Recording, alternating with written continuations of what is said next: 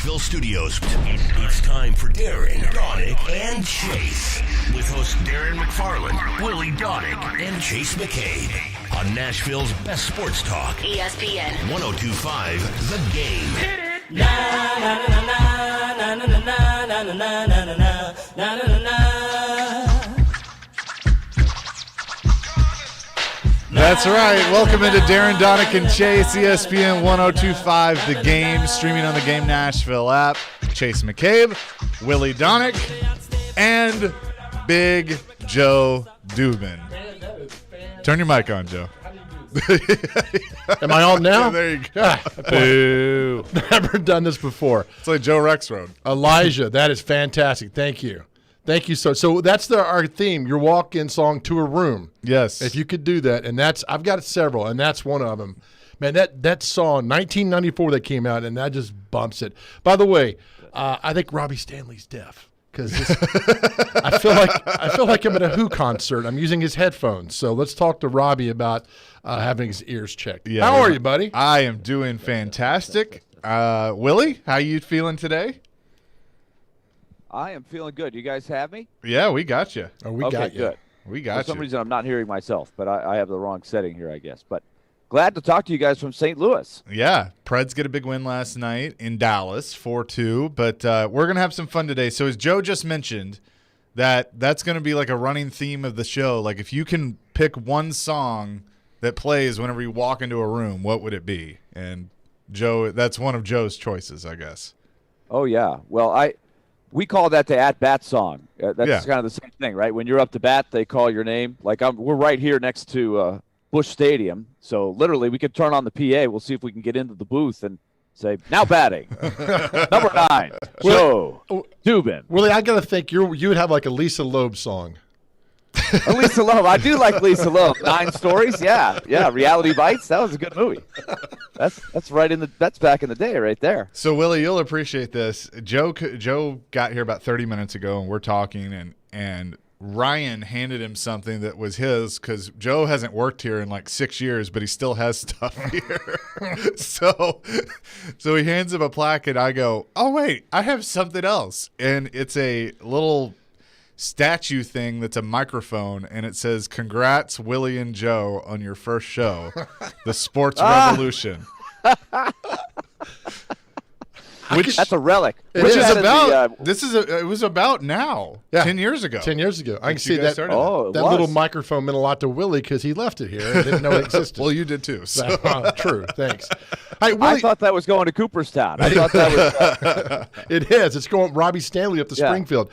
Willie, I'm always curious about this. What time did you guys leave Dallas last night? Well, the game was at 7:30, so it ended about. In fact, I will pull up the text here to be totally accurate because you get a text after the game of when the bus is going to leave. So we left the arena at 10:40. The Dallas airport is probably 25 minutes or so from the arena. Then you board the plane, you get the quick screening, that kind of thing for the charter plane. So I would say we were up in the air by 11:30 or so, about an hour flight. Got into the hotel probably about 1 o'clock, 1:15 in the morning. The good thing is St. Louis Airport, they have a little small airport that's very close to downtown. So that's the best part is you get off the plane and you don't have a long ride to the hotel. So that was a relatively short trip compared to some that you have for back-to-backs, but it's a grueler. It's grueling, that's for sure. So will you guys leave after the game tonight and come straight home? Yes. Nice. That's a short flight. So it's a 7 o'clock game tonight. So we'll be home at a fairly decent time. Sometimes if it's a 2-hour flight or so, you'll take it. If it's way out west and there's a couple of changes in time zones, they choose to just go ahead and sleep there where you are, get up the next morning and travel. There's a lot of sleep studies and stuff that are done. Right. And they want the players to get the best rest possible. And they've determined that taking the red eye, so to speak, just kind of wipes you out for the next day or two fatigue-wise. So it's just better to stay if it's a long flight and you're a long way away. How long have you been gone? You've been gone, what, 3 weeks now or something? A month? We came back and regrouped Monday and Tuesday after going to Western Canada. We'll come home. So we went back out for this, Dallas, St. Louis, come back home tonight, one home game against Arizona, and then back out for 3 games in Eastern Canada, Tuesday, Thursday, Saturday. So 9 out of 10 on the road. So about a 3-week span where there's one home game. That's pretty tough. That's the grind. I bet it is. Too bad you guys are thankful you guys aren't like the Donner traveling party. So that's a joke kids should have learned in history class back in high school. Crickets. Yes. I was a history major, Joe. You got me stumped. I don't know what's going on. That's the traveling party that was going from the Midwest to the West Coast, and they got stuck in the mountains, and they all died, and they ate each other. the Donner Party. Does nobody know about this? Yeah, somebody's got to out there. Good times. We're off to a great start. So, Willie, speaking of the Predators, got off to a great start last night with their win in Dallas. Ryan Johansson, Matt Duchene, Tanner Jeannot continue to really pave the way for this team, leading the team in goals. And we spent so much time in the offseason talking about, well, Duchene and Johansson, they have to do more. Well, they are, and they're looking good. And I really liked last night having Johansson play with some of the young guys. Chase, we talked a lot about once they got Matthew Olivier back, and they had Olivier, Trennan, and Sissons that they could put on one line for the herd. How high up would you start Tanner Jeannot? Well, last night they tried something they hadn't tried before. They put 2 rookies, Tanner Jeannot and Phil Tomasino, with Ryan Johansson, and it worked really well. And so Tanner Jeannot is looking like he's continuing to blossom into something more than a 4th-line guy. It's really special what he's doing. The power in his game combined with the skill that he's showing, if he can keep it up, it's really amazing. Remember, he got called back up to the team April 11th last year. He's got, I think, 11 goals since then, 10 or 11. Whatever that total is, it's the most on the team since he's come back, more than anybody. Duchene, Forsberg, pick a person. So he's doing tremendous. And I don't know if you can say he's going to be a, quote, goal scorer yet, but, man, he is an effective winning player. And last night was a great example. Because he had the other elements in there, too, the physicality. He's bringing out Ryan Johansson's best game. So it was an excellent win down in Dallas last night. Yeah, well, and, here's the thing about Johansson. He's doing what everybody has always been clamoring for, and that is he's scoring goals. Now, I have never felt like that really needed to be his role with this team. He's more of the setup guy, and he's done such a great job doing that, feeding the puck to guys like Forsberg or Victor Arvidsson in the past. But he's putting the puck in the back of the net now. That 2-on-1 was absolutely gorgeous. How that worked out for him to score that goal. But he's contributing in ways that he did when he first got here. Yeah, he's playing really well, and that's another theme that is developing. And you're sitting there going, okay, you're still in the first quarter of the season. Can they do this for the whole season? But how many times it's been like a broken record. Hey, Ryan Johansson, Matt Duchene, they make $8 million. Why aren't they playing very well? If they could ever play well, what would it look like? Right now, they're both playing very well. Very well. If they can stay consistent at this level, it's going to go a long way. This is going to be a totally different team than people maybe had them. They were, because let's be honest, they really weren't on the radar in a lot of playoff predictions nationally. You saw Adam's article. He's made it clear to everybody, that fan survey, that there just wasn't a lot of expectations from the fans. And that was a big reason, because Matt Duchene and Ryan Johansson had not played well for a long, long time, but they are really playing well right now. And so that's why you're seeing a team that's 6-1-1 in their last 8 games. So if they win tonight, St. Louis has 17, Nashville's got 15, and they'd be in first. I forget who's got 16. Minnesota maybe? Or Yeah, Minnesota's up there. So Preds tonight with the win will be in first place. Tied for first. Hard to imagine. Yeah, it is. It'll be right there. and of course, people have played different amounts of games and all that stuff, so that will shake out over time. But first of all, when you start 1-4, you start to really worry. Right. Where's it going? But now, and I don't know if they're going to stay this hot. Tonight will be tough with the back-to-back. St. Louis is a little more rested, but St. Louis has had some issues. They've got some guys on the COVID list that they're not sure if they're going to get back. They've got a couple of injuries. They started out 5-0. They've come back to earth just a little bit. They're, I think, 3-2-2 or something like that since then. So we'll see. I would say St. Louis is in a good position here as the rested team. And I don't know the status of Alex Carrier, who got hit with that shot last night. That was a nasty blow that he took trying to block a slap shot. And we'll see if we see David Riddick tonight is the back end of the back-to-backs. UC Saros has been carrying them as he did last year, which is another great sign long-term. But now we'll see if they decide to go with Riddick and what he brings to the table against a good team. Yeah, so that's certainly going to be a question of who's in goal tonight for the Nashville Predators. They will we'll get things underway here at 6 o'clock. I'll have pregame for you tonight with Darren on vacation, and Willie and Mason, the crew, will have it on the TV side with pregame starting at 6:30 on Bally Sports. The Titans made a couple of transactions yesterday, signing cornerback Chris Jones to their active roster from the practice squad. They also, as we told you yesterday, designated Christian Fulton to return.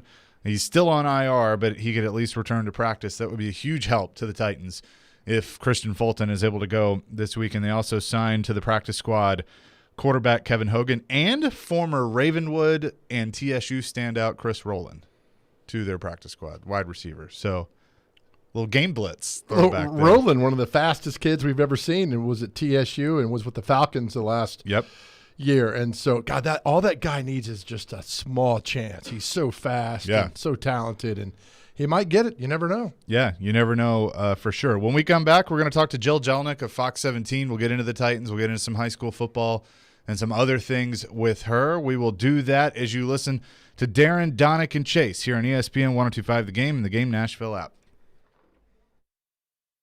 Titans on 3. 1, 2, 3. Titans. Those guys played fantastic. It was fun to watch them play. The Titans are the NFL's hottest team. Big plays, big moments. It's just incredible. After consecutive wins against the Bills, Chiefs, Colts, and Rams. Man, were they good. Oh. It's unbelievable. You're home for the best Titans coverage. That is a team that is putting it all on the line. They stepped up big time. Is Nashville's best sports talk. ESPN 102.5 The Game and the Game Nashville app. Hey Nashville, looking to spruce up your home for the holidays? Social Furniture on the West Side has you covered. They're packed with items you can either take home with you or have them delivered to you the same day. You've heard of inventory shortages. Well, not at Social Furniture. At Social Furniture, you can get your new furniture today. Yes, the same day. For instance, take this designer leather sectional. For not $3,000, it's only $1,299 with today's delivery. At Social Furniture, the savings are huge out there. They're located on the west side, 5412 Charlotte Avenue near White Bridge Road. Maybe you need some chairs for your table, or you have guests for the holidays and need furniture fast. Well, you can find it all at Social Furniture. They have thousands of combinations to choose from, and they'll deliver today. And guess what? The best thing is you don't have to pay today. You can take 12 months to pay with no interest. So load up the family and come to Social Furniture today on Charlotte Avenue in West Nashville. Hey, it's Jared Stillman. Guys, are you tired of feeling old? You know that feeling. You don't have any energy. You're gaining pounds. Well, guess what? My friends at Invigorate Health are the ones to help you. They don't just focus on one area of the aging body. They take care of all of it with so many different therapies that can restore your vitality and are designed with you specifically in mind. So give them a try. Invigorate Health if you want to feel young again. Out in Mount Juliet at 615-288-4777 or invigoratehealthtn.com. Hey, it's Jared for TriStar Moving. If you're looking to move, you need to give my friends at TriStar Moving a call. At TriStar Moving, you'll get 5-star service throughout the entire process. Everything will be taken care of, from covering your floors, banisters, railings, front door thresholds, furniture, TVs, and more. They took great care of my move and made it as stress-free as possible. If you're looking to move, give TriStar Moving a call, 615-640-1219, or visit them at nashvillemoving.org/radio and get 5% off your entire move. TriStar Moving, my official movers. Hey, this is Jared, the owner of MTGRT.com. If your mortgage rate is not in the twos, then you need to call me now. We are locking in clients in the twos with no closing costs. That's right, you heard it right. Locking in clients in the twos with no closing costs. Text me on my personal cell at 615-969-2257 or fill out a few pieces of information on our website, MTGRT.com. MTGRT.com is the proud sponsor of Paul Feinbaum, heard on 102.5 The Game and ESPN 94.9. Are you tired of living with chronic pain, knee pain, joint pain? Listen carefully, because now there are new treatments available here. Not talking surgery or steroids. These are regenerative treatments from the medical professionals at QC Kinetics. Willie Donick here. QC Kinetics is the leader in these exciting biologic therapies that help restore and repair damaged tissue in your joints with lasting results. So if you've got pain in your knees, shoulders, hip, or back, joint pain that won't go away, you need to check out these new treatments with astonishing patient satisfaction reports. They can actually help your body restore and repair itself with no downtime, no drugs, and no surgery. So call now to schedule your free consultation at QC Kinetics. 615-249-4024. Tired of dealing with joint pain and want to get moving again? You need to learn more about how biologic therapies are changing the way we think about dealing with joint pain. It's exciting stuff, so don't wait. Call today. QC Kinetics, 615-249-4024. That's 615-249-4024. Here they come, turn 4. Hey, it's Chase McCabe. Every Saturday morning at 9, we hit the big topics. The Ally 400, Kyle Busch, frustrated, Big Machine Music City Grand Prix, and talk to the big names. I'll go ahead and blame you. Oh, I think it's big. Could go a lot of different directions right now. I was so impressed. How cool that's going to be. It's Chasing Checkers, Saturday morning at 9 on ESPN 102.5 The Game and wherever you get your podcast. Hey, this is Matthias Ekholm. You're listening to Nashville's best sports talk, ESPN 102.5 The Game.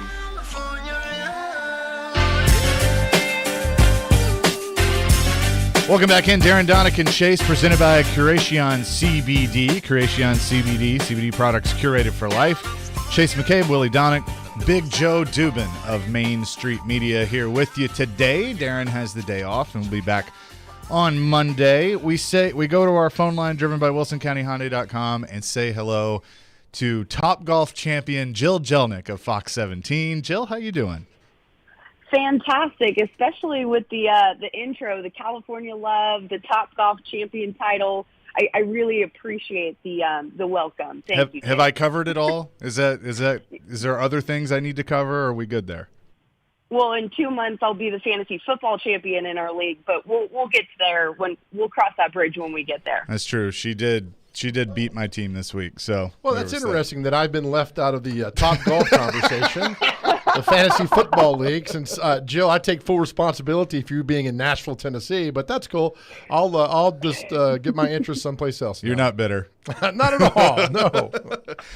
Jill, we're going to get into a variety of different things with you, but I know you've obviously been out at Titans practice and were there yesterday. A light practice, more of a walkthrough. Mike Vrabel this time of year tries to be good about giving his team a little extra time to rest. And if you look at the injury report, you can certainly understand why, because they've had to deal with so many different injuries. But I want to start with the running back position. We saw it more by committee Sunday night in the win. Adrian Peterson, I guess you could call the starter, had the most carries, did have the touchdown. But how would you say he's fitting in so far with this Titans team? As good as you could get from him, right, from 1 week. He came in last Tuesday, practiced with the team for the first time last Wednesday, really only had those 3 practices, Wednesday, Thursday, Friday, to get under his belt before he was thrown out there on Sunday. So I think considering how quick of a transition it was for him to this new team, and also you have to keep in mind AP hasn't played since over 10 months last season. So the fact that he was able to not only transition well into the game, but get those carries, lead the team with carries, and also punch in that score to extend the lead for the Titans, I think that's as good as you can expect from him. What I'm really looking forward to is how can this committee, this running back by committee group, take that next step going into the Saints, especially considering the Saints have the number one rushing defense in the league right now. I'm looking forward to that group making adjustments. How can they get better? Even quarterback Ryan Tannehill said yesterday in his presser, he said, you know what, I thought AP and also Deontay Foreman did well, but that will also come with reps and time. That unit all together kind of finding their place in the offense, getting into a rhythm. But to answer your question, Chase, coming off the short week for AP and also Deontay Foreman, I thought it was as good as you can expect. And then the rest of the Titans unit carried the way into that win against the Rams Sunday. Well, the other thing that I think is going to help him, Jill, is the offensive line, which has kind of been a revolving door just because of all the injuries. But Nate Davis, who missed last Sunday's game with a concussion, he was back as a full participant on the practice field. Kendall Lamb was limited, but he's been out the last 2 games. He was there. Taylor Lewan, who didn't play Sunday, he was back as a limited participant. So maybe getting some of these guys back on the offensive line and trying to get some consistency there is going to help matters, and not only the run game, but, of course, the pass protection. Absolutely. But let's also be honest. This injury report that comes out each week for the Titans, this has been a storyline every week since, week 1 of the NFL season for this team? And I don't know if that's going to go away. This is a Titans team that really each week we see either the same guys, similar units, or another different player go on that injury report or is limited, right? Even the wide receiver group, talk about a revolving door. That's the wide receiver group to a T. But I think the big thing is this team has really, really bought into that next man up mentality, as cliched as it is, as many times we've heard Coach Vrabel say it. They have bought into that next man up mentality. And like you said, the O-line with Taylor Lewan he dressed but was out, and then you had Bobby Hart stepping up for him. You had Aaron Brewer stepping up in right guard for Nate Davis, like you mentioned. This team, I don't know if it's as easy as, oh, man, once we get all healthy, it's going to be great. We're going to be at full potential. Right now, they've found ways to win with their second unit, their second starters, and that speaks tremendously to the depth of this Titans team.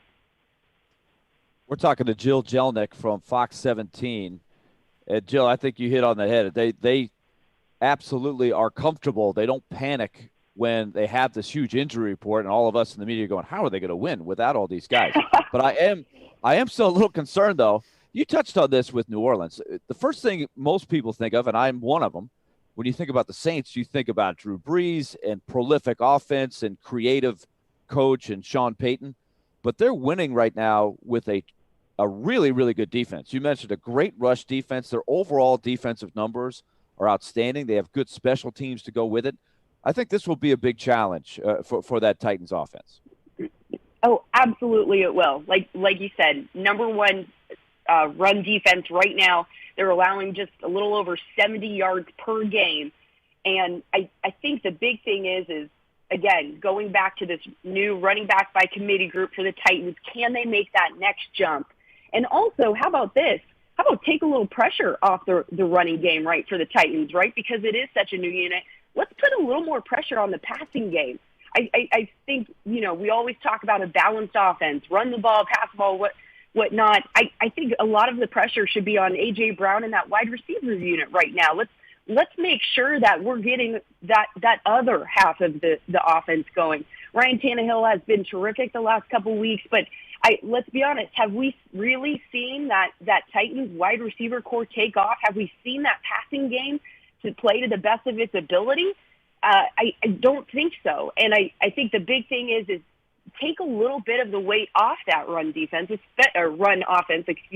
especially when they're going up against such a good Saints run defense. And let's get a balanced attack, and let's get those wide receivers going. And I'm ready for A.J. Brown to have a big game. Yeah, A.J. Brown, of course, had a couple of those drops but he's a guy that could have the big game. It looks like Julio Jones, you think maybe taking a step forward. And Jill, I want to ask you too, throughout, this is one of the things we do every year in the training camp, but there's so many of those wide receivers. It was an interesting competition. Des Fitzpatrick was sort of banished to the practice squad. We haven't heard his name in a while, but the move this week to let Josh Reynolds go, I guess it was part on Josh Reynolds saying, I'm not fitting in here, but I just wonder how it's going to evolve from here with the role definition and what they're looking from those secondary guys.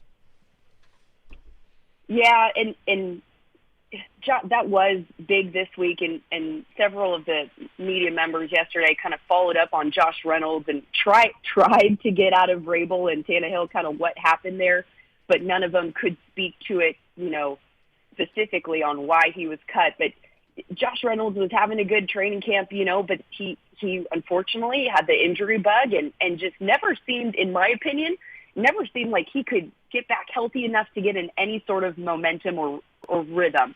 And so you're right. Now that wide receiver group, there's a lot of pressure on, obviously, Julio Jones, A.J. Brown, who, unfortunately, can't stay 100% healthy, nor do I think they will be 100% healthy until maybe towards the end of the season. You have Marcus Johnson, who's done a nice job for them.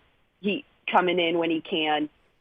Chester Rogers, I think, has been a great bright spot this season. Somebody that has kind of surprised us a little bit more than others in that wide receiver room. But you're right. In terms of that second unit, it is a lot of pressure on them because Julio Jones and A.J. Brown haven't been consistently healthy. It just makes you think, man, if that unit could be full force, full strength, and healthy, the potential of what they can do, but we just haven't seen that yet.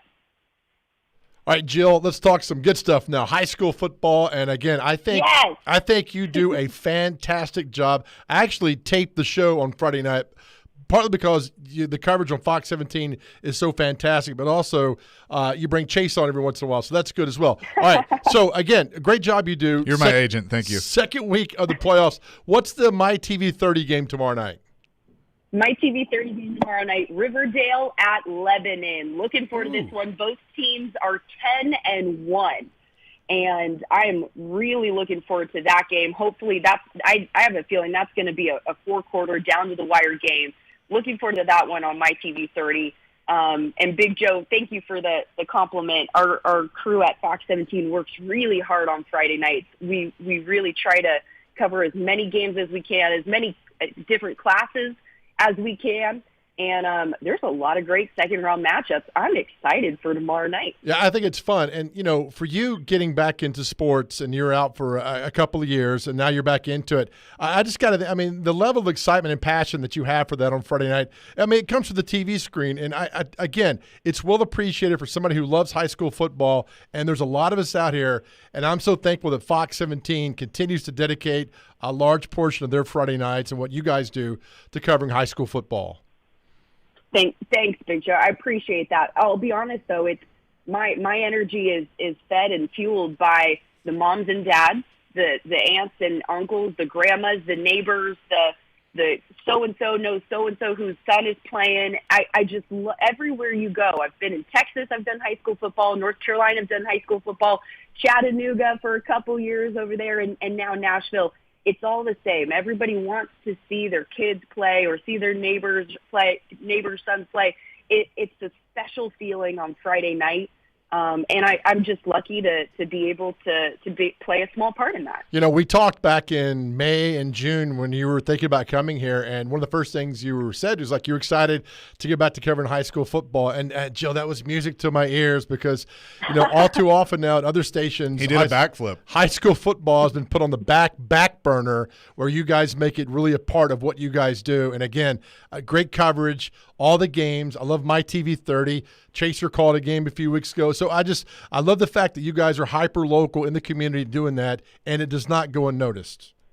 I appreciate that. I very much appreciate that. And did I hear you guys have Coach Creasy maybe coming on? Yes, the show we today? do. 11 o'clock. Well, talk about a great coach, and he's all. I've been able to make the trek out there to several of their games this year in Oakland, and I'm telling you, not only if you want to talk about somebody with passion and energy, he brings it every single Friday night, and that team feeds off of it. There's no doubt about that, and that was the game. I did the Oakland-Riverdale game, 3 or so weeks ago, and it was awesome. But Football Frenzy Live tomorrow at 9:30, Jill, and I know you're going to have your crew out covering a bunch of different games. You mentioned Riverdale Lebanon on FNR, but I know CPA hosting CAK, Brentwood Academy hosting JP2. That should be a good one. NBA Baylor, Lipscomb Academy, Silverdale. I mean, you got it all covered tomorrow night on Football Frenzy Live. Yep, 9:30, and then we'll do a smaller recap at 10:15. But the Frenzy starts at 9:30, and we'll be sure to bring it for the second round of playoffs. Awesome. Jill, appreciate the time as always, and we will do it again down the road. Now, have a wonderful weekend.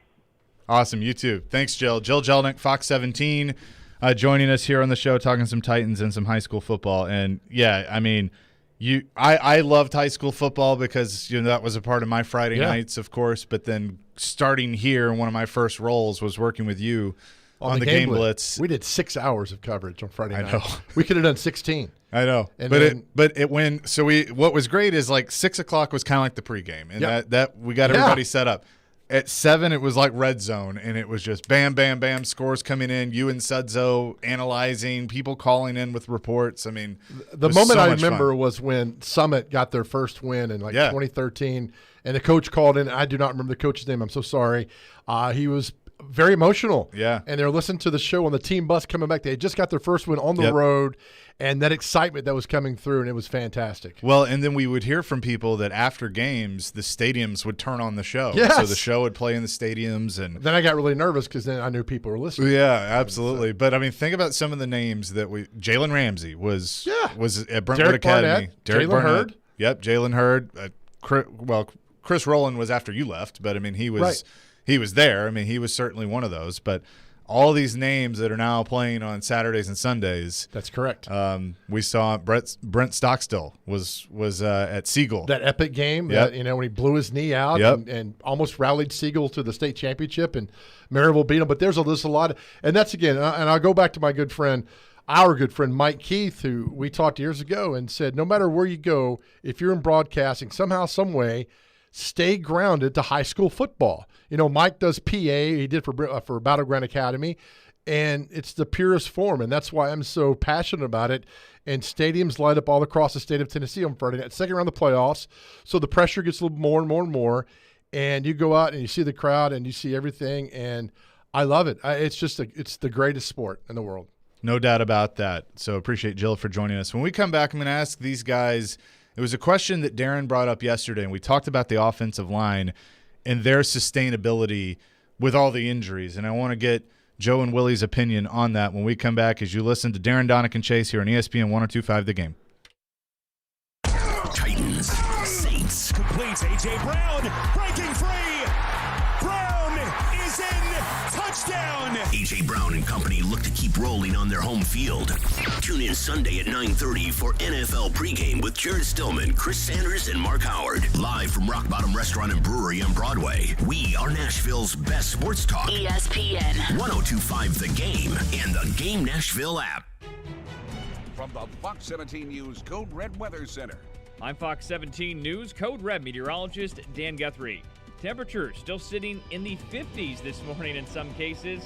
That's thanks to the cloudy skies and the rain showers that are moving in as we speak that will be with us throughout the day.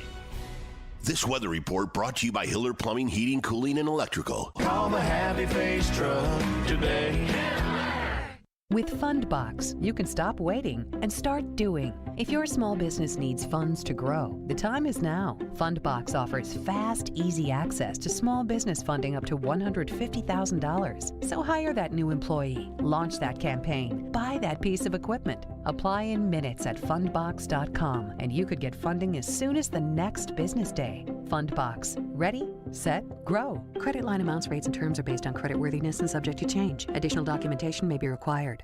Are you tired of living with chronic pain, knee pain, joint pain? Listen carefully, because now there are new treatments available here. Not talking surgery or steroids. These are regenerative treatments from the medical professionals at QC Kinetics. Willie Donick here. QC Kinetics is the leader in these exciting biologic therapies that help restore and repair damaged tissue in your joints with lasting results. So if you've got pain in your knees, shoulders, hip, or back, joint pain that won't go away, you need to check out these new treatments with astonishing patient satisfaction reports. They can actually help your body restore and repair itself with no downtime, no drugs, and no surgery. So call now to schedule your free consultation at QC Kinetics. 615-249-4024. Tired of dealing with joint pain and want to get moving again? You need to learn more about how biologic therapies are changing the way we think about dealing with joint pain. It's exciting stuff, so don't wait. Call today. QC Kinetics, 615-249-4024. That's 615-249-4024.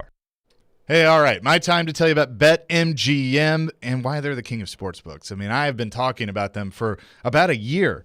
Since they came into our state. They welcome you with the lock of the year. Simply place a $10 moneyline wager on either Baltimore or Miami, and if either team scores a touchdown, you'll win $200 in free bets regardless of your bet's outcome. It's that easy. Just use the bonus code 1025GAME200 when you make your first bet, and you can enjoy football like never before with BetMGM's live betting options, boosted odds specials at your fingertips all season long, and much more. I love the app. So go download that app or go to betmgm.com. Use the bonus code 1025GAME200 to win $200 in free bets if either Baltimore or Miami scores a touchdown. Visit betmgm.com for terms and conditions. 21 years of age or older to wager. Tennessee only. New customer offer. All promotions are subject to qualification and eligibility requirements. Rewards issued as non-withdrawable free bets or site credit. Free bets expire 7 days from issuance. For problem gambling support, call the Tennessee Red Line at 800-889-9789. Screwball Peanut Butter Whiskey is the official whiskey of the NFL pregame broadcast on ESPN 1025 The Game. Screwball is the original and most awarded peanut butter whiskey in the world. Made with real whiskey, peanuts, and peanut butter, Screwball is all natural flavor to be enjoyed as a straight shot, in an espresso martini, peanut butter old fashioned, or a PB&J shot with a berry liqueur. Check out screwballwhiskey.com/recipes for more. Be sure and ask for Screwball by name at your favorite watering hole in Nashville. Enjoy responsibly. 2021 Screwball Spirits LLC, San Diego, California. Whiskey with natural flavors, 35% alcohol by volume. Jared Stillman. This show, if you're a listener to it, I think is educated enough to know what a good general manager is. And company. At the end of the day, wins really are all that matter. Tune in Stillman and Company for your drive home. Delivered by TriStar Moving. Weekday afternoons from 2 to 6 on Nashville's best sports talk. ESPN 1025 The Game and the Game Nashville app. If you've missed any of today's show, just search Darren, Donick, and Chase on Apple, Spotify, or on your favorite podcast platform. Do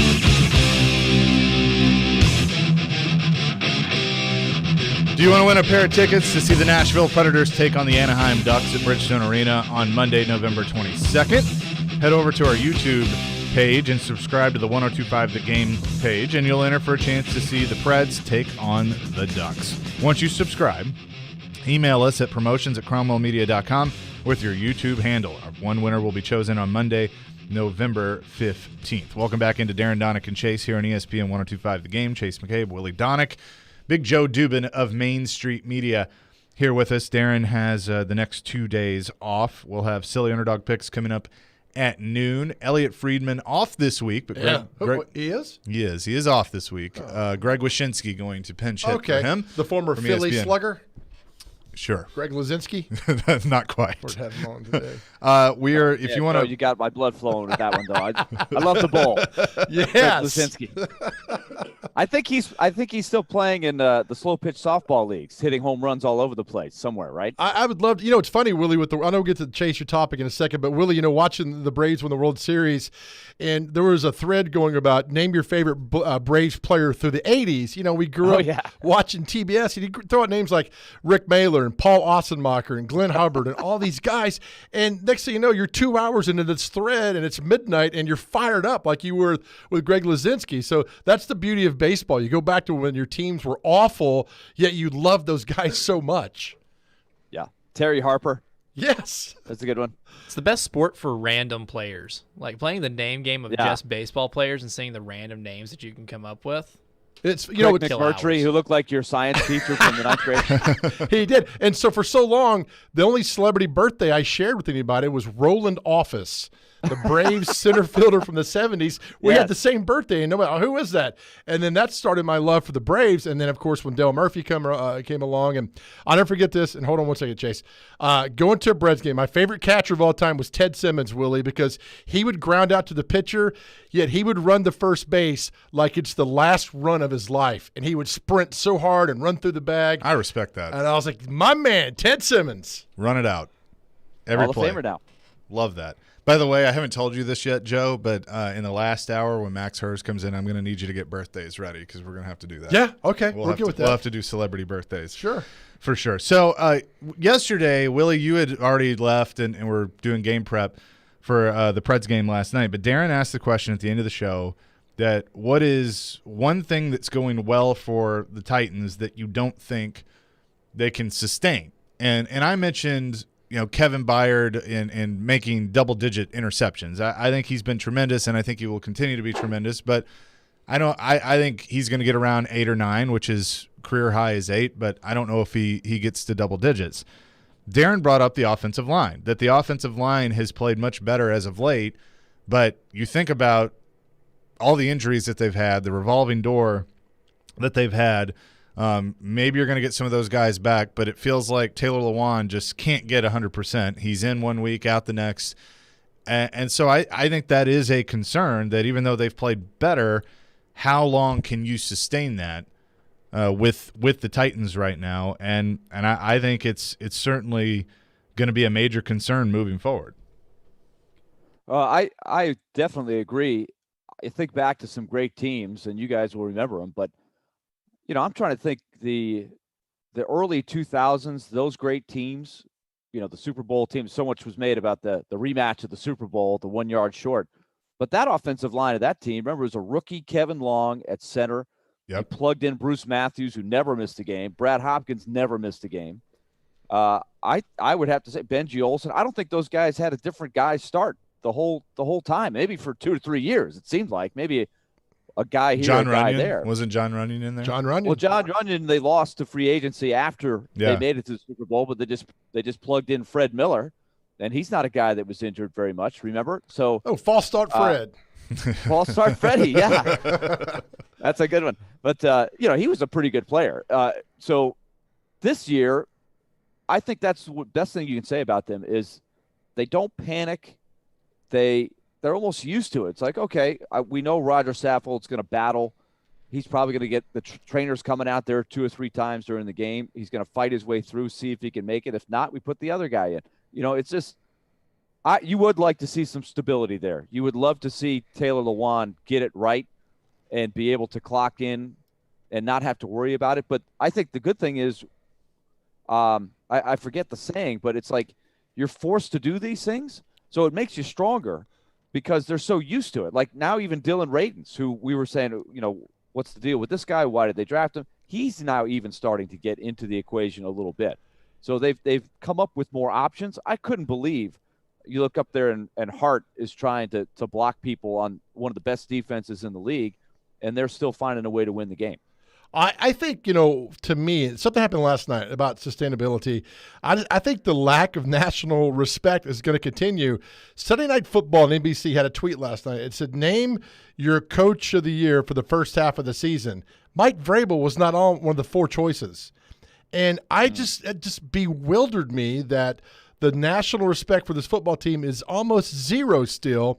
And then they go out, and then Kevin Byard's a player of the month, and the NFL tweets out something about Keith Byard. Yeah. And I'm like, ESPN. Yeah, ESPN. I'm like, not Keith Byers, the former Eagles and Dolphins running back, yeah. but Keith Byard. And I'm thinking, when is this going to end? Because they've had a winning season since 2016. They've been in the playoffs, 17, 19, 20, and they'll make it this year. And the lack of respect, and I think that feeds right into what Mike Vrabel's preaching. It's us versus them. Keep it up the rest of the year, and you watch his team make it out to Los Angeles for the Super Bowl. Yeah, I mean, I certainly think that that could happen. But here's my question for you, because you are, as we know, very hyper local. You are all about Thanks, pal. the local stuff. It's what you do with Main Street Media. So do you care what the national media says? Or I want them to get it right. If they're going to talk about him, I want them to get it right. But I mean, it at the end of the day, does it really matter? Because I don't think Mike Vrabel cares. He doesn't, but I think if you're a Titans fan, yeah, I think that lack of respect, it irks you a little bit to see that. I mean, I'm not a huge Titans fan. I like them to do well because it benefits our city. But to see that lack of respect, I mean, with a tweet like that, they've got 1 million followers, and there's not Mike Vrabel. Why is Mike Vrabel not on that list? I don't understand it. He should be on the list. They had Kingsbury. They had the coach in Buffalo. I think John Harbaugh, one of the 19 Harbaughs on there. He was on there, and no Vrabel. And I was just like, how is this happening? And then, of course, followed by the kept misspelling Kevin Byard's name. And Byard had a great response yesterday at camp of, I don't care as long as they get the Titans correct and what we do out here is good. But that's been the case, Willie. This going back 20 years. There's just been no respect for this franchise. And rightfully, there were years where it probably didn't deserve any. But now I think it deserves to be talked about. Well, so on a BetMGM, the odds right now for Coach of the Year, Cliff Kingsbury is the favorite at plus 400. Brandon Staley of the Chargers is plus 700. Sean McVay, Mike Vrabel tied for third at plus 900. Good. Which with that group, because Staley, the only thing with Staley is he kind of took over something, So, yeah. But I definitely agree with Kingsbury, McVay, and Vrabel, but more so Vrabel over McVay. McDermott of the Bills is plus 1,200. Belichick at plus 1,400, which Belichick is always going to be. He's doing a heck of a job. Yeah, I mean, because I think that team is much better than their record shows, and I've been saying that for weeks. We do our top 10 every week of our top 10 power rankings of NFL teams. I just put. When does that come out? Usually it comes out today. Okay. But with Darren out, we did it earlier. So, well, who's your number one? Number one for me was the Arizona Cardinals. Homer. And then Simpson. No. And then I have the Titans too. Okay, that's good. So, that's a good little list there. The Cardinals are so out of nowhere in a lot of people's minds. It's really not surprising that Kingsbury, who I think was on a lot of those odds lists for the first guy to get fired. He was probably on that list. He was right up there if he wasn't number one. So when you do a complete 180 and you're such a surprise, I think that lends itself for a lot of talk for Coach of the Year. But it's like Joe's been pointing out, like Mike Vrabel, he's been under the radar. He hasn't been talked about enough, I don't think, and he needs to be talked about more. Willie, you played minor league baseball. You remember Kyler Murray came out of Oklahoma. He went the minor league baseball route, and then all of a sudden he's like, I want to go play football. And to think of what he's doing there, you see Kyler Murray go in the minor league baseball route, as you well know, that's not guaranteed that you're going to make the major leagues. But now going to football, being the star quarterback, I mean, some people are like, well, did he make the right choice? Obviously he made the right choice. Well, he got drafted and paid by the A's. I mean, he was. He had to pay him back some of it, I think, because he did take the signing bonus. We had that debate a lot at the time. It's a great question. Who was the guy from Michigan that was playing, I think, around the time that Tom Brady did? Drew Henson? That's it. Yes. Ended up with the Cowboys. He chose baseball. It's such a tricky thing because I think Kyler Murray would have been a great baseball player, but you can't know for sure. Like we know in football, they put you right in there, you get the money, and you get a chance to shine, sink or swim. But the thing is, you could get injured, and your career could be over. Baseball, he would have still had to work his way through the minor leagues, and there would have been some failures, and he would have had to learn some things and refine his skills. I think he probably would have made it. He's probably one of those guys that he could have played. He could have played both, but here's the thing I missed too, and you guys experienced this more than I did because, when I was younger it was a thing, but now the money is just the contracts are way too much and you can't do it anymore. But the two-sport athletes like the Bo Jacksons or Deion Sanders, done. And you'll never see it again. Nope. But you take somebody like Kyler Murray or Russell Wilson, and I think those two guys could have been successful at both. And it would have been so much fun to watch. is just a sports fan. I get why they don't do it. Right. I'm not investing money if my quarterback's not going to be there for the first game. And what if Russell Wilson's on the Braves and they played in November? Well, he's an afterthought on my football team. Well, and it was like Deion Sanders was on the Braves and, was on a bunch of other teams that played for the Reds. And, you lose him. Right. Because the money for him and the best thing for him was football. It is. So he had to put more of his focus in with football. And I think when he signed with the Cowboys, Jerry had a clause like, hey, you can't play baseball. Well, good for that. Hey, Willie, what was the longest bus ride in minor league baseball you took?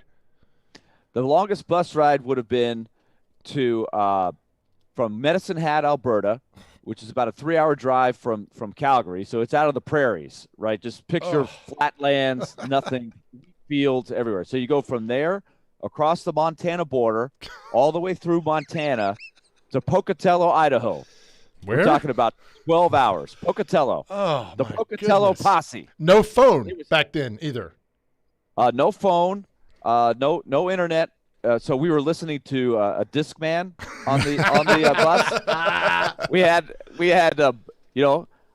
movies with the VHS tape. You put it in there, so everybody's got to watch the same movie. You can't do your own thing. We had to have big debates on what movies we were going to watch. Kids today.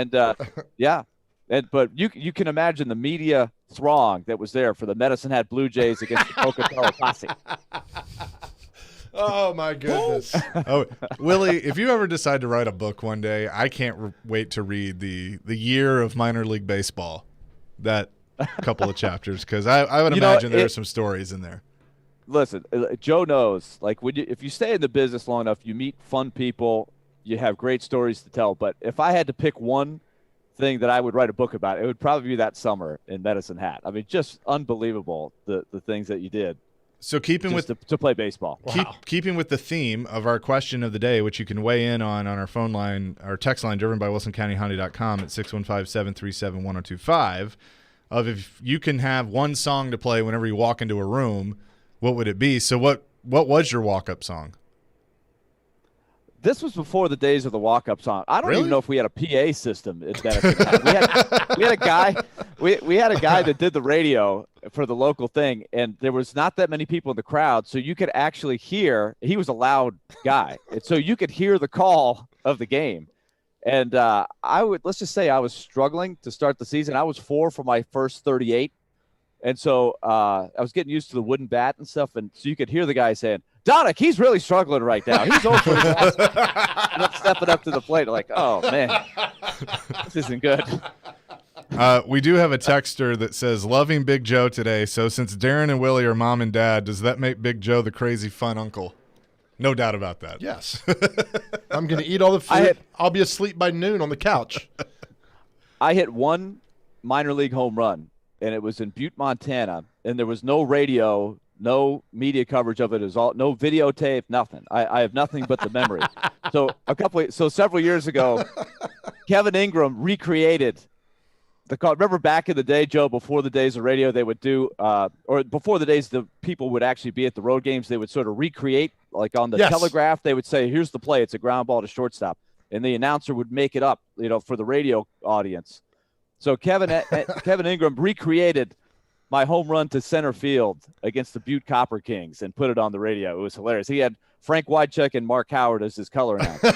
That's great. That's what Ronald Reagan did when he was starting out. Yes, he did. He actually did that, the recreated games in Iowa.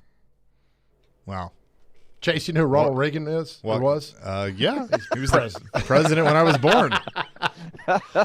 Good man. Reaganomics. Well, we're not getting politics, man. Well, I mean, let's talk about the great one for the Gipper. There we go. Yeah. Well done. I know my history.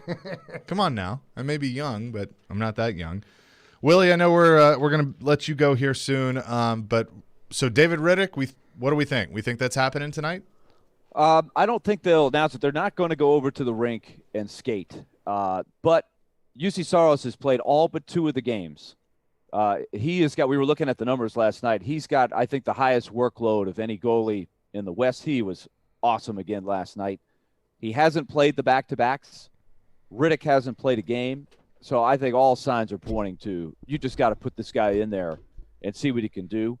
You got another home game coming up on Saturday. So I think if I had to guess, you would see Riddick tonight. I'm excited about it. He's a really interesting guy. He's got a great personality. He's gone through a lot to get back and ready to play. So they're hoping, I think he'll rise to the occasion. And there's a little bit of us against the world going for the Predators right now too, with all these young guys they're throwing in there. There's a lot of enthusiasm. Olivier got in there last night. He looked pretty good. So it's a good chemistry right now. And so I think Riddick has a chance to succeed. Well, and I think you can see the culture that John Hines has been trying to build since he got there. And when I say build a culture, that's not a shot at Peter Laviolette and what he had in place. But when you make a coaching change, you're making a change to make a change. I mean, that's what you want. And so it's taken some time, I think, to get the buy-in, to get the roster to where it needs to be to fit that. And you're starting to see it pay off with how they've been playing lately. Is it early? Absolutely. But I think you got to feel pretty good about some of the things that you've seen thus far. Well, with the culture too, what I'm seeing is just a big that infusion of youth with the way that Jeannot, the energy he plays with, Olivier in there now. I thought Michael McCarron had his best game as a Predator last night. Carrier, now Fabro. But these guys bring energy. It's a different vibe. We use the Robbie, we're vibing, all that stuff. But the vibe is it's a lot of young guys, and they've got energy and enthusiasm. And I think it's bringing out the best in the Ryan Johanssons, the Matt Duchene's, the veterans that they still have on the team. So they've reshaped the culture some. They have an identity that they want to play with. Last night, they used to get bullied by the Dallas Stars. They used to get absolutely. We'll always remember the walk of shame that Corey Perry had to do at the Winter Classic when he took out Ryan Ellis. Oh, yeah. But that was happening way too much. People were taking too many liberties with the Predators' smaller players, and they didn't really have the muscle to stand up to it. They do now. A texter, Liam, says, my family is from Butte, Montana. I used to spend my summers there. Went to lots of Copper Kings games. Good chance I saw Willie's homer. Yes. Ask him if he has a camcorder. Does he have a camcorder? Was he filming that day? I would pay big money to get that. Will from Nashville also wants to know if you still have the tape of Kevin Ingram calling your home run. Sounds awesome. I don't, because it was the greatest thing ever. I asked Kevin, I was like, did you save that? Because that was great radio. He even had, I think he had Mark and Frank act as hecklers along the third base line in the dugout, and he was doing, of course, Kevin impersonates everybody, and he was impersonating the great Vin Scully for the call. So it was priceless. But Kevin, he said he has checked all of the archives and files. He cannot find it. So maybe we'll have to try that again. Did you guys can be the hecklers next time. Did you flip your bat? Or do you remember your home run trot? Did you sprint? What did you do? I tried to act cool like I'd done it before, even though I was like, oh, my God, I just hit a home run. And I have to say, it was the guy that just texted would know this, but Butte is high elevation. So it's kind of like hitting a home run at Coors Field. I did get a little extra carry on the ball there. So I tried to act cool coming around third base. You get the little high five from the third base coach. Wind in your hair. Oh, yeah. One flat I tried down. to soak it up. Oh, I tried to soak it up. Good for you. Very, very cool. All right, Willie, we'll let you go on that, but have a good call tonight. Bring home another one, and we'll see you back in studio tomorrow. All right, guys. Willie Donick reporting from St. Louis as the Preds take on the Blues later on tonight. Hey, a reminder, you can watch us streaming live on Twitch, Twitter, and YouTube every day. Our video streaming is brought to you by the law offices of Amanda Gentry. We will have much more coming, including Oakland High School football coach Kevin Creasy on the other side as you listen to Darren, Donick, and Chase here on ESPN 102.5 The Game. Your speaker at home is so smart that even Alexa knows where to find Nashville's best sports talk. 102.5 The Game is Nashville's best sports talk. Ask Alexa to enable 102.5 The Game. Once enabled, ask Alexa to play 102.5 The Game. Welcome to 102.5 The Game. We are Nashville's best sports talk, ESPN 102.5 The Game. ElectronicExpress.com. We make it happen. These are battles, these are grinds. We don't panic, we don't freak out. That's how we're built. 1, 2, 3. This is The Drive to the Playoffs, brought to you by Coleman Tractor on Nashville's best sports talk, ESPN 102.5 The Game in the Game Nashville app. On Sunday, the Tennessee Titans look to win their 5th straight game. And not just the 5th straight game against a playoff team from last season. The challenge this week, a home tilt against the New Orleans Saints, a team with one of the best defenses in the NFL. Here's Mike Vrabel's thoughts on facing this Saints defense going into Sunday. Well, I think they just have really good, players. I think they're sound. I think, the scheme is obviously good, but they're long on the edges. Davenport, Jordan, stout and explosive inside. I think their backers are active. I think I've always had a ton of respect for Demario Davis, and what he's able to do, and all, really in the run game, his ability to cover, and also he's a really good blitzer. Does a nice job with them. Quan, and then obviously Werner rotating in there, getting some secondary guys. With Roby, obviously Lattimore, Jenkins, Williams. They have really good players in all 3 levels of their defense, and the rush helps the coverage. The coverage. They play different coverages. They play multiple coverages, and then obviously that'll help out the rush. This is Elijah Campbell with your Drive for the Playoffs update on ESPN 102.5 The Game. Rock Bottom Nashville is Broadway's original brewery, where all brews are brewed on site. Josh Rappaport is Rock Bottom's brewmaster, creating fresh craft beers where peak flavors are always the rule. Grab one of their blockbuster beers to pair with their nachos, pretzel bites, and delicious flatbreads. They even have group catering. They boast one of the best views of downtown Nashville and is a short walk to Titan Stadium. And enjoy happy hour Monday through Friday afternoons from 2 until 6. Rock Bottom Nashville, 111 Broadway. Hey, this is Jared, the owner of MTGRT.com. If your mortgage rate is not in the 2s, then you need to call me now. We are locking in clients in the 2s with no closing costs. That's right, you heard it right. Locking in clients in the 2s with no closing costs. Text me on my personal cell at 615-969-2257 or fill out a few pieces of information on our website, MTGRT.com. MTGRT.com is the proud sponsor of Paul Feinbaum, heard on 102.5 The Game and ESPN 94.9. Calling all sweet tooths. Head to Nashville Toffee Company, a place where rich, chocolatey daydreams are created from a secret family recipe generations in the making. Their toffees and candies are handcrafted in Nashville using all natural, kosher-certified ingredients. Sweet creamery butter, pure cane sugar, premium roasted nuts, deep rich chocolate, and sea salt. Visit NashvilleToffeeCompany.com or drop by their headquarters on Air Lane Drive for a positively hassle-free shopping experience. Whether you're buying for 1 or 100, Nashville Toffee Company is here to make your holiday gift-giving easy. Nashville's best sports talk, locally owned, home of our Nashville Predators. WPRT-FM Pegram, 97.5 Murfreesboro, WBUZ HD2 Laverne, online at thegamenashville.com. We are ESPN 102.5 The Game. Live from the Game Nashville studios, it's time for Darren, Donick, and Chase. With hosts Darren McFarland, Willie Donick, and Chase McCabe. On Nashville's best sports talk, ESPN 102.5 The Game.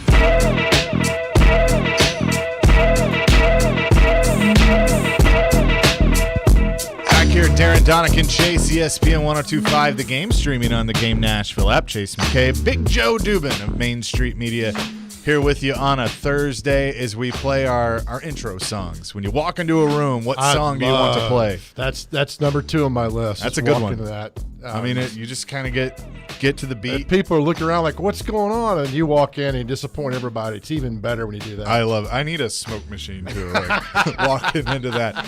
Speaking of walking into a room, Coach Kevin Creasy, when he walks into a room, everybody pays attention. Amen. Because they know he is on the line with us, head coach of the Oakland Patriots. And, Coach, appreciate the time today. How you doing? I'm doing well. I appreciate the shout-out. I wished I had some intro music. Yeah, well, I mean, that was it right there. I mean, do you get into that when you're standing on the sideline before a game? And we all know these kids today, I mean, they got to have their warm-up music. But does it help you out at all?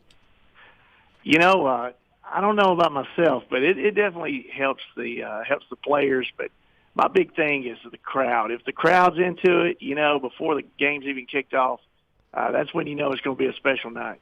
No doubt about that. So I wanted to ask you this because you've obviously had a lot of success in your career before Oakland and then obviously in your years at Oakland. But when you got there, there was a culture of winning. It had been a very successful program, and obviously building that culture is hard in itself, but in my opinion, keeping it is even harder. So how have you been able to do that as you've gone through, all these kids that come through there and have their 4 years? How are you able to sustain that culture of winning that you have there at Oakland?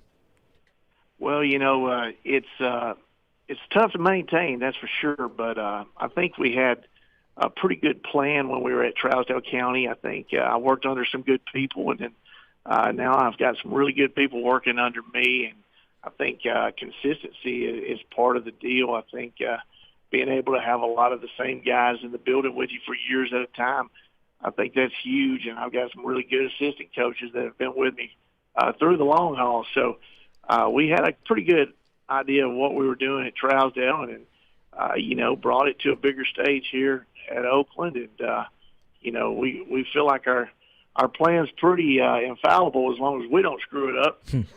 But at the same time, they were winning at Oakland before I got here. They were winning at Trousdale before I got here. So we had some big shoes to fill, and there was a lot of high expectations, but that's the kind of job that you want. If you're in the business of trying to win state championships, you want that kind of pressure. You want high expectations, and we wouldn't have it any other way. How much of that culture building, though, starts before they even get to you? I mean, Rutherford County in general has a long tradition of having some very good high school football programs outside of your own. But, as these kids are coming up through elementary school and then into middle school and junior high, all those things, it feels like that when they get there, they kind of know what to expect. Yeah, we do think that's part of the bigger picture. We had that going when I was at Trousdale County. We started a youth league, and then had a lot of the same coaches work in the middle school, and then had a JV schedule, something we didn't really have before I got there. So we played some JV guys, and just kind of got them in our farm system, I guess you'd say, and then doing the same thing here. We got a really good youth league, run a lot of the same plays that we run, and then our middle school coaches, they've won the county championship the last 3 years, but they're two of my former coaches that are working at the middle school, and freshmen, went undefeated again this year. JV's gone undefeated the 7 years I've been here.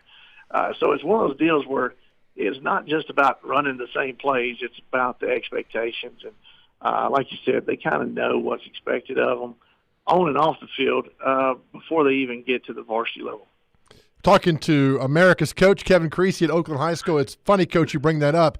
I had a conversation one time with Jay Barker about winning at the high school level, and he said exactly what you said. He's like, it starts in 5th and 6th grade where they're running the same system you are. He goes, I came up through the same system all through middle school and then the JV team, the high school, down at Hewitt-Trussville in Alabama, and already knew what to do and how to play. So I don't know why more – I know it's not every school can do that, but you've laid out a plan where when they get to Oakland, when they get to you, they already kind of know what they should do and what they should expect.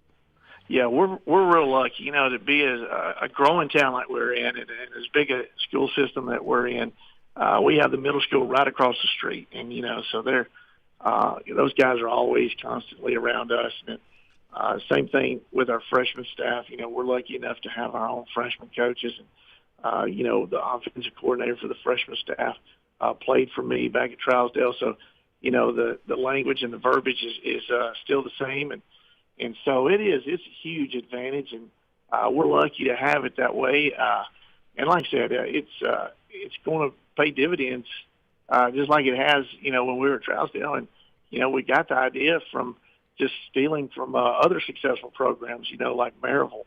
What has made Maryville so successful all these years? Well, they've had consistency at the coaching staff. They've had a lot of the same assistants. They had the same head coach for a couple decades, but then he moves on, and they move a guy right up that's used to his system and his way of doing things. And of course, they've got them from the middle school up, running their system, and so yeah, we're definitely trying to emulate some of the things that successful programs have done throughout the state and the country. A lot of people want to talk about Oakland being in Chattanooga that first week in December, but we talked the other night, and you're very worried about Shelbyville. Absolutely. I'm at the office right now. You know, we actually got out for Veterans Day and had an early practice, but, you know, I'm just watching these guys on film. They've got a very talented team, a lot of speed on defense. And, you know, it's just that time of year. You know, we've got a couple guys that are banged up, had a guy that had surgery yesterday. He's probably going to be out for the year. You know, actually have a COVID case. We haven't had one of those in 6 or 7 weeks. So we've got one kid that's out, you know, with COVID and that sort of thing. So, you know, we're used to bumps and bruises this time of year, but there's still some factors that are weighing in on just how successful we can be Friday night. So it's one of those things that kind of keep you up at night. But hopefully, you know, we've got the next guy up ready to roll, and you know, hopefully we've got him coached up this week. Is this the most unique year coaching for you? Because you started out with a national televised game on ESPN, and then you can't get anybody to play. You got to go out of the region, and you get Lipscomb and CPA to come to your house. I just got to think it's frustrating at some level, but the other part of it, though, it's a great challenge for your kids and your staff week in and week out. Yeah, you know, last year it was very stressful on every coach in the state. You know, not sure whether you're going to be able to play, and you know, not getting your usual June and spring practice in, not doing any 7-on-7 stuff like that. So we were hoping it was going to be more of a normal year, and it has. But at the same time, we're kind of rolling with the punches. You know, had a team out of Florida that backed out on us because of COVID, and we get it. A team out of Virginia didn't show up. But then we replaced them with quality opponents like Lipscomb and CPA, and you know, we've got Hendersonville, who we think is going to be probably a semifinal team, and playing Madison Ridgeland Academy out of Mississippi. Went down there, 7.5-hour drive, and like I said, got to put our product on ESPN, and you know, I thought we represented ourselves real well. Got to take a non-region game over to South Pittsburgh, really special place to play football. Our guys got to see what it was like, you know, where football's the only show in town, and it was awesome. And then, of course, we play in one of the toughest regions in the district, you know, and we were able to take care of Riverdale on TV, and got on, you know, the local TV and got to show out there, and then, you know, went through our schedule with Blackman and Siegel and Rockville and those guys, and we're able to take care of business. So, yes, definitely a unique year. It's been fun so far. We just, like I said, things are kind of late in the year, so we know that you know, injuries and those sort of things happen. So we just got to, you know, adjust on the run, and that's kind of what you got to do on Friday night. So we've been able to do that this week, and like I said, tomorrow's not guaranteed, and that's what our guys got to understand. You know, you were oftentimes guaranteed 7 or 8 games, and then luckily, you know, we picked up Lipscomb and CPA, and so we got to play 9, and then the next thing you know, it's win or go home. So we're not guaranteed any game past Friday night. So our guys know that, and you know, they can't be looking toward Chattanooga just yet. There's a lot of football to be played. By the way, my partner Chase McCabe was on the TV call for the Riverdale and Oakland game down there, and I told him Coach and I talked before the game. So. Said no matter what happens, there's no Kevin Creasy slander on the TV broadcast. There was not. Good. That's right. I did. I had some of my relatives in the home wall down. I was like, make sure you take notes. And, you know, I know for a fact that Chase has been warned. I don't know if he's going to question any calls or not, but just let me know if he talks any smack behind my back. I will. They gave me a good report back on him. My favorite thing that Coach said to me, we were talking before the game, and, you know, it was obviously a big rivalry game there in Murfreesboro. Sure. So there was a little chirping going on from the other sideline, you know, just kind of like getting into the moment. And Coach looks at me and goes, I don't think we've ever won a pregame or something like that, or won the game in pregame. Great. And I was like, oh, that's the line right there.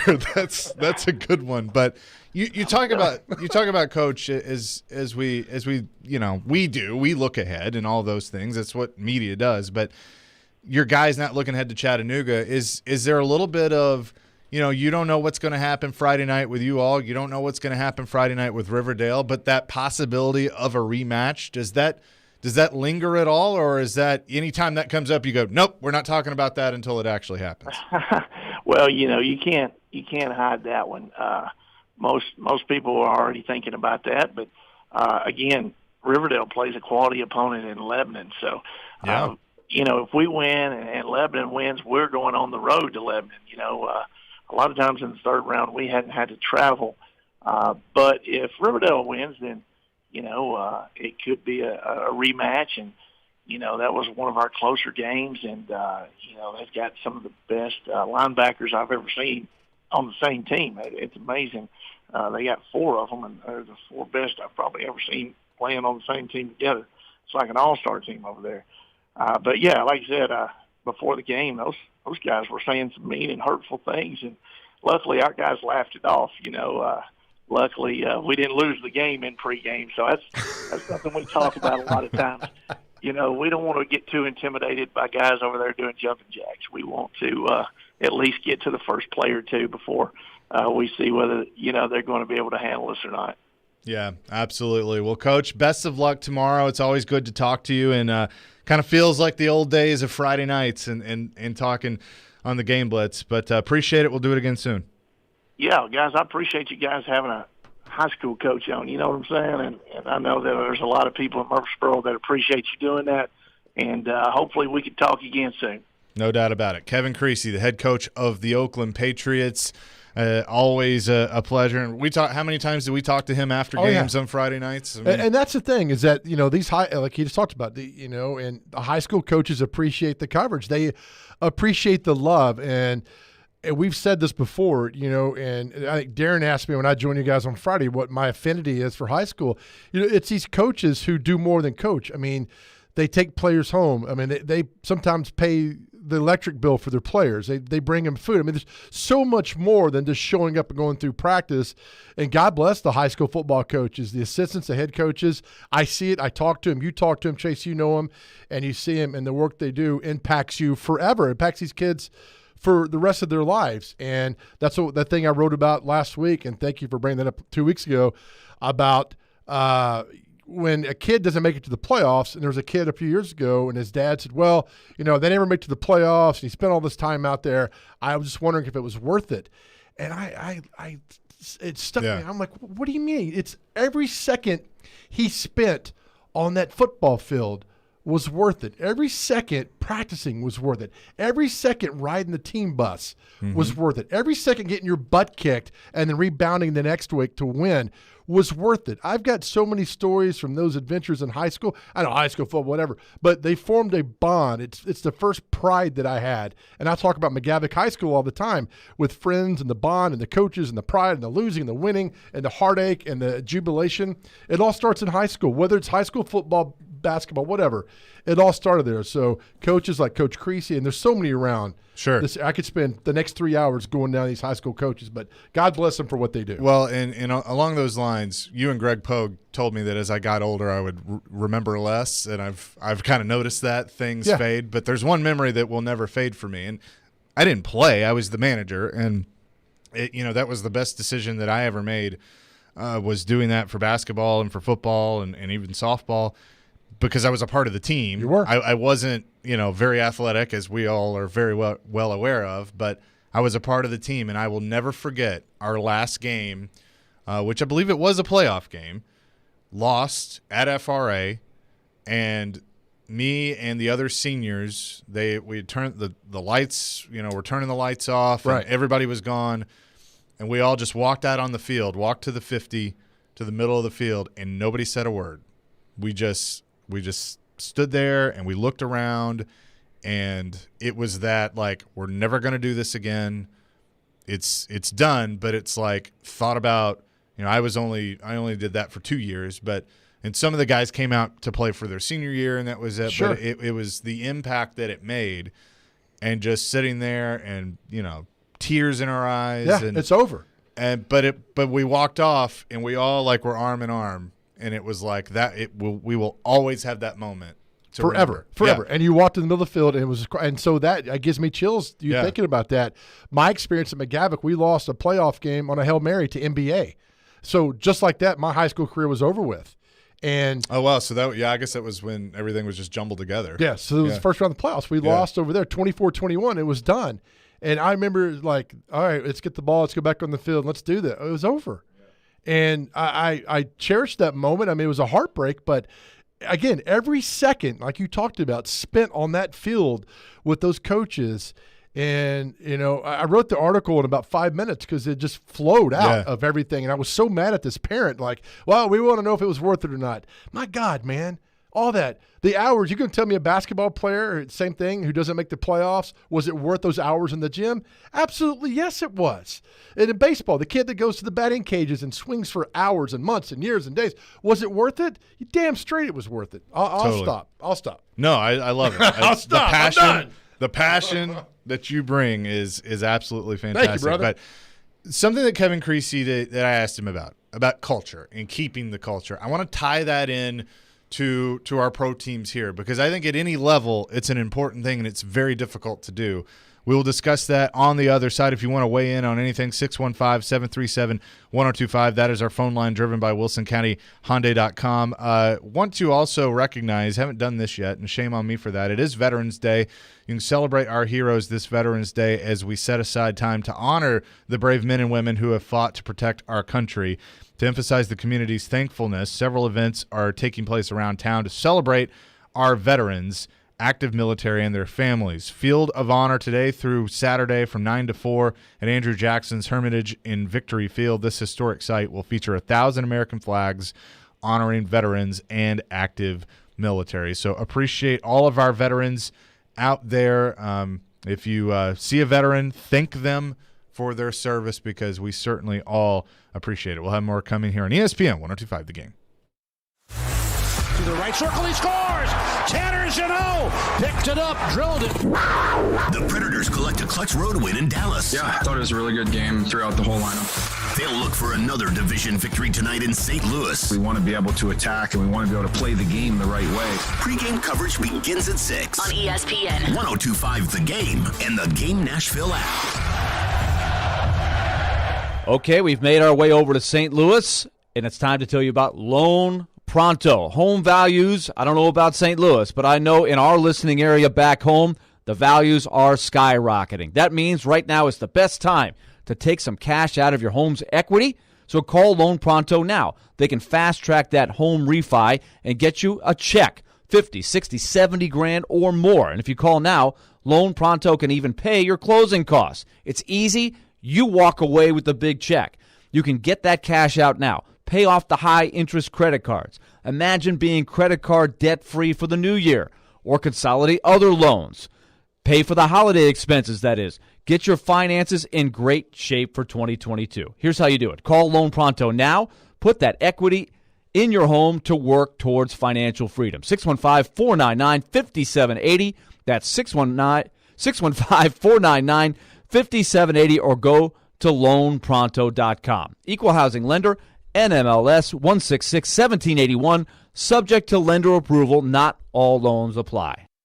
Family Leisure's Ultimate Game Room Sale is back. Huge discounts up to 50% off on all kinds of game room furniture and accessories. Play pool tables from Brunswick and Legacy Pool Tables. Prices starting as low as $14.99 installed. Perfect for Christmas. Family Leisure has huge savings on massage chairs. Full body massage chair starting at only $9.99. 4D massage chair more than half off at $29.99. Family Leisure guarantees to beat anyone's advertised home theater seating prices. Shuffleboards, foosball, and air hockey tables on sale as well. That's Family Leisure at both locations, Franklin and Antioch. Family and fun come together.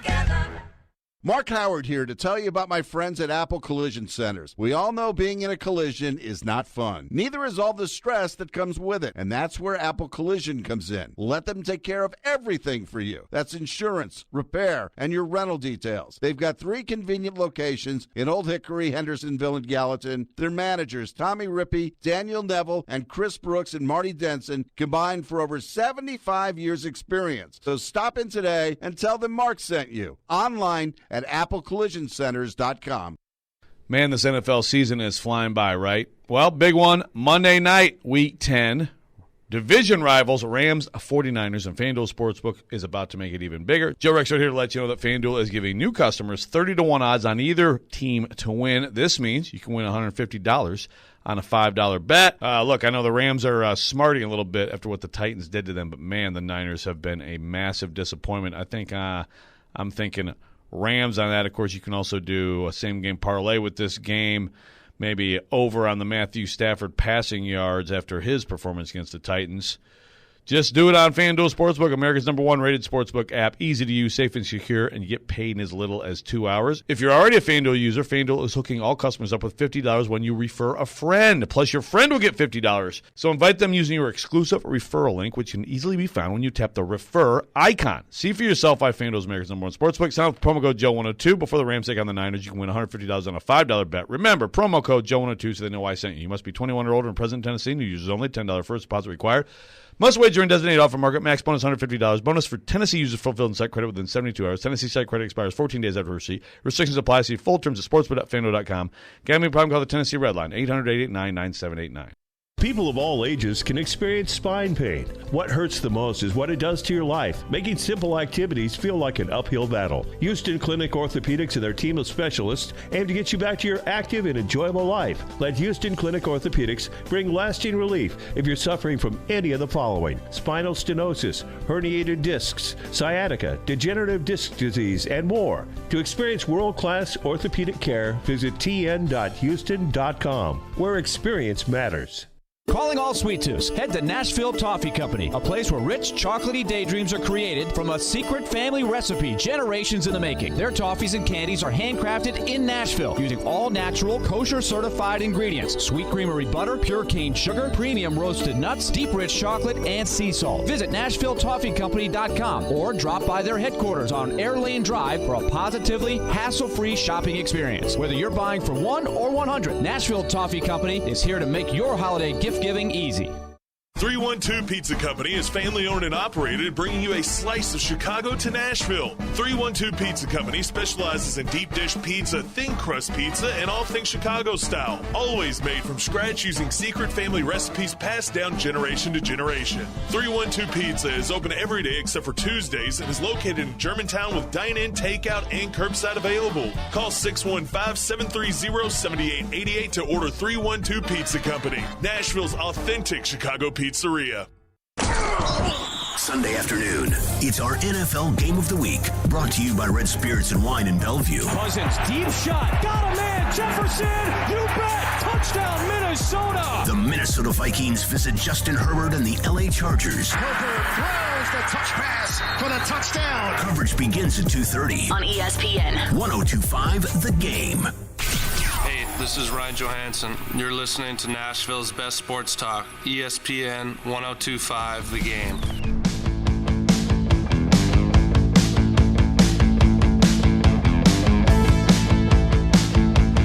Darren Donican Chase, presented by Curation CBD. Curation CBD products curated for life. Chase McCabe, Big Joe Dubin, hanging out with you on a Thursday. Joe's jamming out. It's our walk. Today's topic is, if you walk in, it's like Willie said, it's the at-bat song, but since we don't play baseball, if you walk into a room, or just a song that fires you up. So that's Loverboy. The Kid is Hot Tonight. Yeah, that's a good one. Man, that gets... I love Loverboy. Saw him at my first ever show at the Ryman. I saw Loverboy. Oh, really? Back in 2018, and it was eye-opening. Nelson opened for him, which I'm a big Nelson fan, and they played their songs. They still look handsome. And then they got off, and the Loverboy came on, and it was simply fantastic. It sold out, packed, and you talk about, take it back to your childhood. I mean, literally, I got drunk and I cried the whole show. I was just like, I'm back in the mid-'80s again, and it was fantastic. You go back where there's no worries. It's MTV. You're hanging with your buddies, and you hear Loverboy, and it was just a fantastic show at the Ryman. See, I'm all about this topic because, I'm a big wrestling fan, and, they're all about their flashy entrances and stuff. Yeah. So, when I walk in, I wish every day I could walk up these steps and walk into this building. The lights go down, the smoke comes, fills, and a song plays, and it's like, oh, Jason's here. Right. What's funny about that? We had, God rest his soul, Rowdy Roddy Piper on the show that morning. And he was sitting where I am, and I was across it, and I just kept staring at him. And I said, "Look, man, I'm sorry for staring at you." I said, "But you're Roddy Piper." You know, I mean, they live that movie, and just all that. It was just an iconic moment working your rate. And he was every single wrestler we've had on, fantastic. Yeah, they were awesome. Do you remember? I don't know if you know this part of the story or not. So, I was producing or helping produce at the time. And, you know, I'm the wrestling guy, so I was super excited. I was like, Roddy Piper, oh, my God, he's a Hall of Famer. Like, this is fantastic. And so Jeremy Benefield, who was producing the show and the PD or APD at the time, he's like, okay, yeah, Roddy's going to come in. And he goes, so when he gets here, you go get him and bring him to the studio. And so I go and, like, they're here and open the door. And I'm like, you know, Mr. Piper, it's a pleasure. And he's like, hey, kid, you know, just barely says anything. And I'm like, oh no, like, does he not want to be here? Is he in a bad mood? And so I'm like nervous, and I'm like, you know, can I get you anything? And he's like, yeah, coffee, you know. He's like just talking like that. And Jeremy walks out, you know, in the hall, and I'm like, Jeremy, I think he's like in a mood. He doesn't want to be here. And so Roddy pulls Jeremy aside, and he whispers to him, and I just see Jeremy just laugh. And I'm like, what? And he says, tell the kid when the light comes on, I come on. And so he walks in the studio. He, like, meets you guys, because it was you, Brad, and Greg at the time. And he sits down, and as soon as that music hits, and, you know, we played the bagpipes and everything, the hot rod came out. Fantastic. I mean, he was just – and it was one of the best interviews. And unfortunately, he passed away, I think, about a year later.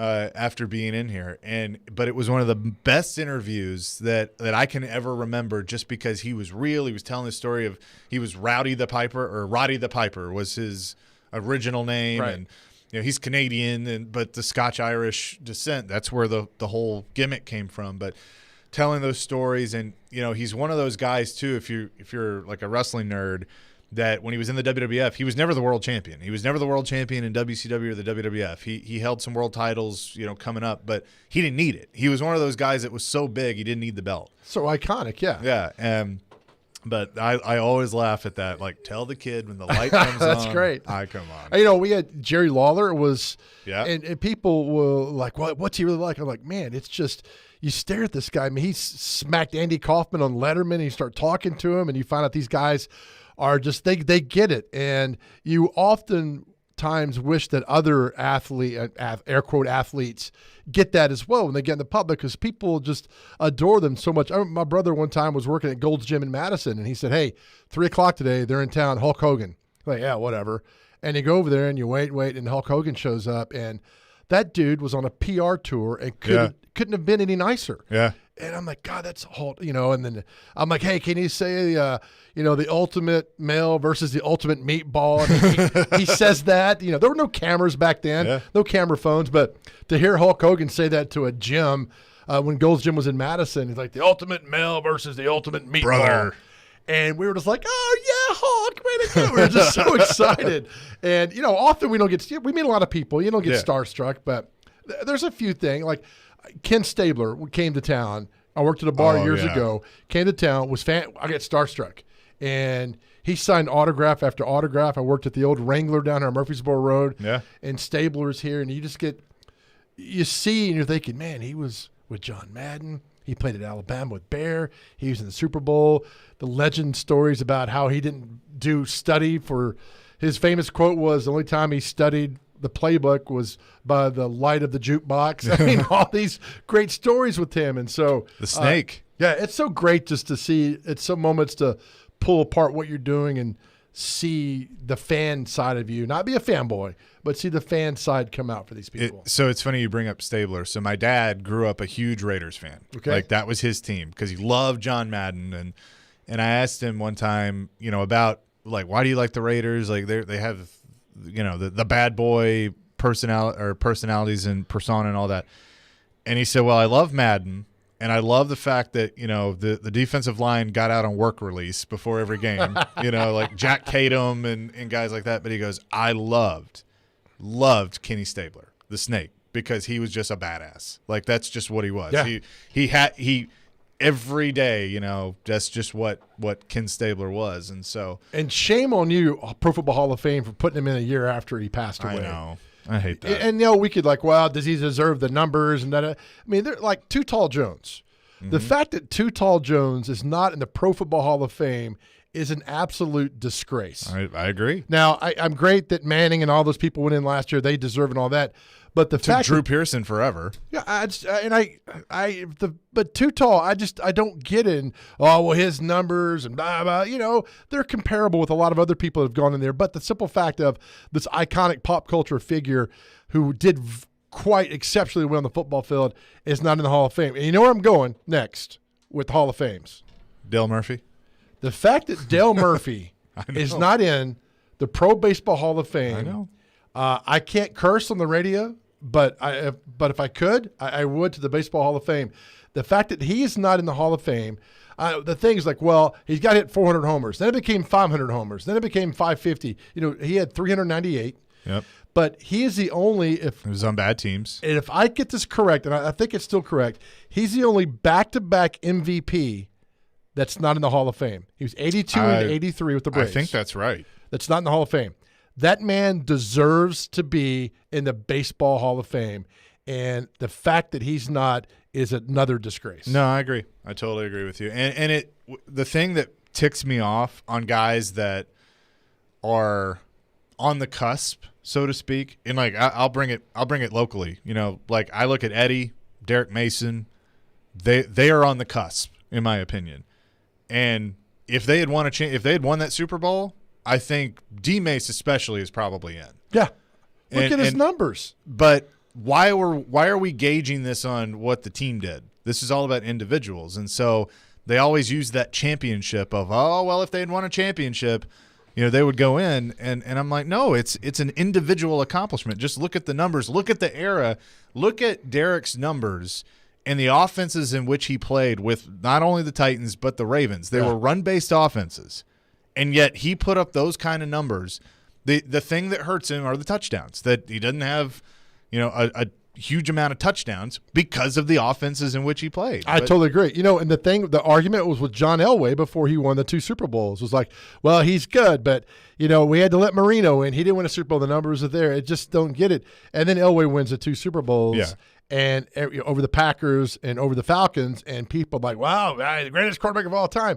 Well, 2 years before that, he was pretty darn good. And so that just solidified him getting there. But that's an argument. I do think one day down the road, McNair gets in the Hall of Fame. I could see it. Not next year. I think not 5 years. think Eddie probably does too. And I don't know, because Terrell Davis helps him. I think that argument helps him, because even though he did it a high level, but it was a short amount of time. Right. And you look at his numbers, and he's got 2 Super Bowls. But he's got the 2 Super Bowls, so that certainly helped. I think with Eddie's thing is, and he's a great player, more running backs are coming. And now, you know, Derrick Henry's going to be when he comes back, or hopefully has another 4 to 5 years, then Eddie slides down. And it just goes. But I think what McNair, and the fact that his last year with the Titans was 05, and the fact we kind of get away, or 16 years away from his last year. He did that 1 year with the Ravens, was good. But you come back and talk about what he did for this team, and co-MVP in 03 with Manning, and everything that he did, and just the warrior that he was on the field. I think eventually that gets recognized. Yeah, I do too. You know, another thing that's going to be interesting, so if Derrick Henry, like you said, comes back and continues on this trek, I mean, I think if he had gotten to 2,000 again this year, I mean, you go ahead and hand him the jacket. It was a lock. Yeah. I'm not a fan of that, but I'll tell you why in a minute. Okay. But Chris Johnson is, if you look at his career as a whole, they're not Hall of Fame numbers, which is going to make him the only 2,000-yard running back to not be in. Ooh, that's a good point. Because everybody else is. Right. And we'll see with Derek. I will say, we got a few moments. You're fine. I will say that with Derrick Henry, 2,000 yards, I'm not impressed, because you're doing it in 17 games. I am impressed with the 16. I'm impressed. I'm 14 games. When OJ did it, that's 14 games, you got 2,000 yards. Now you got 3 extra games. Now you got another game to do that. And don't get me wrong, I couldn't rush for 5 yards like getting out of breath and getting knocked down. So trust me, I get all that. But at the same time, I think that he keeps another 3 to 4 years. Another 3 years, he's there. I mean, he's almost there now with what he's done. And which brings up another great thread about franchises, the great running backs. Earl Campbell, Eddie George, Chris Johnson, Derrick Henry. I mean, off the top of my head, 4 running backs in a franchise that are like that. It's hard to get those with other teams, And you said Earl Campbell, Eddie George, Derrick Henry, Chris Johnson. Chris Johnson, yeah. And the records and things they've done. Yeah. I mean, and Earl Campbell had a short lifespan with Oilers. He was only there from 78 to 04, I think, or 78 to 84 before he ended up with the Saints, and he was just beaten down by the time he got there. Chris Johnson, from 08 to he signed that contract in 11. Yep. And then we can argue, did he give his best effort, whatever, but he stayed in the league, whatever. But, Fisher in 09 wanted Chris Johnson because they were done. He wanted Chris Johnson to get that 2,000 Well, I think yards. Vrabel wanted Derrick Henry to get it last year. I mean, you can make the argument, and I hear what you're saying about 17 games, but I think he was on pace to break it before. I think he would have broken it in 16 if he had kept on this pace.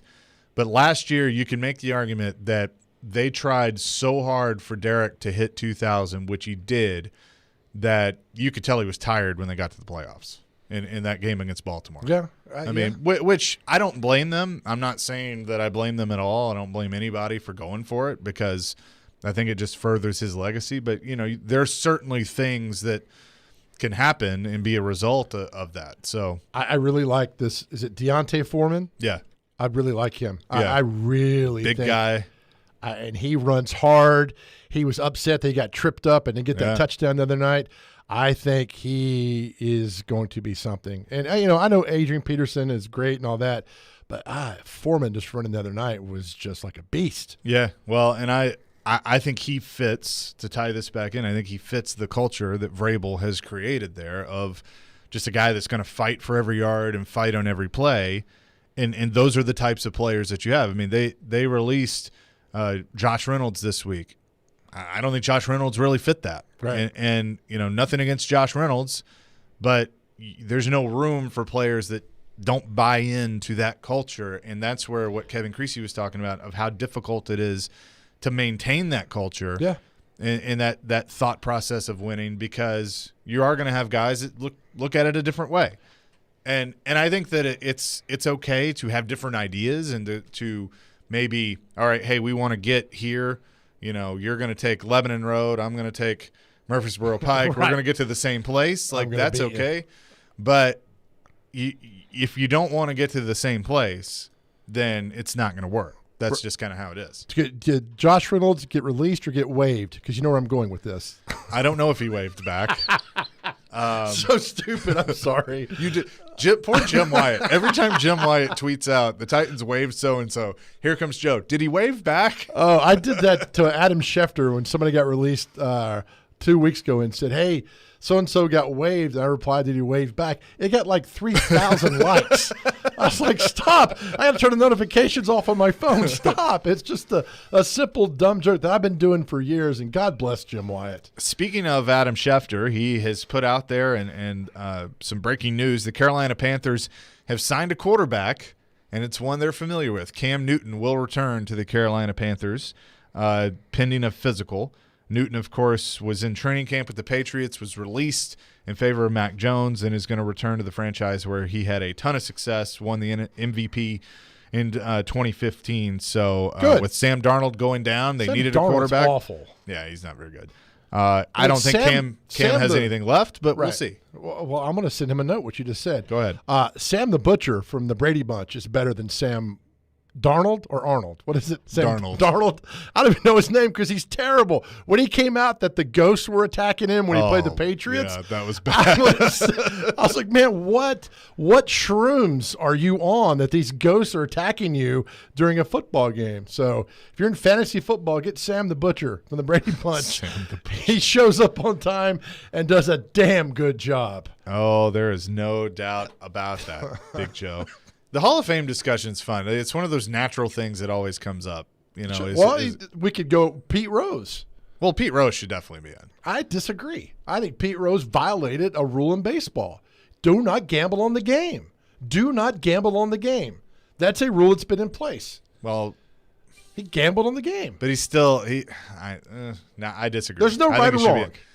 I think he should be. You're wrong, I'm right. I think well, okay.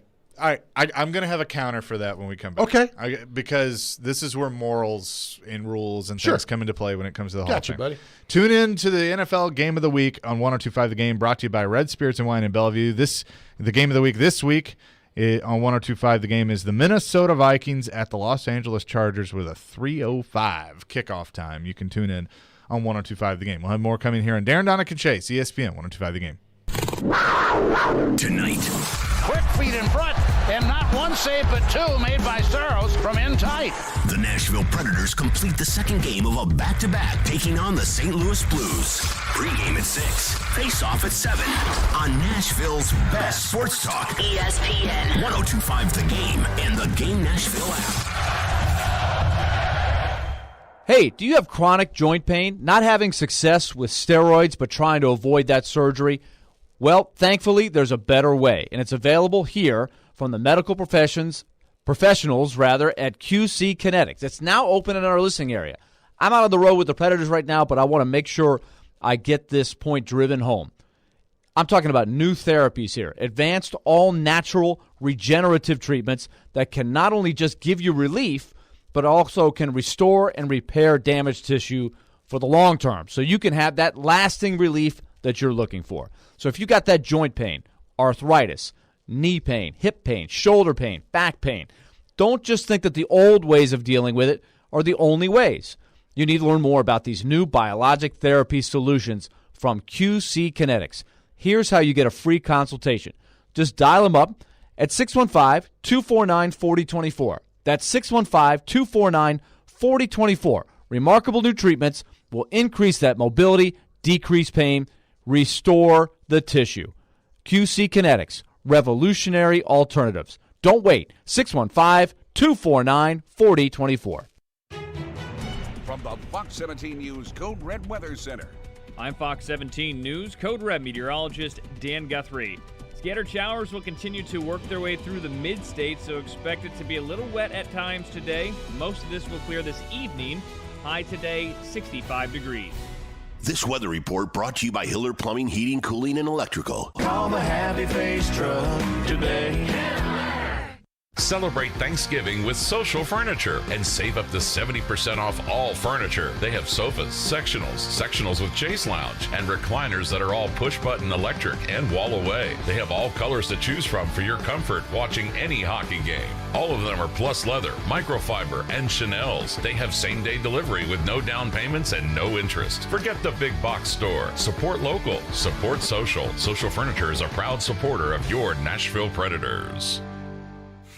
Winter's a bad time for your furnace to go out, but it's never a bad time to call Lee Company. Our heating and air conditioning pros are available 24/7. No heat? Don't wait. Call Lee Company now at 615-567-1000. Our expert technicians will diagnose the issue and fix it right the first time. When you're cold, you need someone you can count on to bring the heat.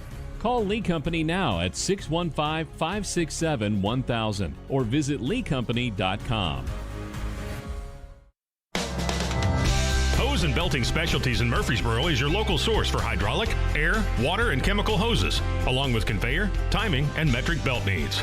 They stock metric fittings for both air and hydraulic applications. Hose and Belting Specialties stocks Parker hydraulic hoses and fittings, Goodyear Conti-Tech industrial hoses, and V-belts, just to name a few of their lines. For any of your industrial needs, call 615-895-HOSE. 615-895-HOSE.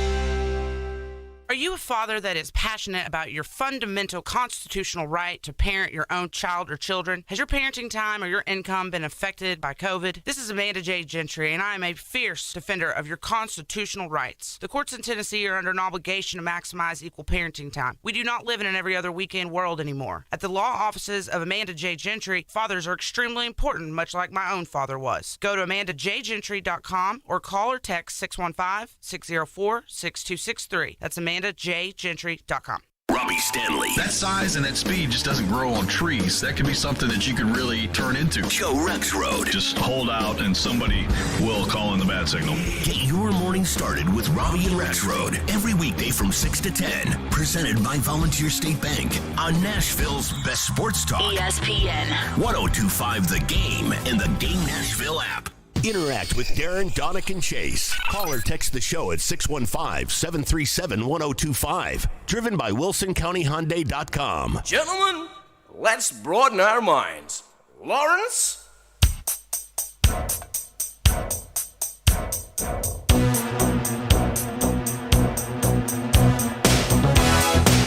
Back here, Darren, Donick, and Chase, ESPN 1025 The Game, with a very bad karaoke version of this song, but that's okay. What was that?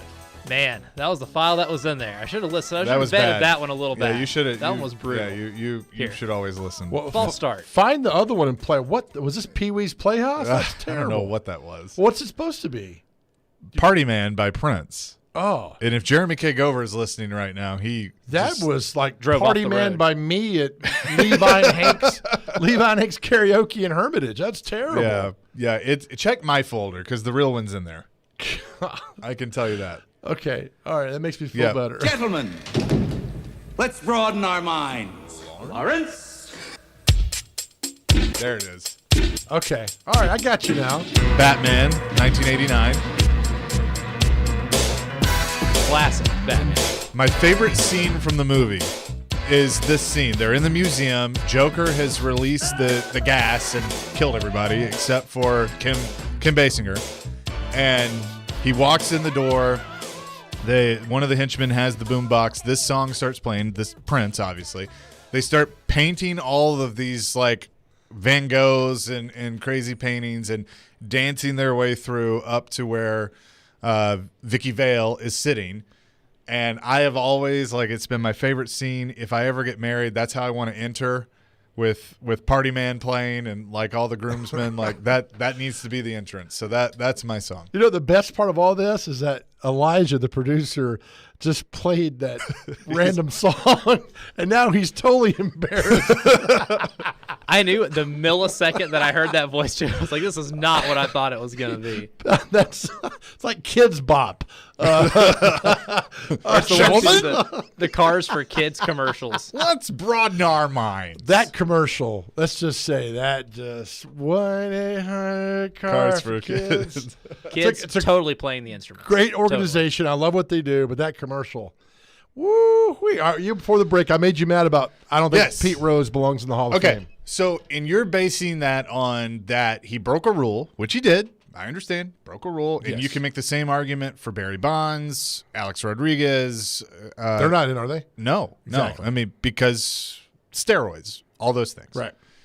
So in my opinion, when you go about keeping somebody out of the Hall of Fame because they broke a rule, it's more of a moral issue than it is. Pause. What did you just repeat? What you just said? Keeping somebody out of the Hall of Fame. Okay, I thought you said keeping somebody in the Hall of Fame. No. Okay. Well, this is where I'm going. Okay. This is where I'm going. Because I think it should go both ways. If you're going to say, and do I agree with the steroid era? No. I mean, you cheated. Sorry about that. So it's like to have your phone on during the radio. But at the same time, I'll make the argument, and this is where, I make this argument to somebody like a Barry Bonds or Roger Clemens, hey, you did it at a Hall of Fame level. You didn't need the help. I don't know, but you still have to have the skill to put the bat to the ball with the power that Barry Bonds did when he was with Pittsburgh before he juiced up. I still think he's a Hall of Famer. Now, part of the reason that somebody like a Clemens or Barry Bonds isn't in is because they're jerks and people don't like them. Correct. Pettit cheated. Pettit got in. I think, Pettit's in. And it's okay, well, we'll forgive that. Somebody from going in, why would you not kick somebody out for moral things?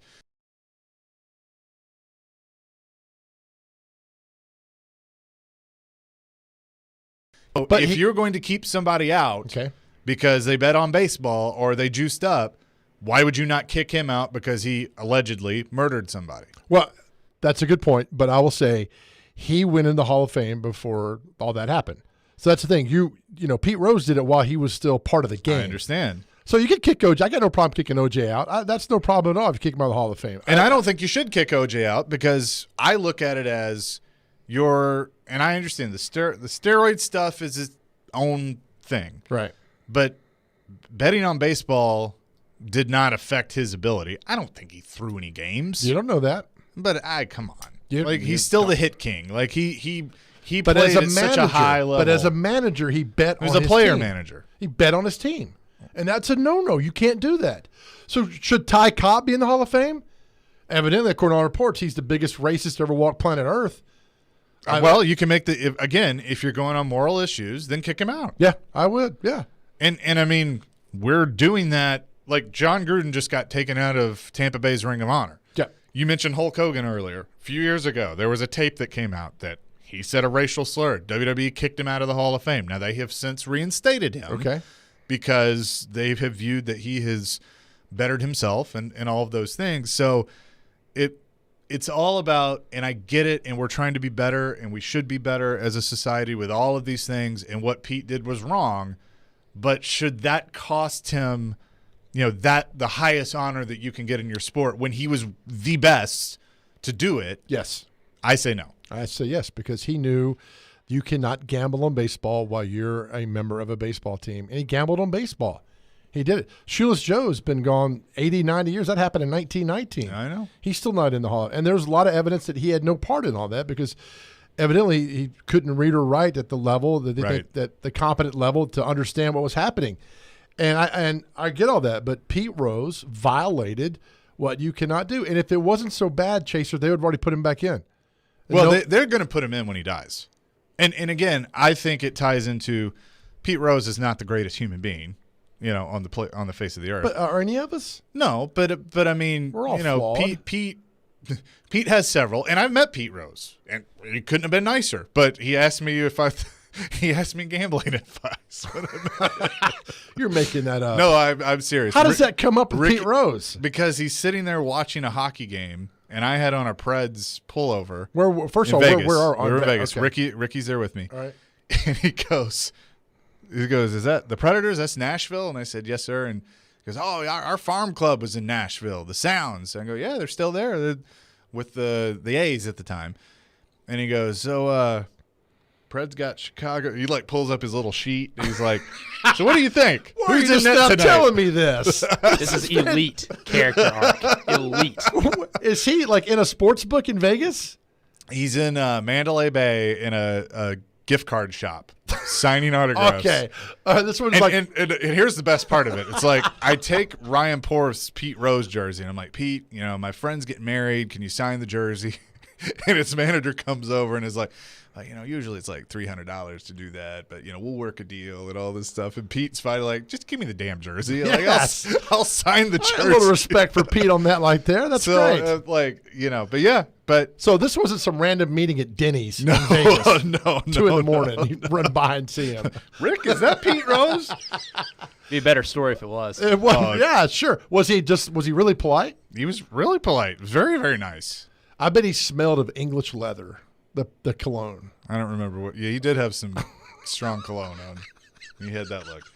But and I know that this is one of the oldest sports radio arguments of all time. Should he be in? Should he be not? I think he will get in when he dies. They're not going That's to. Rude. They're not going to let him experience it. Right. And then he'll be put in. But the fact that he's, he was doing TV for a little bit, and the Reds finally put him in their Hall of Fame and retired his number officially. I mean, because the Reds. What I think is fascinating with Great American Ballpark, there are all these little tributes to him. The smokestacks have 14 bats, which was his number. Right. Okay, that's cool. The hit thing is hanging on the other side of the scoreboard. I think there's 14 light poles. So they did all these things to pay tribute to him. That's cool. And then finally, we're able to retire his number. I'll bring a local story with that. So Pete Rose, one of the iconic moments is when he hit Ray Fosse at home plate and knocked him out in the All-Star game. Well, the guy that hit the ball was Jim Hickman. His son, Joey, was the golf pro at Old Hickory Country Club for many years. Oh, wow. Lives out in Donaldson. Joey Hickman. So that was his father. So when Ray Fosse passed away, it was recently. They showed all that, and Jim Hickman, and then there's always a Nashville connection. Always. And then Joey's father was the great Jim Hickman for the Chicago Cubs, and that happened. Always a Nashville connection for sure. All What's right, next, good, buddy? Good debate. It is time for our favorite silly underdog picks. When we come back, it's going to be fantastic. Chris Sanders, Kelly Holcomb will join the show. Darren, I believe, has submitted his picks electronically. Willie has submitted all the information to Deputy Commissioner Elijah Campbell. And, Joe, you're just here along for the ride. So it's going to be fun. We'll be back here on Darren Donick and Chase, ESPN 102.5 The Game. The voice of reason. No, you blew it. That's what happened. It didn't slip away. You blew it. The voice of the fan. The officials had let that game get out of control before anything got thrown. The voice of Nashville sports is your home of Nashville's best sports talk. ESPN 102.5 The Game and the Game Nashville app. ElectronicExpress.com. We make it happen. More than 80% of hospitals and other healthcare employers are now looking to hire nurses holding a bachelor's degree. That's why Aspen University's 3-year accelerated and accredited BSN pre-licensure program is now enrolling with no wait list. Tuition and fees are less than $50,000 and transfer credits are accepted. Want to learn more? Just text STEP to 323232 right now. Most courses are online and you'll complete your clinicals within our collaborative network of healthcare providers. Plus, if you need more flexibility, we offer a nights and weekends program. Text STEP to 323232 right now. All clinical simulations and labs are delivered in person while following CDC guidelines for social distancing and masks. If you've thought about becoming a registered nurse, the time is now. Text STEP to 323232 to learn more today. Text the word STEP to 323232 right now. Text STEP to 323232. Total cost of the degree program will vary depending on the courses taken, transfer credits awarded, and fees incurred. Employment statistics are from the AAC and Research Brief, published in December 2020. Texting privacy policy and terms and conditions posted at textplan.us. Message and data rates may apply. Got chronic joint pain? Not having success with steroids, but trying to avoid surgery? Well, thankfully, there's a better way. And now it's available here from the medical professionals at QC Kinetics. Hey, Willie Donick here. I'm talking about new therapies. Advanced, all-natural, regenerative treatments that can not only just give you relief, but can also restore and repair damaged tissue so you can have lasting relief. If you've got joint pain due to arthritis, knee pain, hip pain, shoulder pain, don't just think the old ways of dealing with pain are the only ways. You need to learn more about these new biologic therapy solutions. Call now for a free consultation. QC Kinetics, 615-249-4024. These remarkable new treatments increase mobility, decrease pain, and help restore tissue. They actually encourage your body to heal itself. Call now and learn more about these restorative, regenerative, and revolutionary alternatives. Don't wait. Call today. QC Kinetics, 615-249-4024. That's 615-249-4024. Get in zone, AutoZone. Welcome to AutoZone. What are you working on today? So your headlights are getting dim? With the seasons changing, now's a great time to change them. Upgrading your headlights can ensure you'll be safe and ready to handle darkness and fog. Oh, and we recommend replacing in pairs. That way you won't have uneven lighting over time. You can get all of your lighting needs fast with our next day delivery and free same-day store pickup. Getting the job done just got easier. Get in zone, AutoZone. Restrictions and details at AutoZone.com. Nashville's best sports talk, locally owned, home of our Nashville Predators. WPRT FM Pegram, 97.5 Murfreesboro, WBUZ HD2 Laverne, online at thegamenashville.com. We are ESPN 102.5 The Game. Live from the Game Nashville studios, it's time for Darren, Donick, and Chase. With hosts Darren McFarland, Willie Donick, and Chase McCabe. On Nashville's best sports talk. ESPN 102.5 The Game. When you need a long shot for a big score, you need silly underdog picks. There's no need to fear. Underdog is here. It may be a long shot, but it's all you've got. It's time to pick your dark horse. And not your nose. This is Silly Underdog Picks. brought to you by Volunteer Hose and Gasket. Silly Underdog Picks. Now, on Darren, Donick, and Chase. There's no need to fear. Underdog is here. Underdog is here. We're back. Hour number 3, Darren Donick and Chase, ESPN 102.5 The Game, streaming on the Game Nashville app. Chase McCabe, Big Joe Dubin, Elijah Campbell here with you. And yes, it is time for Silly Underdog Picks, brought to you by Volunteer Hose and Gasket. We do this every Thursday at noon, and Darren is not here to gloat, but he's been on an absolute tear, which is great, but we say hello to the panel. I'm going to assume that the first one I'm bringing up, Elijah, is Chris Sanders. Which one would that be? Top or bottom? I think as Joe chuckles. I think he is. I think he is on the guest 50, line. 50? The bottom line. You're guessing that's Chris? Yeah. You would be correct. Okay. Chase is 1 for 1 today. See if it carries over. Hi, Chris. Hey. How you doing? Hey, Chase. How you doing, bud? You know, I'm good, man. It's always good to talk to you. Hey, Always you good want to to talk. talk to Dwayne? Well, how's Dwayne doing? Shut up. That's what it is. We got Big How you Joe. doing, man? We got Big You Joe doing here good? today. Oh, Big Joe. Doom's over there. How you doing, Joe? How are you, big man? You doing okay? I'm doing good, man. It's good to hear y'all's voice. Y'all coming to my game this week? Who y'all got tomorrow night? We got Baylor. Ooh, that's going to be a Did you good pick game. us? Joe, did you pick us? I need to know. I'll always pick. I always got your back. Okay. I just wanted to The Baylor Bears, I mean, that's shout out to you guys playing a Big 12 team in the playoffs. Well done. Yeah, I got TV tomorrow, Chris, so I won't be able to be there. What's important here, though? Well, I mean, you know. Got him. You're always important. I appreciate you, man. Thank you. Say hello to Kelly Holcomb, Middle Tennessee State standout, a fellow alum, and also the offensive coordinator at Riverdale. They got a big one tomorrow. But, Kelly, how you doing? I'm doing okay, man. I'm doing good. I'm just not doing good in this competition. I'm ready to punch Darren in the face. Me too. Well, that's me every day. Get in line. So, you know, that's okay because I'll be second. I don't care. I'll take up leftovers. I don't care. Well, hey, I'm easy. I'm chipping away at second, my friend. So we'll see. Yeah. Oh, there's no question. I mean, hey, you know, right now, but it really doesn't matter, Chase. You know, like if you don't win, like who cares? Right. Yeah. Second's just the first loser. I mean, second is the first loser. I mean, who cares? Yeah, absolutely. We've talked a lot of high school football today, by the way, and I know both of you very much in the playoffs. So best of luck. Always a fun time of year, and you know, it's always like you never know. You never know. Tomorrow's not promised, as they say. So hope everything goes well tomorrow night. Well, I appreciate it, man. Thank y'all. All right. Willie's not here, so the commissioner is out. Darren is out. So Elijah. What are we doing? Have we even got a competition? Like, what is this? I know. The commissioner just, you know, he decides when he wants to show up. And not. This segment's sponsored, right? Yes, it is. All right, that's Yeah. why you're doing it. Yes, it is. There's your answer. So Elijah is going to fill in and do the review. And do we have Dr. Phil this week? This is the heaviest Dr. Phil show because usually, you know, it's Chris every week. Chris needs to get his motivation, needs to get his game up because he's a little far behind. But Darren was a little bummed out that he was going to be missing the segment. He didn't have his, you know, usual annual gloating segment that he gets to do. So he decided to talk to Dr. Phil about that last night to fill that void. I feel like this is gimmick infringement, but okay. Yeah, and here's how that sounded.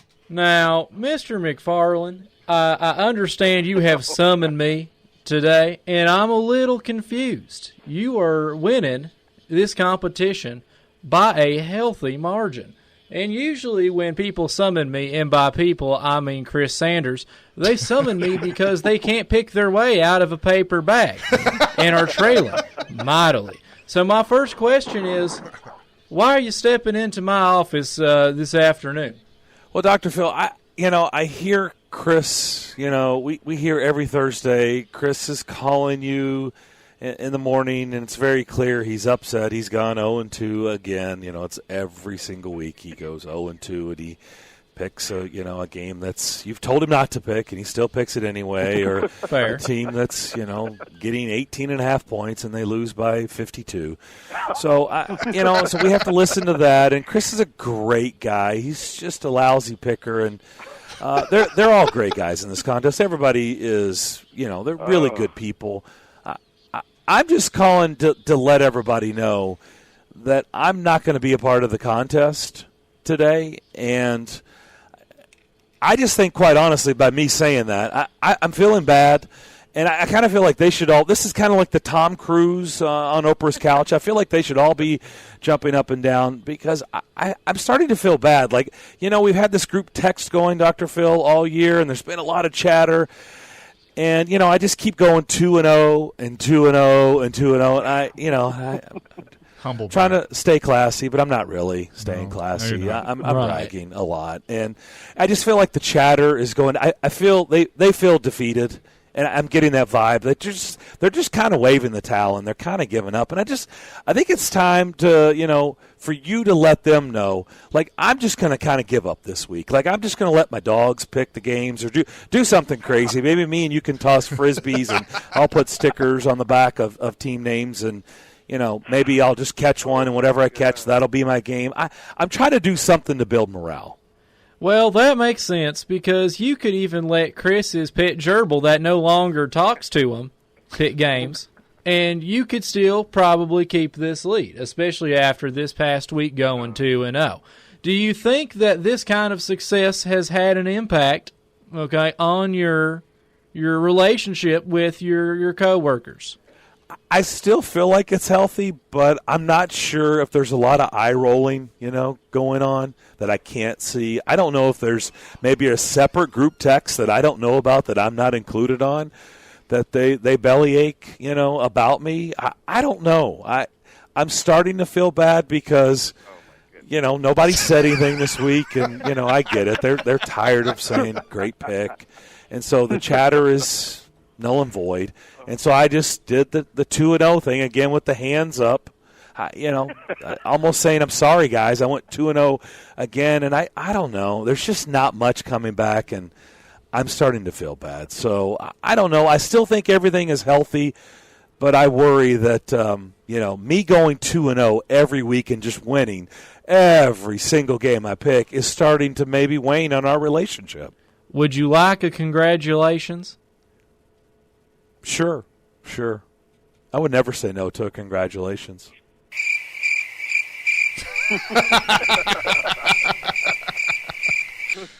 Oh, well done. And then, of course, this morning, Chris had his weekly scheduled visit. More Dr. Phil. With Dr. Phil. And, man, so Dr. Phil is just getting tired of having everybody come to him, so he's had me handle all this, and he needed help. So we brought in a special guest today to help Dr. Phil deal with Chris. Man, hey, Dr. Phil, I'm really struggling again this week. I continuously lose in picking these games like UConn and Temple, and they continuously losing. Because they're bad. Man, I definitely need a miracle this week. I mean, what can I do to get a miracle, man? I need one. At this point, Chris, nothing I'm telling you is working because, A, you're not listening, and B, you're having a hard time just picking games in general. And at this point, I don't know what to do anymore. So I have reached out to my network of doctors, like myself, and I have found someone to introduce you to give you a little pep talk who may be familiar with miracles, specifically in the Music City. I have brought on my friend, Dr. Kevin Dyson. Kevin, could you offer some words to Chris Sanders here, who has only picked one correct game all season long, and it was only worth 4 points. He's struggling. I'm at my wit's end here. I don't know what to do. First and foremost, let me say this. I'm halfway embarrassed that my former teammate is one and forever. That's daggone embarrassing.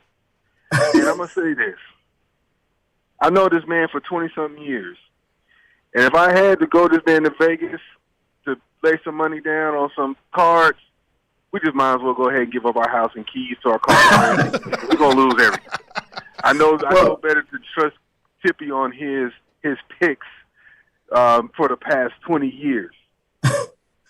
Well, man, Kevin, check this out, man. I've been picking UConn and, I picked all these crazy teams, but I continuously coming up a yard short.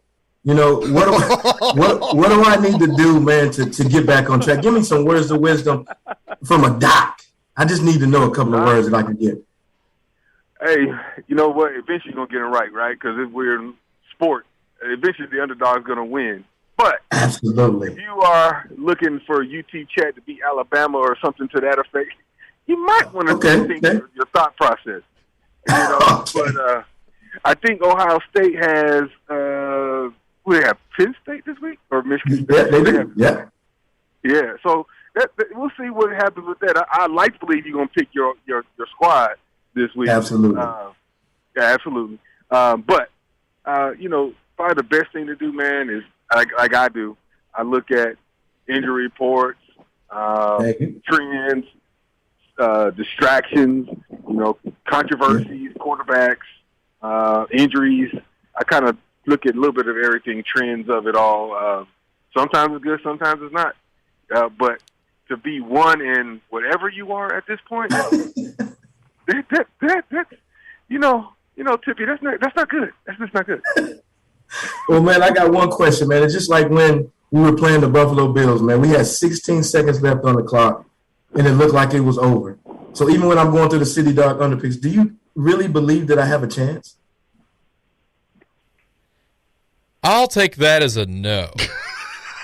Well, I mean, that just hurts coming from, Kevin Dyson. But at the end of the day, man, do you still think that I have a chance to come back and catch Darren?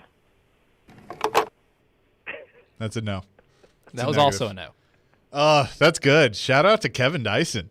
Yeah. Coming in, a little cameo appearance. Chris, were you in the bathroom? Like, where were you on that? A lot of echo going on. I tried to try this new microphone, but it was whacked. I mean, I don't know what else. They got all this technology stuff, so I tried to try it out. It did sound like I was on the football field trying to talk to y'all. It's okay. It's okay. Right. Appreciate that. That was good. Nice laugh. Now we review. Surprise, it's not Willie. It's me. Isn't here. It's your boy, the Deputy Commissioner, Elijah Campbell, here to recap last week. And we'll go ahead and start off with the most popular picks from last week. The contest won by Jim Handler. Congratulations, Jim. Jim in Smyrna, Tennessee, with a score of 38. However, Jim was ineligible to win the prize because he has already won before. So shout out to Roger Burden from Brentwood, Tennessee, with 34 points, who did win our online prize. Congrats to those two.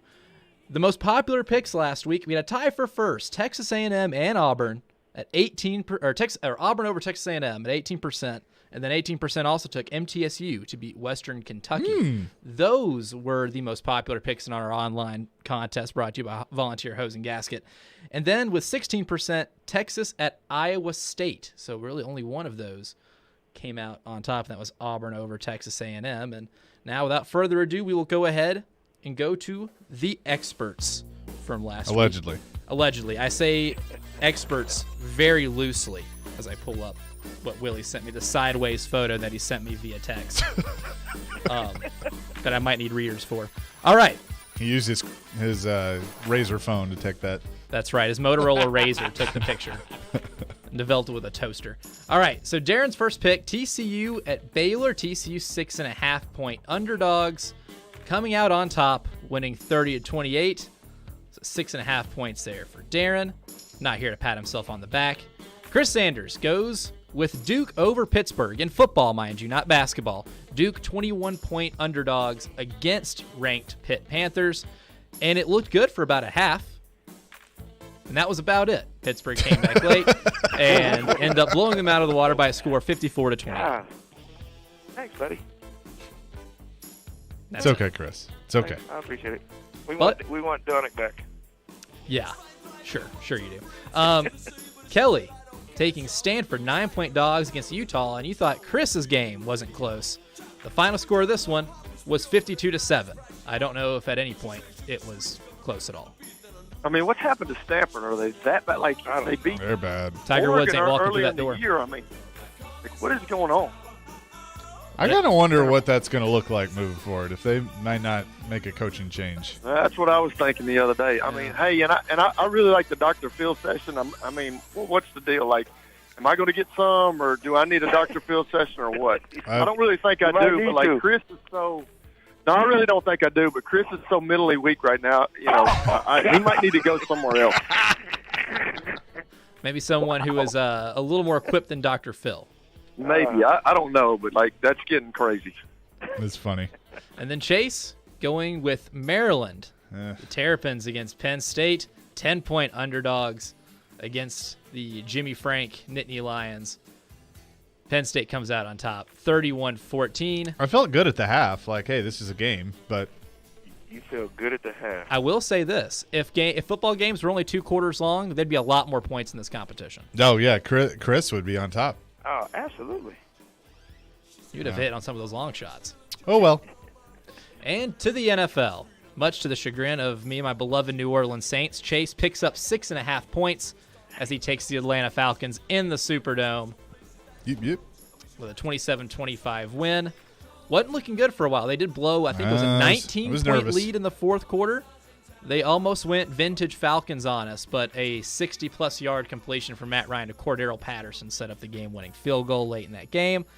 Kelly taking Chris's favorite team, the Houston Texans, against the Miami Dolphins. 5.5-point underdogs in a game of 2 1-7 teams. You don't see that very often.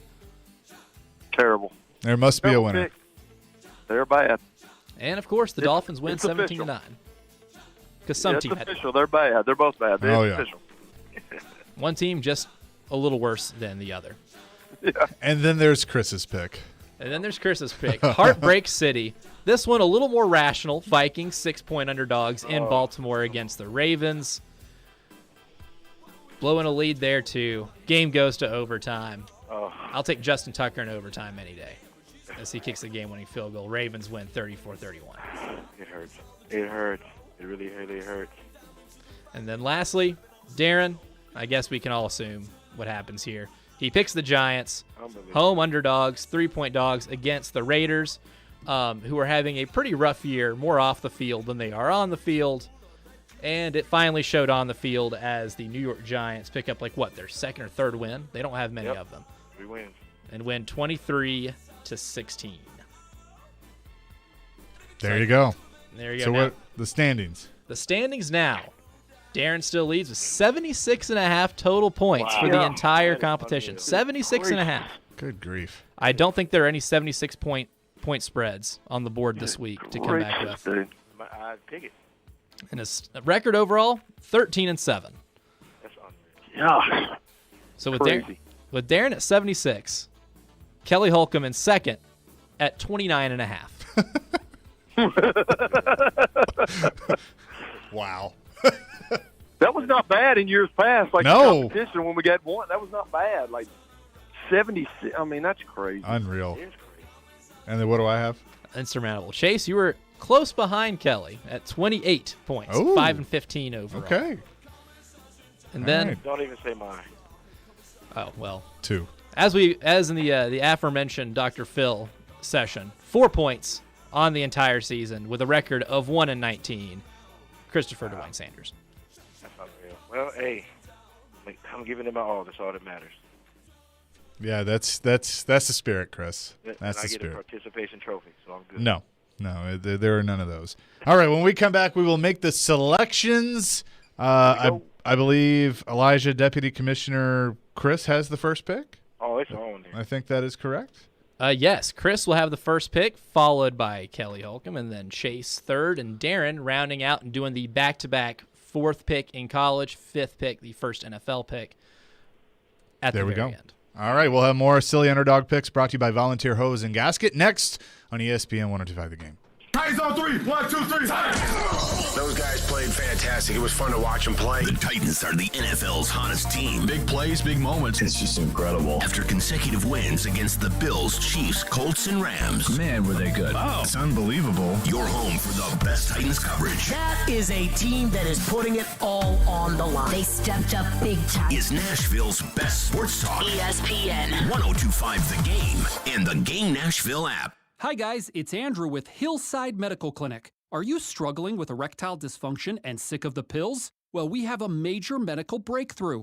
The Wave technology at Hillside Medical Clinic was tested by Cambridge University and the Cleveland Clinic, and the results are in. It's proven to increase blood flow by repairing blood vessels. No pills and no side effects. If you're ready to put a stop to your ED by treating the root cause, call us now. And not only will the assessment and blood flow ultrasound be free, we'll also include something unique that produces powerful results in the bedroom. I don't think I've ever seen it fail. This is a $600 value, free to those that call in the next 2 minutes. 615-576-5000. That's 615-576-5000. Guys, put a stop to your erectile dysfunction and get your love life back.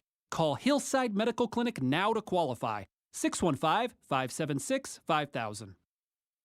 Mortgage rates are on the move, but you can still lower your house payment with my friends at Loan Pronto. Willie here. Call Loan Pronto now and take advantage of their super popular zero-cost refi program. So many people are doing this before the year ends. You can refi now. Get a rate with an APR in the low 2s with no junk fees and no closing costs. Even if you refinanced 6 months ago. Loan Pronto's all-digital process is fast and easy, virtually no paperwork required, and most loans get closed in 14 days. And if you act right now, you can even skip your next 2 house payments. So call Loan Pronto now. Rates are still really low. If you're currently in the APR range of over 2.75, call now. You got nothing to lose. See how much you can save by going into the new year. Lower that house payment. Call 615-499-5780 or go to loanpronto.com. That's 615-499-5780 or loanpronto.com. Equal housing lender. NMLS 1661781. Subject to lender approval. Not all loans eligible. NMLSconsumeraccess.org.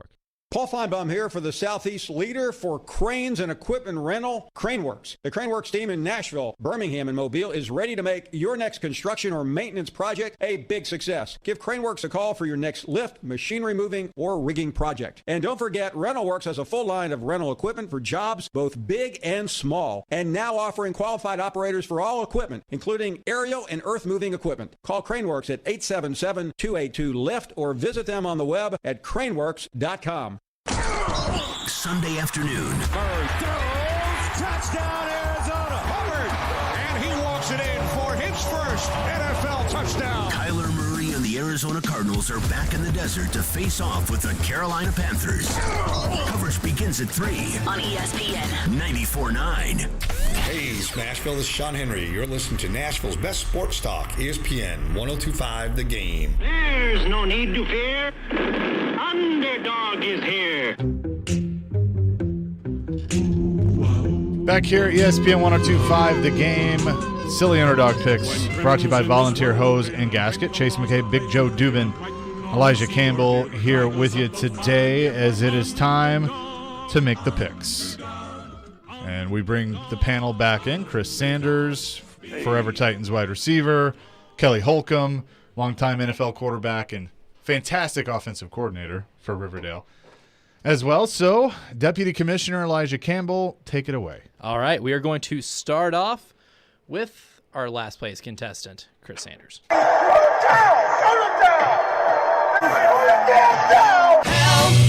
I need somebody help, not just anybody help. Yes. You know I need someone. I definitely need some help, but I'm not going to throw in the towel.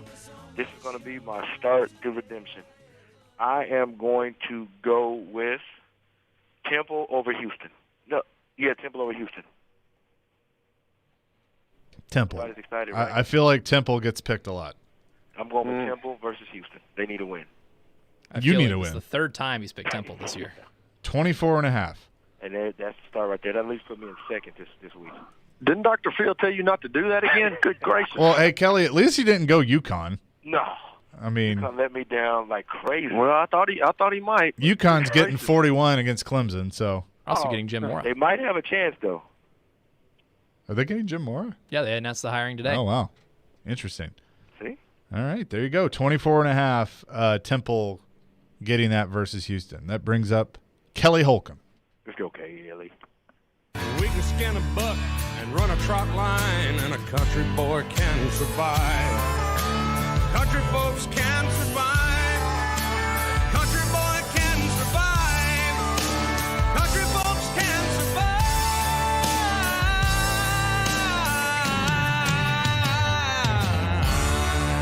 We're going to Lebanon. Yes, we are.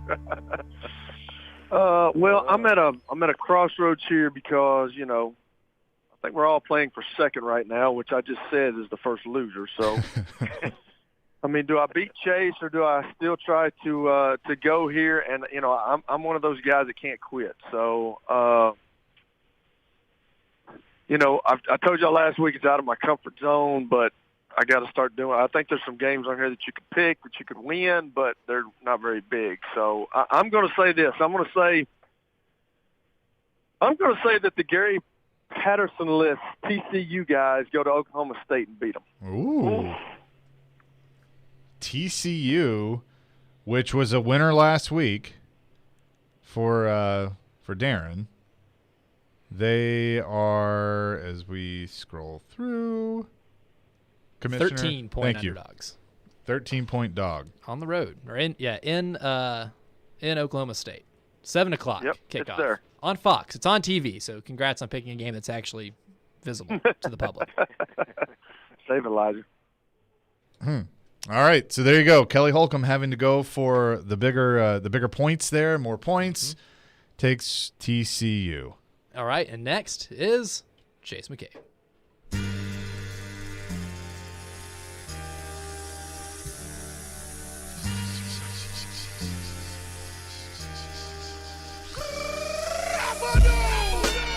So I'm kind of like Kelly on this. You know, we're fighting for second, but you know, kind of need to take some shots downfield, and I've tried that a couple times this year and it hadn't worked. But I just got a weird feeling about this one. Chris, cover your ears. Don't say UConn. I think that Jeff Brom's done a heck of a job this year, and Purdue's going to go into the horseshoe and beat Ohio State. I will take Purdue plus 21 That's a good call. versus Ohio State. Wow. I think either Oklahoma or Ohio State goes down this weekend because that's just been the theme when it comes to the college football playoff rankings. 100%. So Chase saying that the spoiler makers strike again. Be what, their third top 5 win of the year? Yeah. Yep. So they've had a couple. Yep. All right. Hi, Joe. Joe agrees. All right. And, of course, to round out the college segment here. Does Darren Joe McFarland. pick for Darren? Oh, we could. I have picks for Darren. I can completely just say that I haven't seen him or I forgot and just let Joe pick anyway. Let's go this. Vanderbilt over Kentucky. Boom. All right. Because if it happens, Darren loves Kentucky, and Vanderbilt beats them, and so he'll be mad but happy, and that's – It's an emotional hedging yes, is what you're saying. Perfect. Do you guys agree with this? You like this plan? Oh, absolutely. I agree with it, yes. What did he have? Good pick, Joe. Good pick, Joe. Thank you, brother. What he sent me was Baylor. They are 5.5-point underdogs against NBA? Oklahoma. To NBA, Yeah, to NBA. And the Fighting Crusaders. That's disrespectful. Oh, that's good. So we're gonna go with Vandy plus 21 against Kentucky. But if it happens too, then you guys are down. Oh yeah, like, then even, we're screwed. even further. But yeah. Kentucky's reeling. I mean, I think it's pretty – we're already screwed, Chase. I It's mean, true. It's true. pretty evident. Yeah. All right, Darren has the NFL pick. What does he have? In the NFL pick, you guys don't pick that one? Okay, just kidding. Eagles plus 2.5 against, as I swap tabs here on my ESPN app, Eagles 2.5-point underdogs against the Broncos, who are now, I guess, NFL favorites after beating Chase's Cowboys. I like that. I like that after last week, for sure. So that's good. All right, so that brings it to me for the NFL pick. This one's tough because I don't love the board this week. I am going to go with what? Just pick. Well, I'm torn between a couple. I'm sorry, Joe. Kelly's already said you're going to lose. Just pick. I know. You know what? Fine. Dan Campbell, Detroit Lions on the road at Pittsburgh. Good for you. I'll do that. Chase going with mighty Man Campbell to get his first win as Detroit Lions head coach. Always bold to pick the Lions. Remember, he got his first win as a temporary coach against the Titans back in 2016 or when 15. he was with the Dolphins. That's right. Good job, Chase. Thank you. I'm going to miss. Thank you, Chris.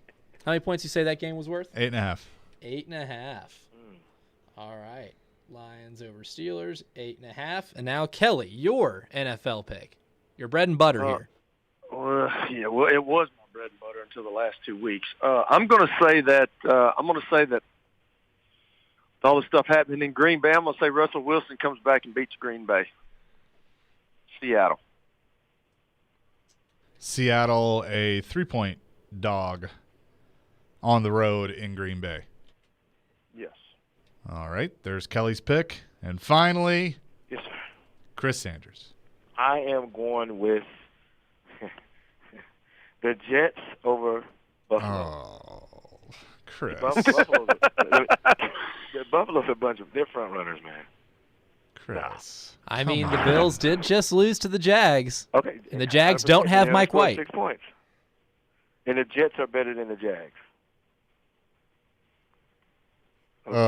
Okay. Could you imagine a worse 2-week stretch for the Buffalo Bills if they were to lose to the Jags and the Jets?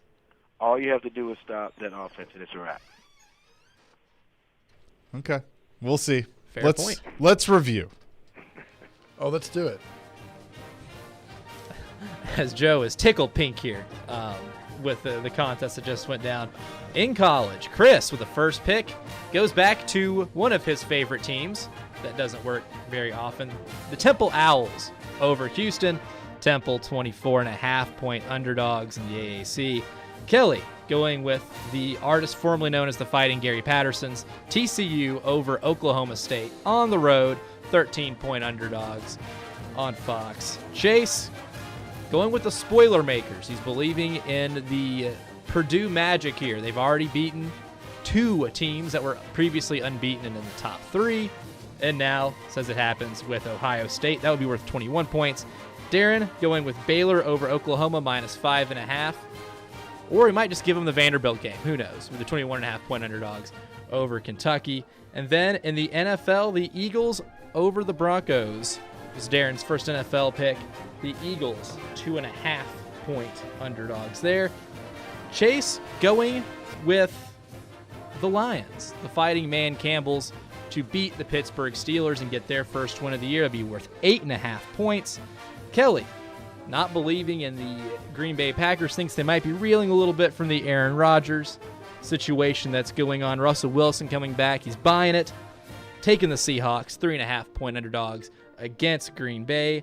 And then lastly, Chris Sanders, who puts the silly and silly underdog picks, takes the Jets, Jets. Yikes.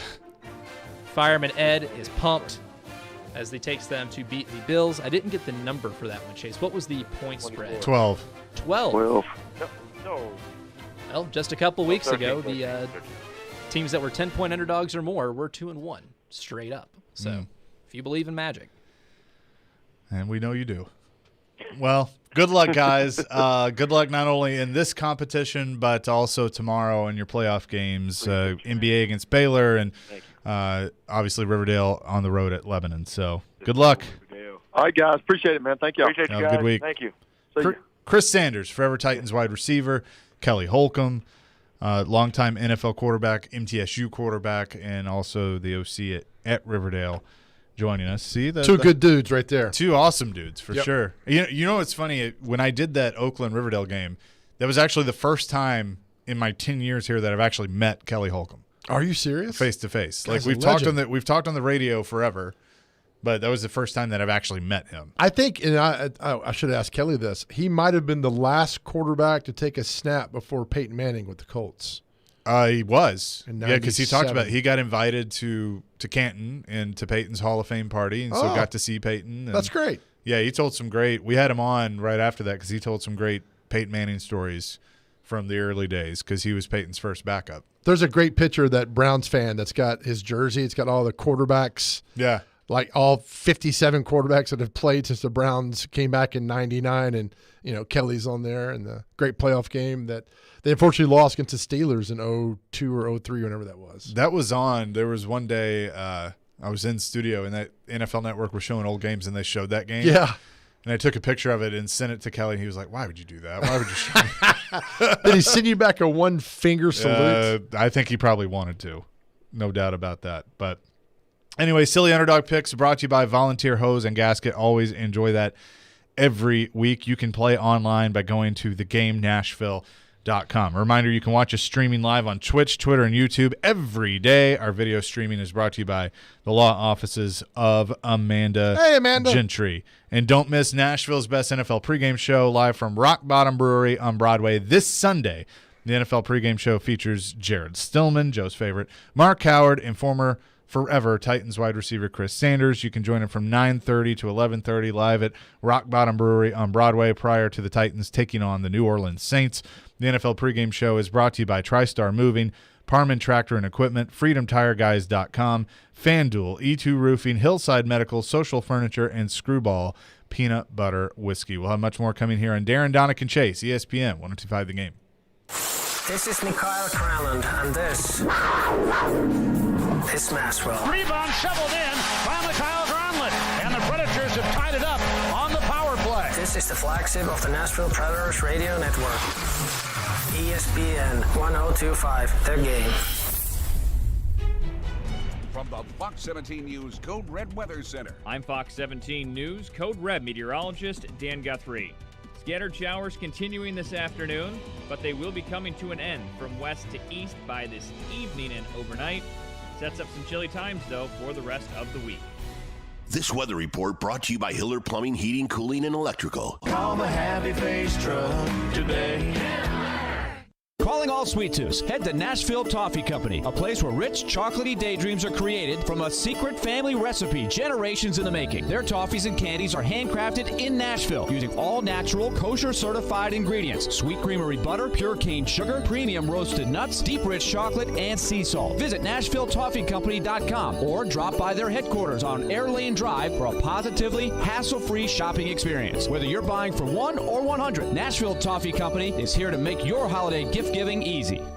Hey, it's Jared Stillman. Guys, are you tired of feeling old? You know that feeling. You don't have any energy. You're gaining pounds. Well, guess what? My friends at Invigorate Health are the ones to help you. They don't just focus on one area of the aging body. They take care of all of it with so many different therapies that can restore your vitality and are designed with you specifically in mind. So give them a try. Invigorate Health if you want to feel young again. Out in Mount Juliet at 615-288-4777 or invigoratehealthtn.com.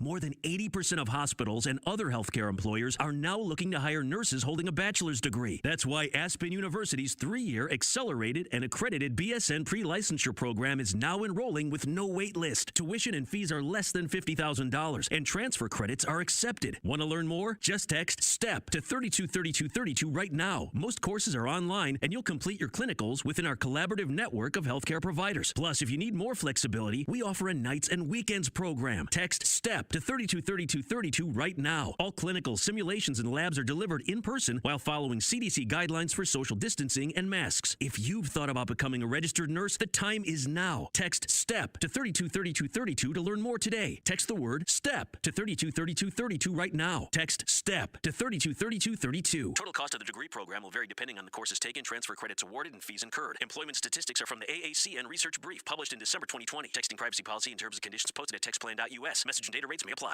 What's up, everybody? This is Teron Davenport, and I am here to tell you about Freedom Tire Guys. They're Nashville's premier mobile tire service.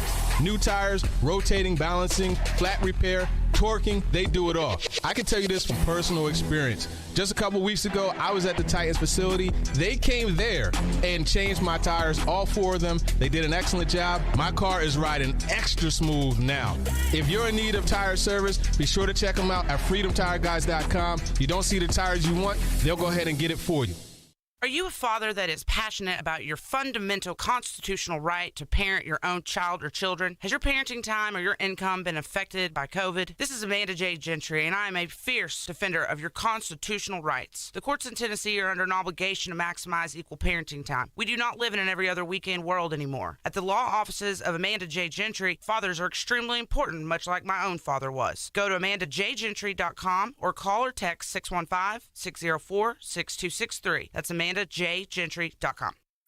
Jared Stillman. I cannot believe they picked this guy I've never heard of. And company. You're forced to play cap gymnastics, which makes it a little bit more difficult for picking up other guys. Tune in Stillman and Company for your drive home. Delivered by TriStar Moving. Weekday afternoons from 2 to 6 on Nashville's best sports talk. ESPN. 102.5 The Game and the Game Nashville app. If you've missed any of today's show, just search Darren, Donick, and Chase on Apple, Spotify, or on your favorite podcast platform.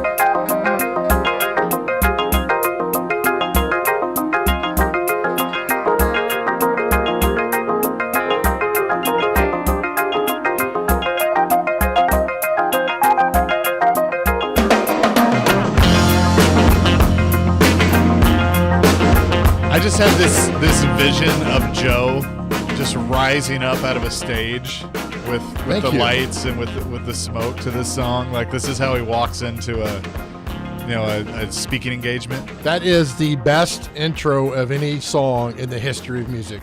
You can argue me all day long. I'm not going to listen. There are no right and wrong answers. That's our theme today. It's not so much your walk-up song, just the best introduction of a song. I mean, that song right there, when I hear Eminence Front by The Who, I mean, it goes up to 11 on my speakers. And that's what we're at. What's the text line number over there? 615-737-1025. Our text line driven by WilsonCountyHyundai.com. Thank you. So just text us what your favorite opening. We've been doing it all throughout the show this morning, but that right there, my friends, The Who, Eminence, when that kicks in, and Townsend on guitar and John Entwistle on bass, and you feel it, man. And Elijah, the producer, knows what's happening. I mean, I'm doing curls right now because I'm fired up for that song because of that, which is good, which is really good. All right? Yes, we have a text from somebody that says, please keep Big Joe there every single day.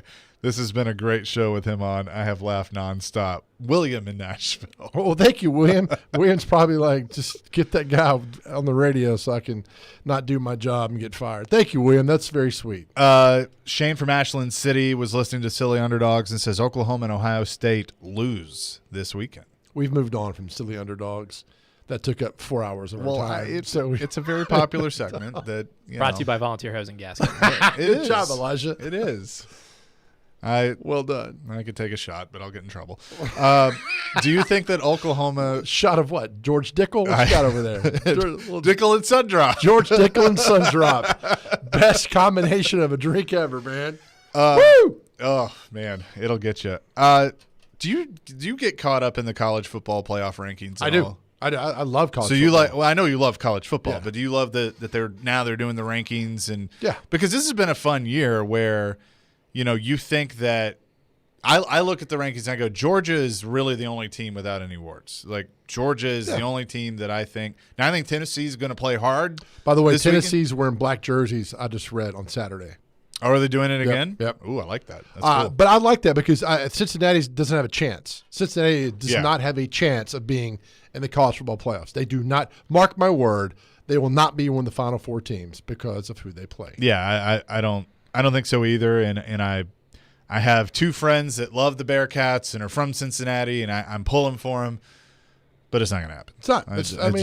I think it's a great team. It's not going to happen. And Darren and I got into this argument yesterday because I will say if Alabama, who's lost to Texas A&M, and that loss looks a lot better because Texas A&M has played some pretty good football. Right. If Alabama goes to the SEC title game, which they're going to do, and they lose a close one to Georgia, that gives them 2 losses. I will make the argument, if I am on the committee, that I think Alabama is a better football team with 2 losses than if Oklahoma runs the table and is undefeated or Cincinnati runs the table and is undefeated. And I would rather put Alabama with 2 losses, even though they're not the same Alabama that they have been. I mean, they're okay. That offense is not what it has been in years past with Sarkisian or Kiffin, but I think that that's a better team than some that play a weaker schedule and a weaker conference and could go undefeated. Well, you can only play who's on your schedule, and but I think if Bama gets knocked out by Georgia, I don't think they make. I think the 2 losses they probably won't. I'm making my argument that I think that but those also, losses are quality losses. Alabama's got to go to Auburn in 2 weeks, and that's not going to be easy because Auburn's a lot better than I thought they'd be. They are a lot better than that, so it's not going to be easy. I know that game day is going to Oxford. Is it A&M and Ole Miss? Yeah. So if you're an Alabama fan, you want A&M to win. Sure. Because that looks better for you, even though Alabama beat Ole Miss and lost to A&M. But I do like it. I think what frustrated a lot of people was Michigan not ranked ahead of Michigan State this week. Like Michigan was 6, Michigan State was 7. And then they jumped them. It was kind of weird. I'm a big head-to-head guy, man. And I mean, if you beat them, you deserve to be ranked over them. I just don't. I don't know. Well, because they did it with Oregon. They ranked Oregon ahead of Ohio State because Oregon beat Ohio State. Yes. Yeah. So all that. But at the end of the day, I think Georgia has it. Will they have it in mid-January when all this goes down? I don't know. I mean, Tennessee. It's going to be the Tennessee game is going to be weird because Tennessee just goes, and Georgia is very methodical in what they do. And somebody was talking yesterday, well, it's going to take Georgia a half to figure out that offense. No, it's not. You get guys out there and play. You can figure that offense out in a series. So what's good? That's why you have practice during the week and do all that. Yeah, I love that offense though. It is Josh great. Heupel's offense it's great, but you hit that quarterback in the jaw one time. That offense it changes everything. Does it all. And I always go back and laugh at what Kiffin had his guys do with the cramps and everything. Yeah, that's going to be the topic to discuss. Because some are saying, how do you figure that? Well, if you get a cramp, then if you kick out a game, then you should be out the whole series. You can't come back in. I mean, you got guys popping back in 2 plays later. That's going to be a big discussion. We've messed up, just so you know, with our careers because there's a story on Behind You. FBS programs have paid more than $533.6 million to fired coaches between January 2010 and January 2021.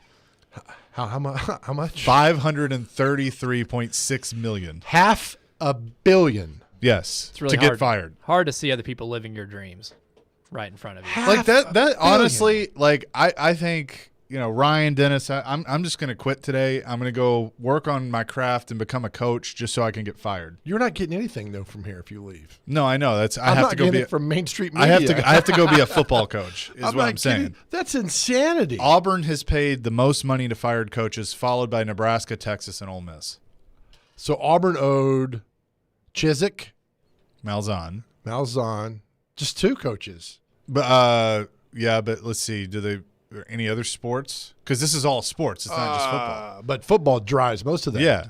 Chizik had a nice payday. But think about Tennessee. Tennessee's had to pay Dooley, Butch Jones, not Pruitt, allegedly. Well, although Pruitt says he's going to take him to the cleaners. Did they have to pay Pearl? There was like a settlement, wasn't there? I don't think they I don't think they did because it was for cause because of all the trouble they got. Tyndall, that was for cause, Tyndall, I guess. The cute. Where is he? Did Tyndall he coach bug. in the G League or something? Yeah. Konzo left. How do you? Donnie Tyndall is a blip on the radar. I know. We kept him alive because he looks like a pug. Yeah, the Tyndall pug. So we kept Donnie Tyndall's memory alive. The former basketball coach at Tennessee. He looks just like a cute pug. And he got mad at us because we wanted to pet him. And then so he's like, stay away from us. And we're like, no, you're a pug. So that's Vanderbilt. Well, Vanderbilt doesn't really disclose. Did Stallings get money when he left? I know that's Jared Stillman's favorite man. No, probably. I mean, but I think he only had like 1 year left. Bama's paid almost none, right? No. I mean, Shula's. He left in 2006. He's the last football 10 coach. to 11. 10 to 21, I'm sorry. Yeah, and then basketball. I don't know. They fired Avery Johnson and got Oates. So I'm sure they've had to pay a little bit, but not a lot. God, you could, but LSU, old Skip, is it Skip Miles? What's it? Les Miles. Les Miles. I went to high school with Skip Miles. Don't you remember the damn dime? Don't you remember Les or No? That's right. I got that still up here too. I got it on my computer. So they owe Les Miles money. They'll owe Orgeron money. Yep. And that's all they've had there. What about Florida? I mean, Muschamp made a fortune. Yeah. Will Muschamp made a fortune. Your buddy. My good friend off South Carolina and off of Florida. Yeah. And his agent's Jimmy Sexton. So all their agents are Jimmy Sexton. Yeah, Jimmy has everybody now. So Muschamp at Florida. So Florida had Muschamp. Who's a dude that went to Central Michigan or Western or McElwain? McElwain. Yeah, Jim Thank you. McElwain. Yep. They're probably gonna be paying Mullen. Who came after him? Who did Mullen replace? God, there's been so many. He replaced Muschamp. No. He replaced McElwain. No, there's somebody in between there, wasn't there? Am I missing this? They just come and go, man. There wasn't, but I think you're thinking of Ron Zook. Oh, Ron Zook. Tennessee fans hate Ron Zook. The Fax Gate. Look it up and see that. No, Mullen hadn't been there that long. There's somebody between McElwain and Mullen. Well, Randy Shannon took over when McElwain got fired for like 4 games, but it was McElwain and then Mullen. How long has Mullen been there? Since 2018.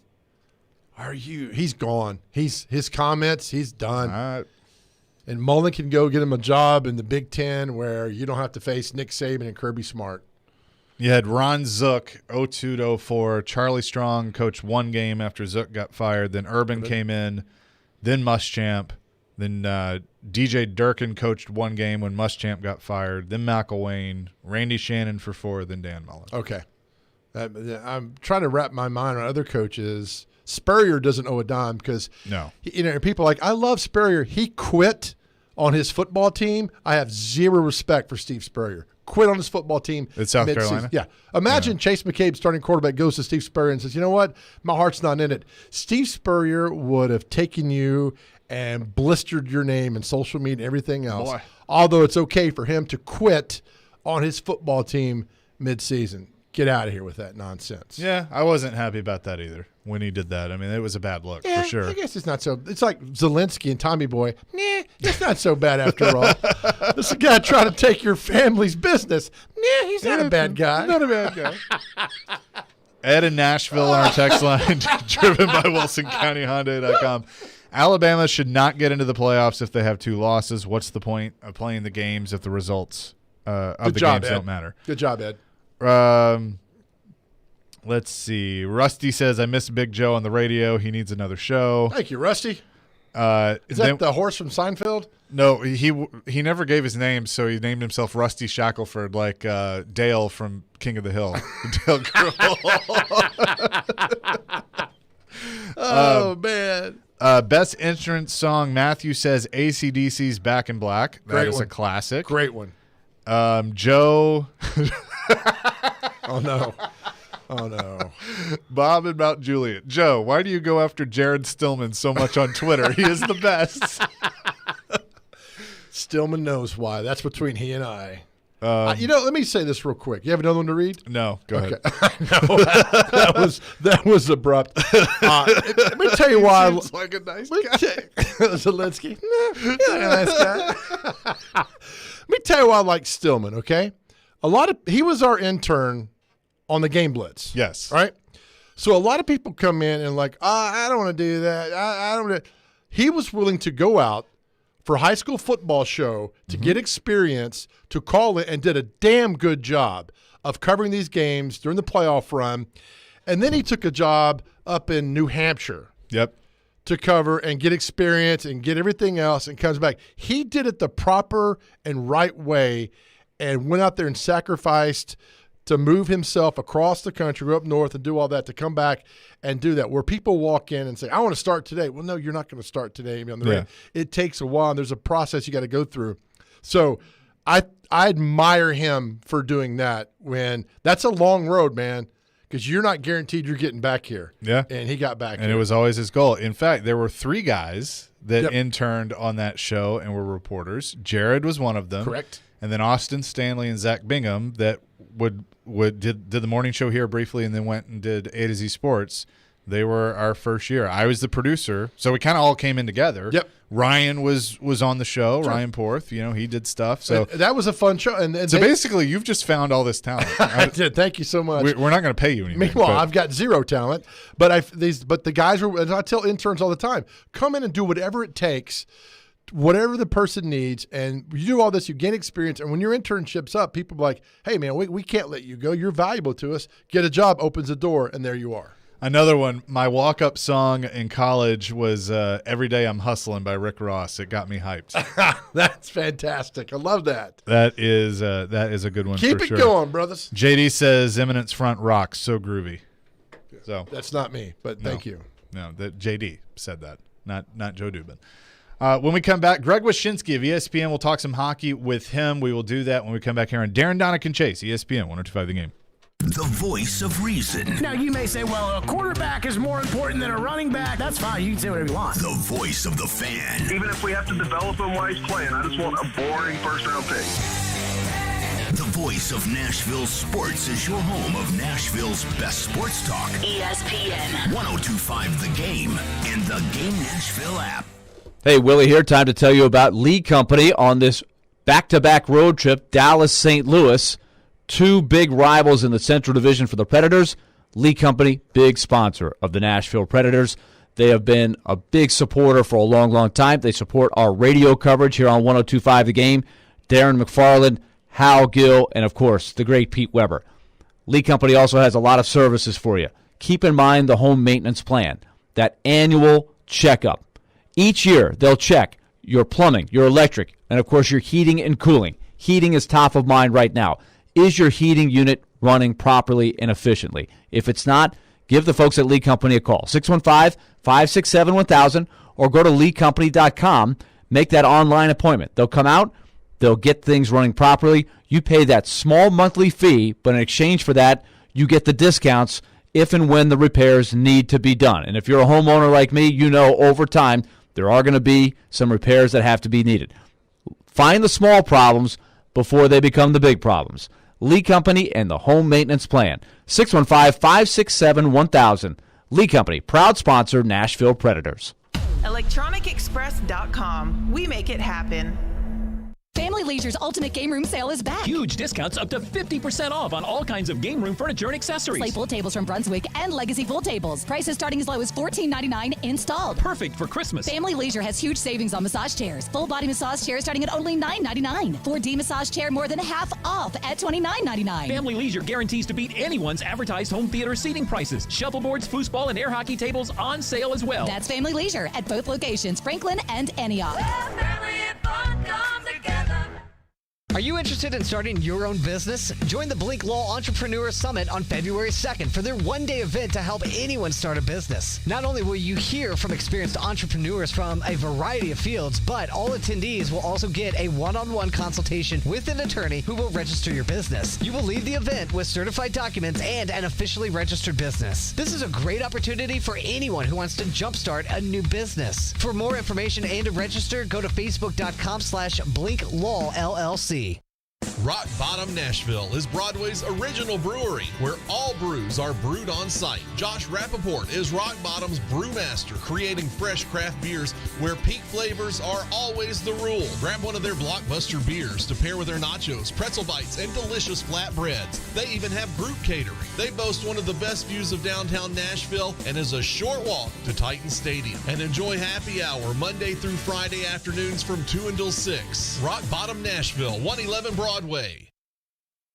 Here's exciting news from Genesis Diamonds, just in time for the holidays. We've just introduced our all-new luxury pre-owned Rolex collection, the largest and best selection of luxury pre-owned Rolex timepieces in Middle Tennessee. Hard to find, very sought-after timepieces. Over the past few months, we've scoured the country to find the best, most pristine, hard-to-get luxury pre-owned Rolexes, Submariners, Hulks, Batmans, Daytonas, Pepsis, and more. And next weekend, November 19th, 20th, and 21st, Genesis Diamonds is hosting our first ever exclusive luxury pre-owned Rolex event. Your chance to get the luxury pre-owned Rolex of your dreams with special financing. Imagine a pre-owned Air King for just $199 a month, or an extremely rare two-tone Daytona for less than $460 a month. Also for this event, our Rolex buyers are on site, offering top dollar for your pre-owned Rolex. Come see Genesis' all-new selection of certified luxury pre-owned Rolex watches, November 19th, 20th, and 21st. Genesis Diamonds, your new home for luxury pre-owned Rolexes.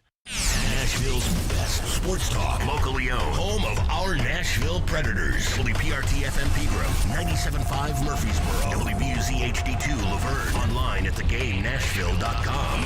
We are ESPN 102.5 The Game. Live from the Game Nashville studios, it's time for Darren, Donick, and Chase.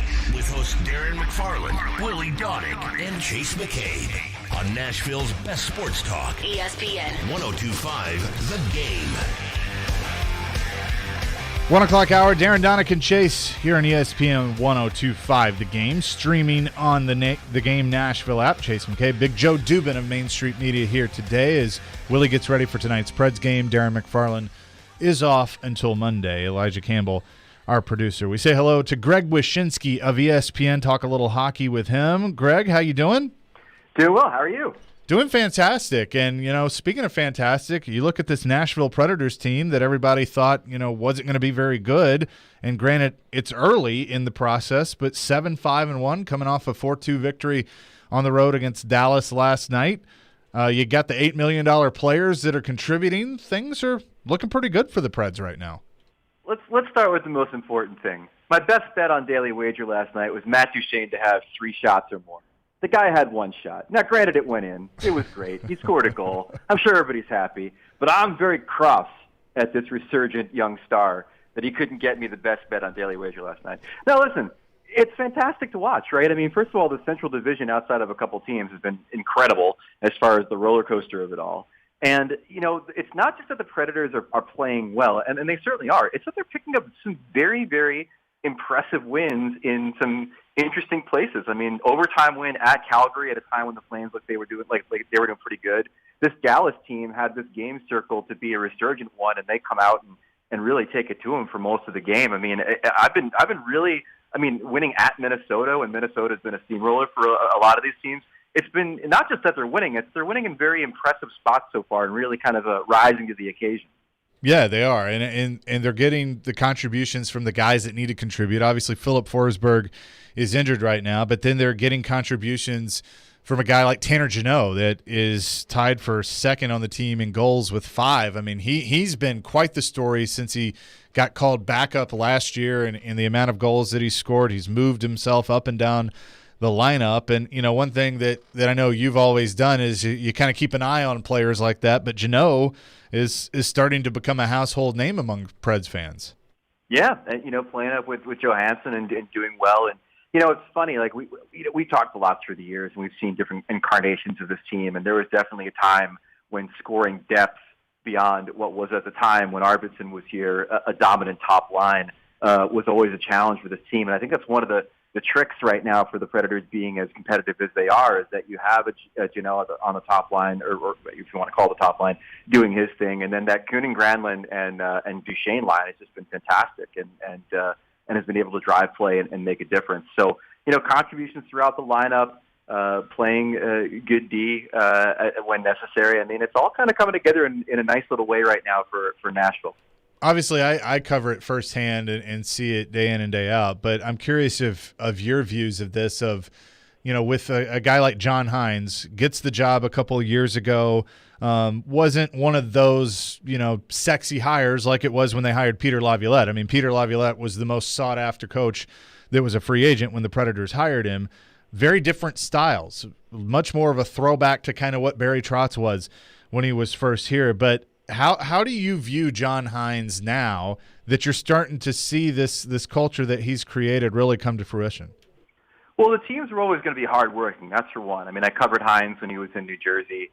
I think history might tell us eventually that he just wasn't gifted with enough talent on that roster to really make a difference. But by the end, I thought his teams had sort of atrophied defensively, and there wasn't a whole lot of offensive creativity. But, I mean, if you look at it year over year, I mean, this has been a pretty consistent performance from this Nashville team. And their goals per game is right around where it was last season. They're defensively, they're a bit ahead of where they were last season, but not by much. The big difference so far between last season and this season, I think special teams, there's been a marked improvement. But from a 5-on-5 perspective, it's been a bit consistent. Listen, I think he's an interesting coach. I still am waiting to see teams really play dominant for more than a few weeks under his tutelage. And so that consistency, if they can find it, I think will tell you that maybe there's a good mix right now between the talent on the roster and the guy behind the bench. St. Louis tonight, as the Preds are on the road to take on them. They are 1 point out of the lead in the Central behind Minnesota. They've been playing some really good hockey at 8-2-1 on the season. And I kind of looked at St. Louis as I thought they were going to go the other direction. You know, coming off the last few years, winning the Cup a few years ago, I thought they might trend the wrong way. But so far, so good. Are you a believer in the St. Louis Blues? Well, I'm a believer of the St. Louis Blues in the regular season because apparently Jordan Binnington's real good at winning in the regular season, not so much the postseason anymore. And it's amazing to think about a guy who basically made his bones as a rookie leading his team to the Stanley Cup in his first season, right? And then, he hasn't won a playoff game since.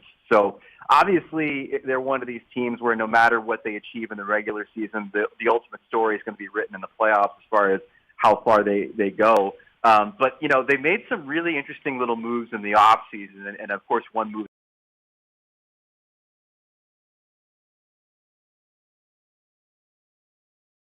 the impasse with ownership about his health and the whole thing, but they kept him around. They didn't think they got a good enough offer to trade him.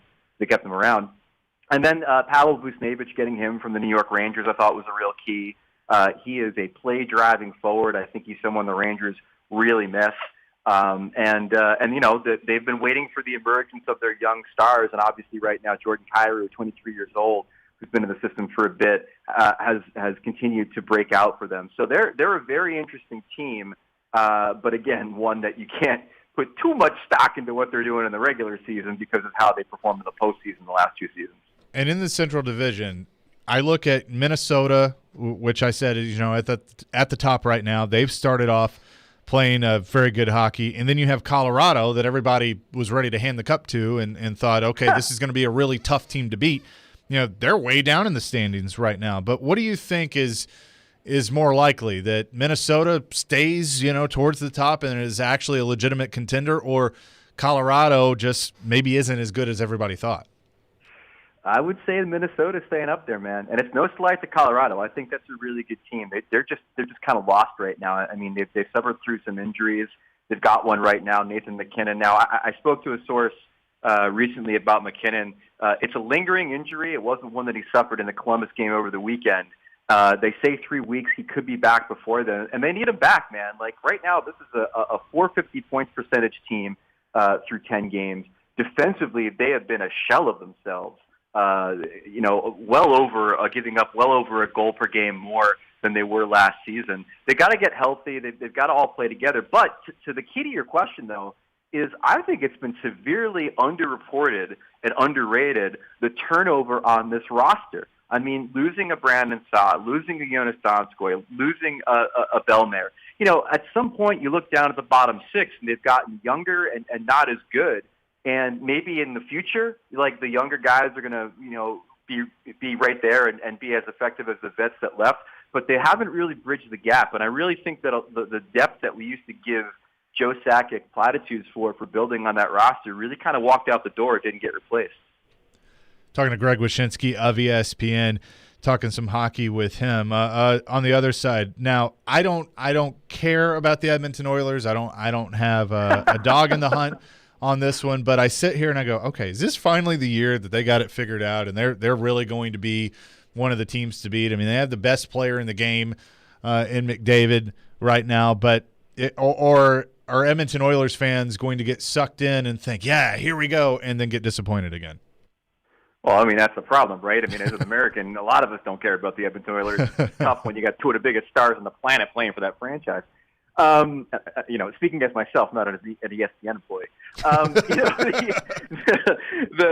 it's going to be interesting to see how it shakes out, because obviously offensively this team has shown already that they are just a steamroller when they need to be. I mean, they're never out of a game. They can score their way out of problems, but we've seen that before. I mean, we've seen McDavid and Leon Draisaitl drag different incarnations of this roster into the playoffs when they've not really been that good. Now, I do think Ken Holland's done a sneaky good job of building out this roster.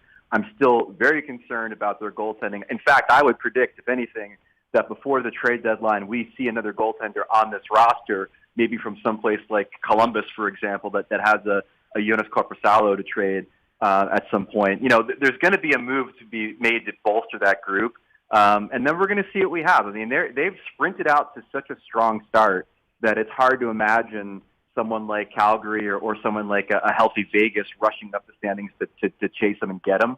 And then it's just going to be a matter of what they end up looking like in the postseason. Yeah, and real quick, behind them, that jumbled mess. So you're talking about Calgary, Anaheim, San Jose, Los Angeles, Vegas.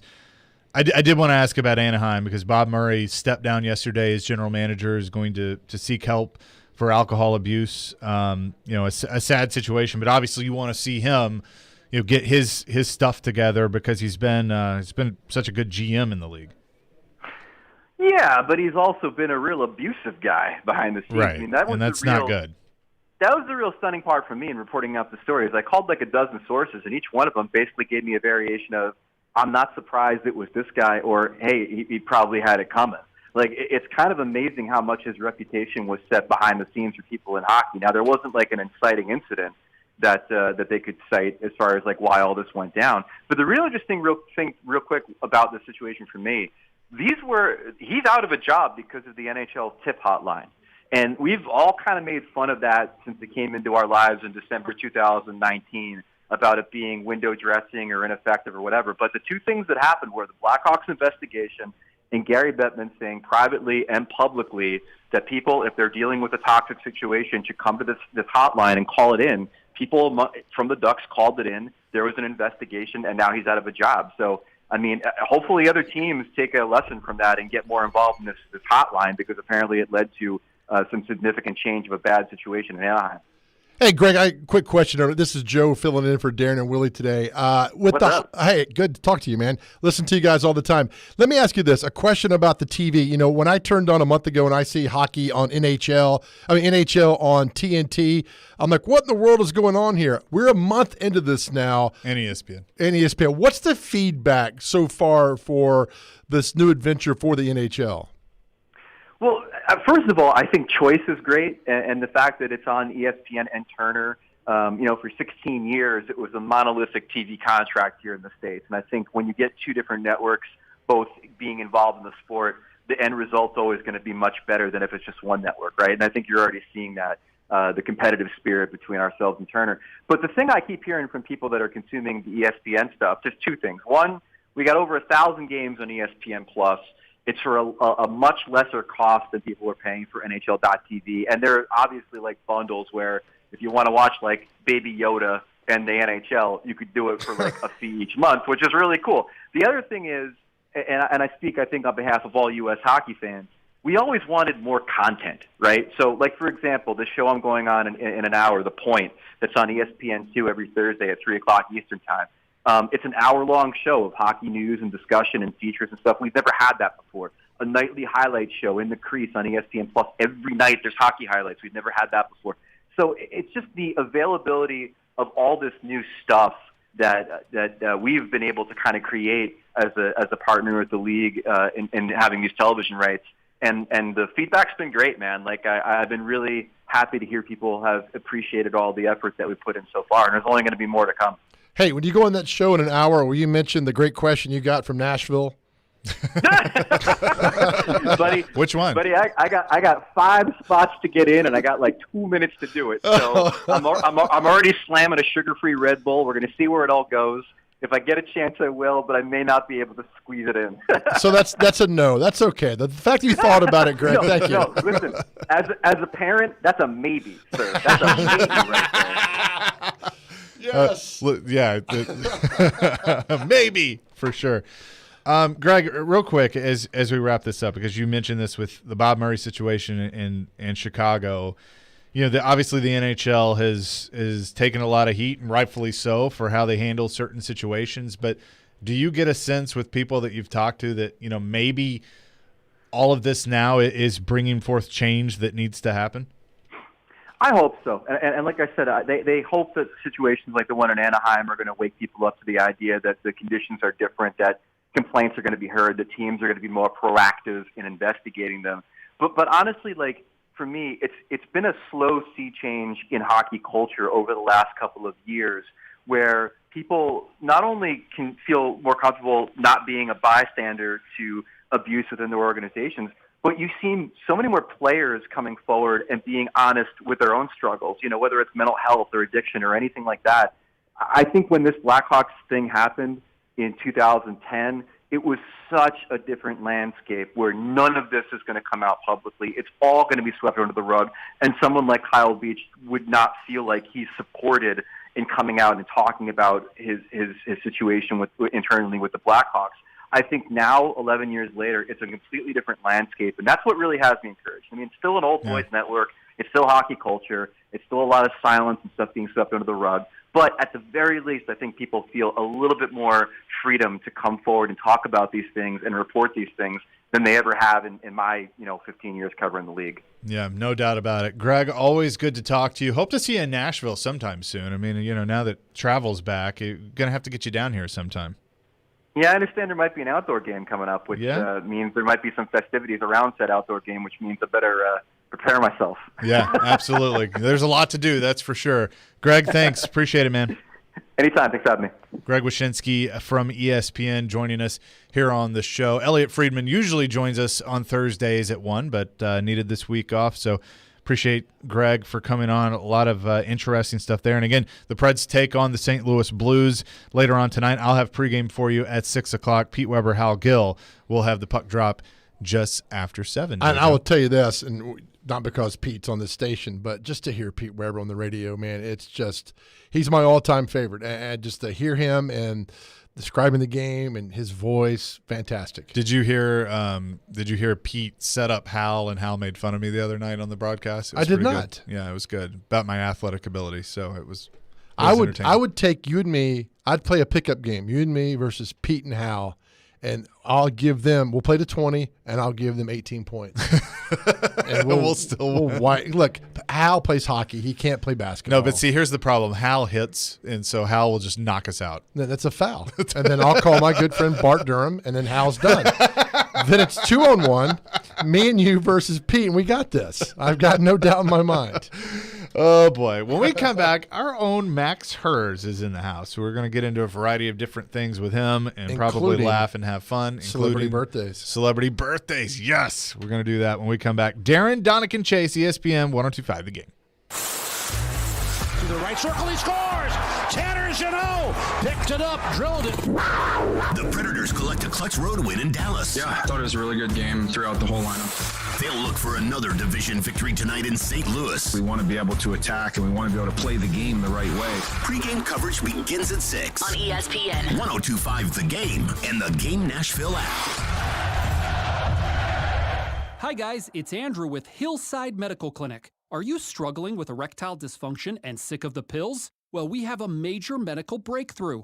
The WAVE technology at Hillside Medical Clinic was tested by Cambridge University and the Cleveland Clinic, and the results are in. It's proven to increase blood flow by repairing blood vessels. No pills and no side effects. If you're ready to put a stop to your ED by treating the root cause, call us now. And not only will the assessment and blood flow ultrasound be free, we'll also include something unique that produces powerful results in the bedroom. I don't think I've ever seen it fail. This is a $600 value, free to those that call in the next 2 minutes. 615-576-5000. That's 615-576-5000. Guys, put a stop to your erectile dysfunction and get your love life back. Call Hillside Medical Clinic now to qualify. 615-576-5000.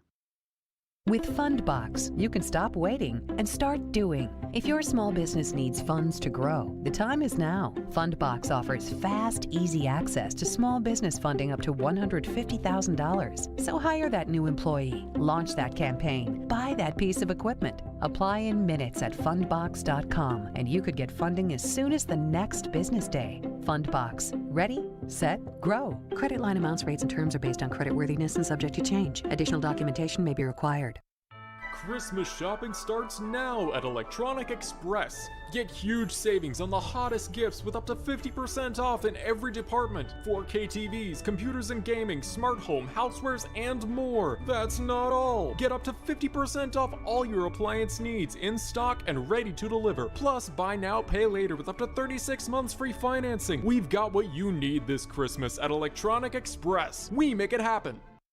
Hey, it's Jared for Boll & Branch. It's gift giving time, and I hope you're ready to get your loved ones the quality of a great night's sleep. We spend 1/3 of our lives in bed, so pure organic cotton sheets from Boll & Branch make a truly special gift. Boll & Branch has fantastic sheets that are comfortable and of a great quality, and it's all at a fair price. I know this because I have Boll & Branch sheets, and I absolutely love every single night's sleep I get. Boll & Branch has the most comfortable cotton organic sheets on the market. Husband and wife team Scott and Missy Tannen founded Boll & Branch to create a new standard of bedding by doing things the right way and not the easy way. So get those signature hem sheets for your loved one and give that great gift of comfort. Treat yourself and your loved ones to the new standard in bedding from Boll & Branch. Their gifts come wrapped and ready in their special holiday packaging. Order by December 19th for guaranteed delivery by Christmas. Get 20% off your first set of sheets with promo code Jared at bollandbranch.com. That's BOLL and branch.com, promo code Jared. See site for details. Exclusions may apply.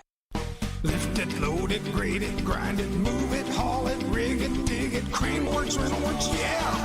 The big dog's got it. Craneworks is ready to help lift Nashville. As the Southeast's most trusted name in crane and equipment rental for over 30 years, Craneworks offers certified operators to make sure the job is done right. Rentalworks is a diverse fleet of equipment to assist in any project, big or small. From forklifts to carry deck cranes, they have it all. When it's time for your next lift, machinery moving, or rigging project, call Craneworks. Visit craneworks.com. Saturday night. 20-yard strike, and it's 14-6 the Doors. It's a blackout game on West End as the Vanderbilt Commodores take on the Kentucky Wildcats in SEC East action. Pre-game at 4:30. Kickoff at 6. On ESPN. On 93.3 Classic Hits and the Classic Hits app. Hey Nashville, this is Vanderbilt football head coach Clark Lee. You're listening to Nashville's best sports talk, ESPN 102.5 The Game, in the Game Nashville app. Welcome back in, Darren, Donick, and Chase. ESPN 102.5 The Game, presented by Curation CBD. Curation CBD. CBD products curated for life. Chase McCabe, Big Joe Dubin, Elijah Campbell. Do you want to win a pair of tickets? Yes. To see the Wallflowers? Jacob Dillon is at Brooklyn Bowl. Yes, correct? at Brooklyn Bowl. I'd love to. That is on Saturday, November 20th. This is what you have to do. The first person to tell Elijah Campbell, because it's come up today, where Big Joe Dubin went to high school, will win the pair of tickets. Oh, can I answer that real quick? No, yeah, you can. DuPont. The Rock also went there for like a month. For 6 weeks. And we claim him as an alumni, which we should. Yeah, look, absolutely. Elijah doesn't even know where I went to high school. Elijah's like, hey, what's the can answer? you tell me the answer? Google's not telling me anything. Google blocked me in 2006, so that's the problem there. Oh, because you owed him money. I did. Probably. Mm-hmm. We bring in Max Hers, who is a do-it-all person, a wonderful broadcaster and producer and friend. And so when I told him, this was like last week, I said, hey, next Thursday – we were just talking in passing. I was like, next Thursday, Big Joe's going to be here. He's like, can I come on the show? Yeah. Can I come? I want to come on with Big Joe. Can I come on the show? And I'm like, sure. And he's texting me like, hey, dude, I want to come on with Joe. Let me know a time. I'm like, all right. Come do the last 40 minutes with us. We'll have fun. Come well, we were going to have 2 hours, but Silly Underdog went for 5 hours. I actually went and booked a flight to Memphis and flew down and came back, and they're just now getting to the pick. So welcome in, Max. Thank you. And the correct answer, Elijah, is Joe went to Obion County. That's right. Is that right? With Cannon Whitby. Yeah. That's real quick, Adam Vingan of The Athletic putting out the Nashville Predators have waived Rocco Grimaldi. So, he did not wave back. Can you confirm if he waved back? No. Can I bring up one of my favorite Joe Dubin tweets of all time now that we're getting into your Twitter buddy. bits? Yeah. So, Adam Schefter, after Ryan Tannehill won his first playoff game for the Titans in January 2020, quote tweeted his own tweet of when the Tannehill trade happened, and the tweet was just, Dolphins are trading Ryan Tannehill to the Titans. And he quote tweeted that tweet from himself a year and a half later and said, a lot of the replies on this one have aged badly. And when I click on that older tweet, the first reply is from Big Joe on the Go, and it says, according to my sources, dolphins are mammals. So I screenshotted the whole exchange, and I said, Big Joe's take, held up swimmingly. Has Schefter ever replied to you? No, but I told you what happened is that I've got his phone number. Yeah. And that he used to come on the station. Yeah, and so I actually I butt dialed him from the YMCA. Oh no! I told you that. And so I looked down. I'm like, why do I have a 4-minute call to Adam Schefter? And true story. His number's right here. And I was like, oh my God. Can you imagine? Schefter's like, oh God, what is it? It's from a 615. It must be something Titans. What have the Titans done? Hello, and there's some guy, yapping at the gym. Probably farting, whatever, just sending around. And there's Schefter's like, what have I gotten myself? Who's got this phone number? What's happening here? Nonsense. Wow. Oh, boy. So, Max, big week of high school football, and you have the FNR game of the week on MyTV 30. We just talked to Kelly Holcomb, but Riverdale and Lebanon, and, this is going to be a heck of a game. Yeah, this is going to be a fun one, second round. Because it's one of those games where the road team, in my opinion at least, is the favorite in Riverdale. They finished second to Oakland, obviously, in their region. Lebanon won their region in 6A, which is only 5 teams. Shelbyville was the 2 seed. Outside of that, a little bit of a weaker region. So Lebanon was able to run the table in their region. They're really, really good. They've only given up 1 touchdown in the last month. But it's going to be interesting to see what it looks like Riverdale going on the road. In my opinion, they should be expected to win this game. But Lebanon at home, their defense has been so good. And against a Riverdale team, we saw them together chase against Oakland. They are defense first. Yep. They could not get anything going offensively in that game. So this could be a big defensive game, and it's probably going to be about whose offense steps up. And there's an argument to be made that Lebanon has the better offense. Put you on the spot. Head coach at Lebanon is? Currently? No, 2004. Of course, currently. You can't stump me with that. You'll get me with celebrity birthdays, but I know Chuck Gentry. Great coach. I can tell you his wife's name too. I don't want it that far. That's personal. Head coach at Riverdale. Will Kreisky. I know all the coaches. I announce all these games. Where does his twin brother coach? Centennial. My man. That's good. This is why I want to come on Joe Day, because this is just the high school football room right here. I love it. We have talked a lot of high school football. And there's another thing too. And here, Chase knows where I'm going with this, with the coverage of high school football. I do not understand why more TV stations don't do features on high school players. It works never the market. Look, I can get my Titans news from Adam Schefter, and you see the feature that ESPN did on Tannehill's finger roll? That was a great feature. With John Morant? Yeah, and Isaiah Thomas. Great feature. There's no TV station in town that's going to do that and turn that because you're not getting that access. So I see it. I'm good with it. I was always frustrated. And I had bosses at Channel 4 who never embraced that because the consultants didn't understand that. And the consultants have no idea what they're talking about when they live 500 miles away from here. Yeah, and so this is my 4th year being on the TV broadcast on MyTV 30 for the high school game of the week. Last 3 years I did sideline. This year I've done play-by-play. I've made it a habit every week I can to go see both teams practice just to see formation, see who's where, meet the coaches in cases where I haven't met them before, and most importantly, interview the players. Yep. And I come out of these practices pretty much every time feeling like I could write a book about these teams. Yes. There are unbelievable stories on the teams. Obviously, there are a lot of teams with players who are going to go play big college football, and eventually many of them will play in the NFL. Even the smaller places, a lot of times the place is the story. The team is the story. There are obvious ones like Waverly, but you could go somewhere like Shelbyville, where I was last week, a team that doesn't get a ton of media attention outside of their local paper. That's a really interesting team. Every single team has their own story. Every community has their story. And if I were to be, I've always thought about it this way. It's not realistic, but if I were to be with one team, Joe, for the entire season, the amount of interview footage, highlight footage, print articles I could produce around one team, I mean, I could do 10 books in a movie. It's unbelievable. I'm with you 10,000%. I always said that the biggest footprint of a TV station and consultants, and don't get me started again, but I'm going to do this. Always You're getting yourself started. Weather. You know, that's great. I get weather on my phone, right? It's raining. Yeah, it's there you go. I think rain. The biggest footprint for a TV station is your high school football coverage. I'm not talking New York City. I'm talking Nashville, Tennessee. Yeah. You take a van out there on a Friday night and you get a good pep rally going. The town comes around. Like, you've been to Tullahoma. Great. huge. Trousdale County, Watertown, these schools outside the Nashville metropolitan area love high school football. Everybody turns out there, and they'll watch you on Friday night, and these consultants nobody cares. No, you don't care.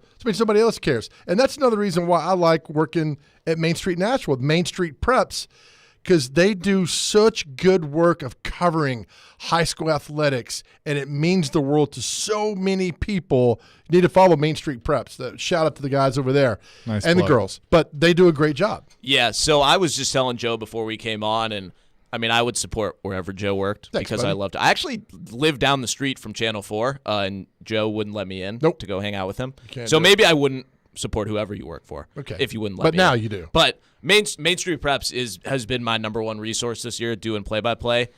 There hasn't been a single recap of a Nashville team versus Nashville team game that I haven't been able to find. It's unbelievable. Great. Every single game is covered. Every single county is covered.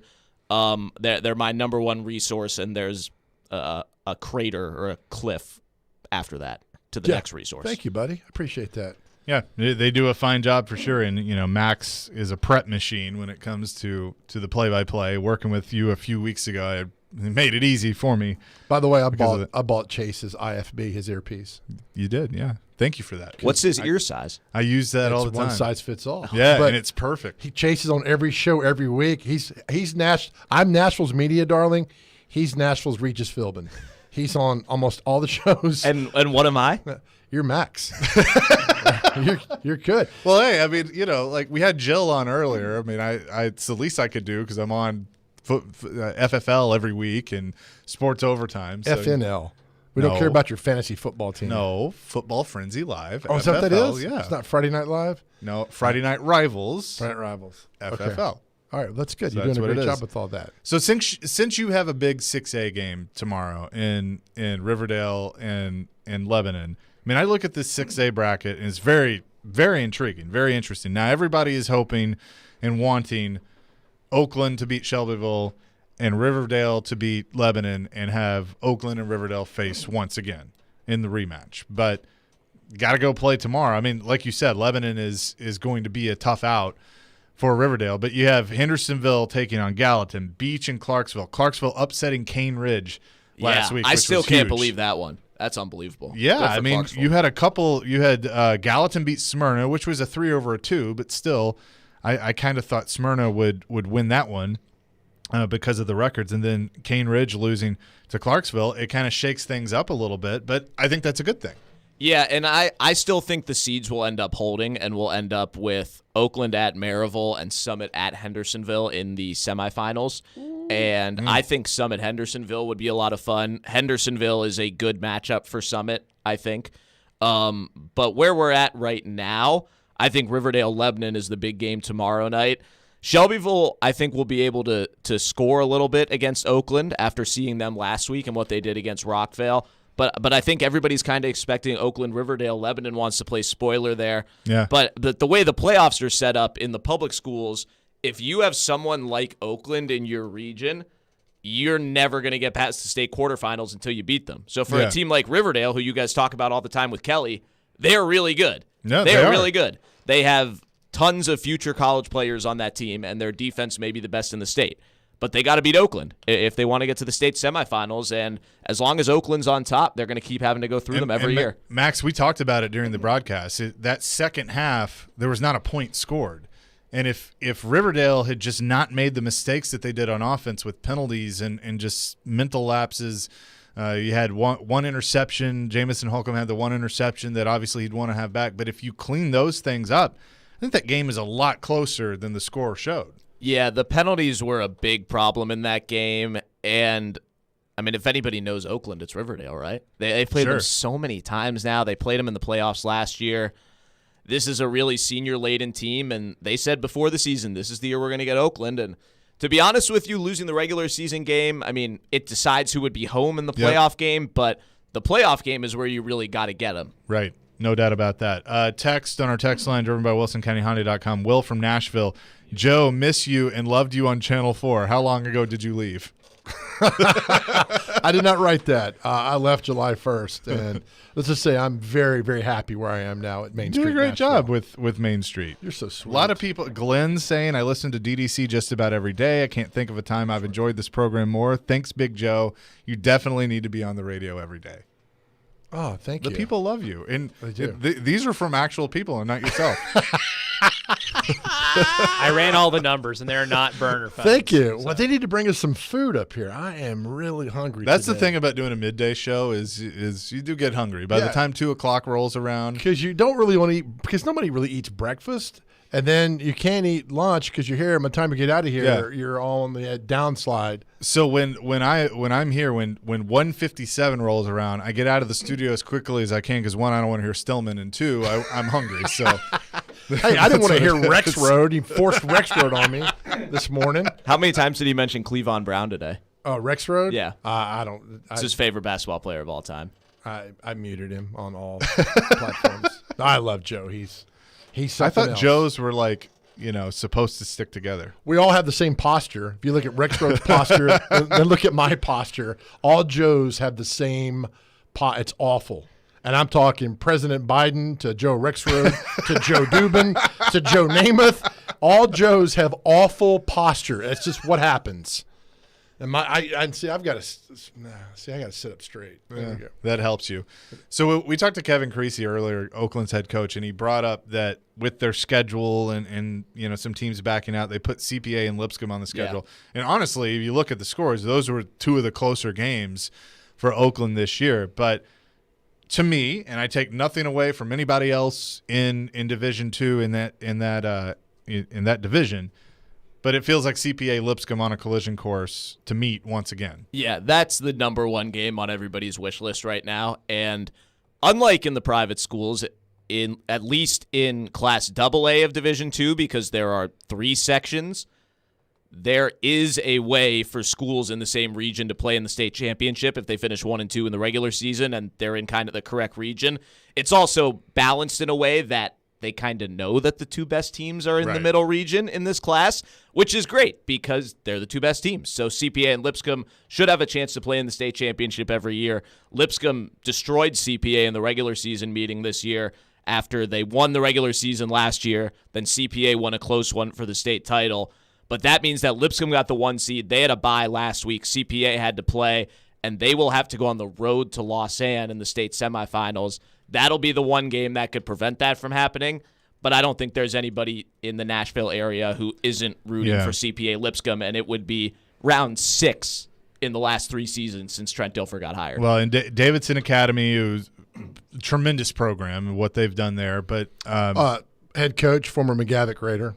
Everything goes back to McGavick High School. I noticed that. I thought you went to O'Brien. No, I meant to say I'm not buying lunch. You have no, I'm not buying. You have beef with me over Jonathan Quinn, though. I say he's World Bowl MVP, and you disagree. He might. No, I don't disagree. He's made a name as he was drafted higher than he was a 3rd or 4th quarterback drafted in the '98 draft. It was Manning, Leaf, Charlie Batch, and I think it was Quinn, and then Matt Hasselbeck. Like that was Matt Hasselbeck was in that. Yeah, so he was drafted what round? Did you say the round? 3rd? Yes. By the Jaguars. Yeah, 86th overall. Yep. So was he 4th or 3rd that year? I know it was Manning, Ryan Leaf. Remember the debate about the Colts are going to take Ryan Leaf? What a disaster he was. I mean, I'm glad he's got his life back together. That's fantastic. But at that time, the debate between Ryan Leaf and Manning. I mean, come on. Come on, Chaser. I'm trying to. What do you got? Dial up over there? No, I pulled the whole draft up. I just want the '98 draft, not well. The I know, 100 years but I'm trying to find by position. And is it break time? Because we have some fun stuff on the other side. Yes, we do. We're going to bring me leaving. Wow. Okay, fine. Be that way. We are going to bring back one of the favorites, and that is, of course, the celebrity birthdays, which was always fun back in the day. I'm trying to get this answer for you though. Before I think it was 4th. I think it was Manning, Leaf, Charlie Batch, and then Jonathan Quinn. Yep. 4th. It was Manning, Leaf, Charlie Batch, Jonathan Quinn, Brian Greasy, John Dutton, Yeah, John Dutton. Matt Hasselbeck, and Moses Moreno. Good Lord. Those were the QBs in that draft. Oh, my goodness. But Quinn, McGavitt graduate, 3-time consecutive state champion at Davidson Academy. Yep, there you go. All right, when we come back, we'll close it out with Joe's favorite. Max is going to stick around for this. Should be a lot of fun. Yep. As you listen to Darren, Donick, and Chase, ESPN 102.5 The Game. Titans, Saints. Completes A.J. Brown, breaking free. Brown is in. Touchdown. A.J. Brown and company look to keep rolling on their home field. Tune in Sunday at 9:30 for NFL pregame with Jared Stillman, Chris Sanders, and Mark Howard. Live from Rock Bottom Restaurant and Brewery on Broadway. We are Nashville's best sports talk. ESPN 102.5 The Game and the Game Nashville app. From the Fox 17 News Code Red Weather Center. I'm Fox 17 News Code Red meteorologist Dan Guthrie. Temperatures still sitting in the 50s this morning in some cases. That's thanks to the cloudy skies and the rain showers that are moving in as we speak that will be with us throughout the day. This weather report brought to you by Hiller Plumbing, Heating, Cooling, and Electrical. Call the Happy Face Truck today. Celebrate Thanksgiving with Social Furniture and save up to 70% off all furniture. They have sofas, sectionals with chase lounge, and recliners that are all push-button electric and wall away. They have all colors to choose from for your comfort watching any hockey game. All of them are plus leather, microfiber, and Chanel's. They have same-day delivery with no down payments and no interest. Forget the big box store. Support local. Support social. Social Furniture is a proud supporter of your Nashville Predators. Here's exciting news from Genesis Diamonds, just in time for the holidays. We've just introduced our all-new luxury pre-owned Rolex collection, the largest and best selection of luxury pre-owned Rolex timepieces in Middle Tennessee. Hard to find, very sought-after timepieces. Over the past few months, we've scoured the country to find the best, most pristine, hard-to-get luxury pre-owned Rolexes, Submariners, Hulks, Batmans, Daytonas, Pepsis, and more. And next weekend, November 19th, 20th, and 21st, Genesis Diamonds is hosting our first ever exclusive luxury pre-owned Rolex event. Your chance to get the luxury pre-owned Rolex of your dreams with special financing. Imagine a pre-owned Air King for just $199 a month, or an extremely rare two-tone Daytona for less than $460 a month. Also for this event, our Rolex buyers are on site, offering top dollar for your pre-owned Rolex. Come see Genesis all-new selection of certified luxury pre-owned Rolex watches, November 19th, 20th, and 21st. Genesis Diamonds, your new home for luxury pre-owned Rolexes. Are you tired of living with chronic pain, knee pain, joint pain? Listen carefully, because now there are new treatments available here. Not talking surgery or steroids. These are regenerative treatments from the medical professionals at QC Kinetics. Willie Donick here. QC Kinetics is the leader in these exciting biologic therapies that help restore and repair damaged tissue in your joints with lasting results. So if you've got pain in your knees, shoulders, hip, or back, joint pain that won't go away, you need to check out these new treatments with astonishing patient satisfaction reports. They can actually help your body restore and repair itself with no downtime, no drugs, and no surgery. So call now to schedule your free consultation at QC Kinetics. 615-249-4024. Tired of dealing with joint pain and want to get moving again? You need to learn more about how biologic therapies are changing the way we think about dealing with joint pain. It's exciting stuff, so don't wait. Call today. QC Kinetics, 615-249-4024. That's 615-249-4024. In 1972, a Nashville family business story began when Bill and Beverly Finley founded Volunteer Hose and Gasket. 3 generations have grown the business into the local industry leader supplying just about anything to anybody, from the largest of contractors to your neighbor that mows his own yard. Over 1 million items in stock: belts, belting accessories, gaskets, gauges, hose fittings, hydraulics, industrial hoses, lubricants, sealing products, tubing, fire protection, and more. All at volunteerhose.net. If Volunteer Hose and Gasket doesn't have it, then you probably don't need it. Call them at 615-242-0461. Robbie Stanley. Coming in off the water. Yeah. Coming in there to tailgate. Joe Rexrode. That was fun. Get your morning started with Robbie and Rexrode every weekday from 6 to 10. Presented by Volunteer State Bank on Nashville's best sports talk. ESPN 102.5 The Game and the Game Nashville app. Interact with Darren, Donick, and Chase. Call or text the show at 615-737-1025. Driven by WilsonCountyHyundai.com.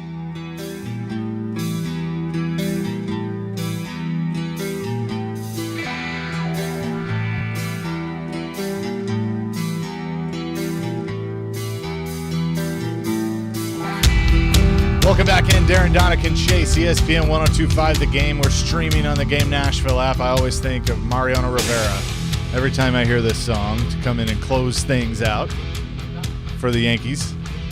Not one time do I think of Rivera for this. Well, I think of getting drunk at the Metallica concert and just doing air guitar. There you go. They play this. Virginia Tech. Well, obviously. them too. Yeah, Virginia Tech. It's a very good song. It's a you great talk about song. You can play this on songs. guitar. I can, yeah. That's I can. very cool to hear you playing guitar. Hey, Joe, join Chase McCabe. That's me. This Saturday. Yeah, I know. It's a big time celebrity. At Jonathan's in Bellevue at 7653 Highway 70 South and catch the SEC game of the week, Georgia versus Tennessee. Enjoy some great food, beer specials, and get some game swag as well. Come out and say hi. So Chasers Tailgate back at it this week out in my neck of the woods, Bellevue. What time I need to be out there for that? 2:30. Will you buy me a burger? I will not. Okay, then I'll be there. All right, Max Hers is hanging out with us. Chase McKay, Big Joe Dubin. Willie will be back in tomorrow. Darren back on Monday. But Max is very excited about this. So I kind of told this story earlier a little bit, not so much on the air, but more off the air. But you want to present Joe's plaque to him, back to him. Yeah. So yesterday I was at home and I got a knock on my door, and it was Metro Animal Care and Control. Thank you. And they said, excuse me. A rodent's on the loose. His name is Joe. They said, excuse me, do you know where Joe Dubin is? And I said, you'll never catch him alive. And they said, no, we have his plaque from 2008. We want you to give it to him. Okay. So for everybody watching on the stream, this certificate is given to Joe Dubin as honorary chairman of Nashville's Tour for Life for his dedication to the Metro Animal Care and Control and his commitment to the welfare of companion animals. Thank you. Given by Judy Lotta Bechet. who is also the commissioner of the OVC now? No, that's Beth the Close. May Judy forever rest in peace. And it was presented on April 19th, 2008, which is 3 years before this radio station was founded, yet it's been here for many, many years. Yes. And it was with the Joe, party. here it is. Thank you. It means a lot. Joe won a prize from the party, and he left the plaque. Yeah, so it means a lot. But with bouncing off of this, go adopt shelter puppies. Yes. Okay, always. so in all seriousness, because you do a lot of cool stuff on Main Street Media with the animals, and I love And the your dogs posts. always get adopted within 2 days after you post for the about most them. part, we've Yeah. had really good success, but thanks to our viewers and people in Middle Tennessee, I've actually been texting with a lady right now who's on her way to Lebanon to pick up a dog that we had shown on. There are days where I want to send my dog to you to get adopted, but I will tell you this, and we'll Darren do too. and we'll do celebrity birthdays. What's our out time up there? Whenever. Okay, good. I will tell you this: when you go into animal shelter and you do these segments and you hear the dog's backstory, I want to fight. We have a dog that we showed today from Dixon County. The dog got too big, so the owners, instead of adapting their lifestyle, they decided to take him back to the shelter and dropped him off. His name's Scooby. He's at the Humane Society of Dixon County. He's a shepherd mix. He's absolutely beautiful. He's fun. I have the video up on my Facebook page. We had a good time. He went after the camera. We were wrestling. I got him in headlock, and I kissed him. Just a good time. But then you hear the stories of how people are adopting these animals and taking them home and loving on them, and you see the picture, and you see everything. And, my God, I could do I have a show every morning from 7 to 8 on Main Street. I could do everyday rescue stories every day, and I might well do that soon. So, but anyway, thank you all, Middle Tennessee. Go to these shelters and Cheatham County. Don't applause me, man. It's all you guys doing it. Go to Dixon County, Cheatham County, Sumner County, these shelters that are on these counties that need your love and help. Yeah, dogs are amazing, and one of my best friends and his wife, unfortunately, they had to put their dog down yesterday and battle with cancer, and Sully lived with me briefly when Chris and I were roommates, but it's like losing a member of the family when that happens. So hug your fur babies for sure. You're right. All right, you ready? Celebrity birthdays. All right, this is a staple from the Greg Pogue and Big Joe show. Now the goal, Max, get them within 2 years. So Max, you get to go first. Chase is second. You can always text people want to play the game. No, you can't play the game. All right. First off, the game. Actor Stanley Tucci. How old is Stanley Tucci today, Max? Who the hell is that? Watch your mouth, Chase. You've never heard of him? Even I've heard of Stanley Tucci. I don't know how old he is, but this guest is sponsored by Chuck Morris, and my guess is 63. Oh, okay. That's who that is. Do you just cheat? No, I looked a picture up. 52. That's cheating. What? No. What do you mean looked a picture up? I didn't know what I couldn't place who he looked like. He's 61. Good job, Max. That's Thank you, Chuck. Unacceptable. I'm sorry. Chuck Morris said I was going to go 0 for 50. All right, One Demi for Moore. one. How old is Demi Moore today? Ooh, Demi Moore can still get it. Get what? Get it. I'm sorry, I missed that. Sorry, that was my inside voice. I'm sorry. I did not hear that part. Good Lord. What was the question? Am I first again? Or How old's are we Demi Moore? snaking? Am I first again? Yes. 46. 59. 59 exactly. Nice. Good job, Chase. Chaser, you're getting it. All right. Move down the line here. Ally McBeal, Callista Flockhart, who is married to Harrison Ford. That's right. How many names did you just say? She was an Ally McBeal. Yep. Oh, that Her was name the is character. Callista Okay. Flockhart. Yeah, she's married to Harrison Ford. All right, so you go. 53. That's close. She was on Supergirl too. Didn't ask that. 56. 57. Chaser taking the lead. 2-1. Chaser's favorite actor.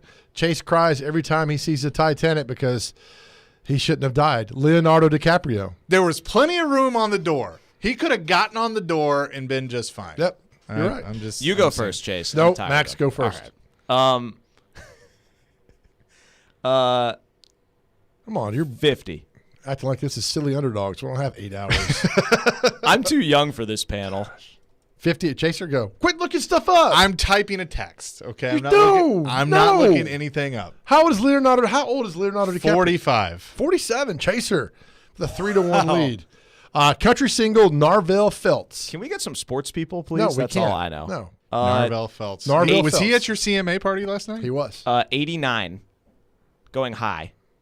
77. 83. Not bad, guys. Trying to stump you on that a little bit with all that. Who is it that you do the CMA party with? Whistling Bill Anderson. Whispering Bill. Every year. I love Whispering Bill. Whispering Bill's Was great. I actually right? No, he was. This guy is 83. All right, here's one for you. Fuzzy Zeller. And here's a spoiler alert. He's not fuzzy. How do you know? Hey, Elijah. I went to Club Med with him. It's not fuzzy. 106. I don't know. Fuzzy Zeller? You never heard of Fuzzy Zeller? I don't know how old he is. 64. Make an educated guess. You went to Vanderbilt for Lord sakes. 61. He's 70. My goodness. This picture, though, he looks like Kirby Smart. Kind of does. He does, doesn't he? You asked Kirby a great question one time at Sports Fest when we used to do that. I did? Yeah. What was it? Has he ever been beaten? I don't know. It was just a good question. Has he ever been beaten up by Nick Saban? Is that one that I have? By the way, somebody texted in and said Nick Saban left Miami. Are you mad at him about that? He didn't quit midseason. No, but he did not quit. He didn't quit. Steve Yeah, you're right. Spurrier quit midseason. I know. That's a loser. I know. You quit on your team midseason. If you walk out at 1 o'clock this radio show without a good reason, you quit on me. All Don't right, quit one more. on me. What are you doing? Rush me. You're not the consultant here. I am. All right, Carson Kressley from the TV show Queer Eye for the Straight Guy. Carson Kressley. 43. 45. 52. Wow. Late Age Show well. with Stephen Colbert, the musical director John Batiste. He's very talented. I've met John Batiste, actually. I didn't ask that, man. It's his birthday. I didn't ask him how old he was. That wouldn't have been polite. 56. 54. I feel like he's younger than that. He's 35. Yeah. Thank you, Max. Brother, appreciate you. We'll hear you tomorrow night on TV, right? Yeah, Channel 30, 7 o'clock. Me Can't and wait. Josh, and as Richter Scale would say, Big Josh Corey. That's right. Love Big Josh Corey. JoJo, thank you so much for hanging out with me today. It's been a lot of fun. We've reunited, and it feels so good. Max Hurst also here with us. I That is even Max dressed Hurd. like Joe today. Thank You did. The hoodie and everything. 400 more pounds and lose your hair and be overdrafted your bank account, then you'd be just like me. But I got checks left. I'm proud of you. Thank That's you. good. Stick around. Stillman and Company, that is next. We'll have much more coming for you to wrap up the week tomorrow starting at 10 on ESPN 102.5 The Game. The MTSU Blue Raiders live here.